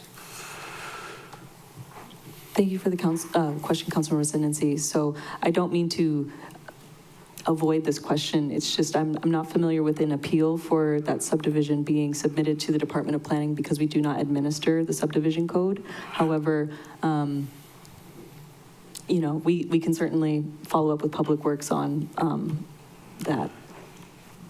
Member Senency, we can also transmit a question directly to the Department of Public Works if you'd like. Okay, yeah, yes, please. Okay, can I ask you to work with staff to craft that question after? Or do you want to, are you able to articulate it right now? I can, and I'll work with the staff. Okay. I just had a follow-up question. I mean, even if they were exempted, they would still, a subdivision would still have to come forth if they wanted to develop the subdivision out, they would still have to come towards the Planning Commission, right? No. No. So if a project qualifies for an SMA exemption, then they would have that approval, and as long as they met the subdivision code criteria, my understanding is they would be granted that approval. I mean, if they wanted to build anything, they would still have to come. And I'm assuming that this project is in the SMA, so if they want to, so let's say they get their subdivision and they want to build, then if they qualified for an SMA exemption category for the type of development they were proposing, that would also be exempted. And I believe it's agriculture zoned. Okay, so yeah, so that does allow farm and farm labor dwellings, that whole 1930A. Okay. Thank you. I'll craft my question with staff. Thank you, Member Senency. Okay, so that's the end of our second round. I don't want to open it up to questions again, but anybody have any closing comments for the department? Seeing none, I will take the opportunity to mahalo you for being here and for all the hard work that you guys do. Thank you all very much. We have an extremely hardworking and dedicated staff that I'm extremely proud of, and being in this department again has been the honor of a lifetime, so thank you. Okay, thank you. Okay, members, so that is the end of the business that we had planned for today. If there are no objections, I would like to defer this item. Okay, now, we got an updated calendar from staff, which reflects the changes that were made at the end of yesterday's meeting. I cannot read it. Can I ask staff to go over what was handed out, just so that the members and the public are aware of the changes that are being memorialized through this updated calendar? Thank you, Vice Chair. So we did pass out a calendar, and it is uploaded on Granicus. The electronic version is easier to read, but the changes made were as follows. On Wednesday, April 8th, we added, we changed the order of the departments, and first we will have the Department of Water Supply and then the Department of Management. We also kept a very open-ended time, so we put it from 9 a.m. to end. On April 9th, which is on Thursday, we also put it to an end time versus ending early. And we added the Office of the Mayor and a discussion on general budget provisions, revolving funds, and additional legislation, if any is proposed. And then the next change that was made was on April 14th, which added removed the departments that had been listed and leaving only police for the 14th, and then the residency area meeting for South Maui. And then on Thursday, the 16th, we added the Department of Environmental Management and its programs. And you will be meeting from 1 to 4. And then on Friday, April 17th, we added the residency area meeting at 6 p.m. And then we also added that the members' priorities and proposals will be due at 4:30 p.m. on Saturday, April 18th. Thank you very much. Okay, OCS attorney and corporation counsel. Since the deadline for additional legislation is on Thursday, can I ask for you guys to have a quick turnaround as to whether or not a code amendment will be needed for the proposed waiver of the county employees to ride the bus? You don't have to answer us now, but if you have an answer now, we'll take it, but, oh, okay. Would you like to respond? Thank you, Vice Chair. So we did confer about the question as to whether or not an actual code amendment had to occur in addition to amending Appendix B. And we basically agreed that a code amendment would not be necessary as long as you set the amounts in Appendix B. Okay, thank you very much. I think that's all, staff. Is there anything else that I am missing? Okay, I don't see anything that I'm supposed to do, but I do see a hand in the chamber. Member Paulton. Thank you. So tomorrow is Wednesday, and we all know that we're not going to South Maui. I posted it on my social media, and people were, I don't know if they weren't believing me, but they said, where else can we see this info? Is there like a Maui Now or Maui County Council, or I don't know if they don't believe me because I'm just one person, but tomorrow, I guess people are still expecting they might be going to South Maui if they don't believe me. Okay, so I see staff have look eager to respond, and then if they don't fully cover everything, I do see Member Sugimura's hand up. Thank you. A press release was drafted by the chair's office and approved to notify the community about the change of dates. In addition, we have canceled the agendas and posted new agendas for the 2 new dates of the meetings. Okay, can we, as individual members, all get a copy of those so that we can amplify the message, and then maybe, you know, with strength in numbers, the public may believe Member Paulton? I'm a trustworthy source, just to clarify. Cool. Member Sugimura, did you want to add anything? No, that's what I was going to say. We created a press release so that we could communicate. And we did announce it last night in Hana, but. Okay. All right. Any other housekeeping items that I need to be aware of? All right. Chair. Vice Chair. Yes, thank you, Member Rollins Fernandez. Would it be possible for maybe Member Cook's office or something post a notice at the Kihei Community Center, so that if folks do end up going there and not seeing the press release and the social media notices, et cetera, that there at least be, you know, notification at the community center with information on how, like, the rescheduling, maybe the press release there, but maybe like a larger like flyer, just so that it's eye-catching. Thank you, Member Rollins Fernandez. Member Cook. Yeah, thank you, Member Rollins Fernandez. My staff can do that both at our office and at our office, and also at the Parks office at Kihei Community. We'll talk to Parks Department, get permission to put it up on their window. Okay, thank you, Member Cook. Notice. We'll do it try to do it tomorrow morning so people have adequate, so they don't have to show up to look at it. Thank you, Member Cook. Staff? As part of the thank you, they do. I apologize, Member Fernandez. Please continue. No, that's it. As part of the cancellation process, the cancellation agenda would be posted, as well as the new agenda would be posted at the community center. Yeah, I know a lot of people find out from like word of mouth or like seeing like the one schedule. So not everyone sees all like the notices, or would even bother to look, you know? No, I thought you said that it was going to be posted at the location. So they're doing the posting at the location, is what she was saying. Oh, is that what you said? Oh, okay. It should already be posted. At the location. Vice Chair, It's also At the posted on community Granicus center. as canceled for the 2 meetings. Thank you. So it's on Granicus, it's at the meeting site. I think it's outside here. There's a press release. I don't know what. I think that's pretty much it. Okay. Thank you. Thank you, staff. Now they'll believe me. Yeah. All right. Thank you, members. Our next meeting is tomorrow, Wednesday, April 8th, 2026 at 9 a.m. We will hear from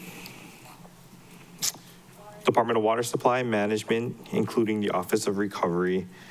If you have any additional budget-related questions for the departments we met with today, please send them to staff.bfed@mauicounty.us by 9 a.m. tomorrow. Can you repeat that last part? If you have any additional budget questions related, if you have any additional budget-related questions for the departments we met with today, please send them to staff.bfed@mauicounty.us by 9 a.m. tomorrow.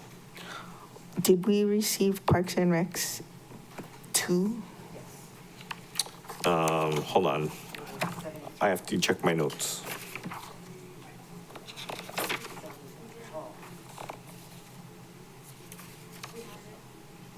We do have it. So staff is saying, yes, we do have it. It should be under PR2, which is item 74. Okay. Anything else before I read the closing statements? One more thing. Yes, Chair. So because we received finances answers, and staff notified everybody that if anybody has any questions for finance, it's due tomorrow at 9 in the morning. Is that right, Kirsten? Yes, Chair. Yeah, so that's a adjustment we made because we got the responses late. Thank you. Thank you very much. Anything else? Last call. Oh, Member Rollins Fernandez. Mahalo. Okay, so we don't know what this storm's gonna look like tomorrow or Thursday. Is there gonna be like a plan C to our calendar if, departments are, for whatever reason, unable to attend because they need to respond? That is a good question.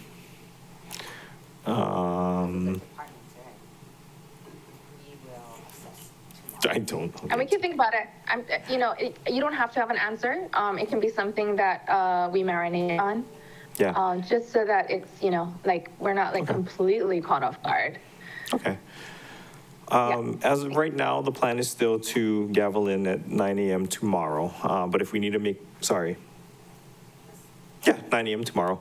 And if necessary, we can make adjustments depending on how departments get mobilized in response to the storm. Okay. All right. I'm planning on being virtual because the Pali is landslide when it's Understood. raining. No, it happened. All right, members, it is I'll also be virtual. Thank you. All right. It is 4:01 p.m. Thank you, members. This meeting is adjourned.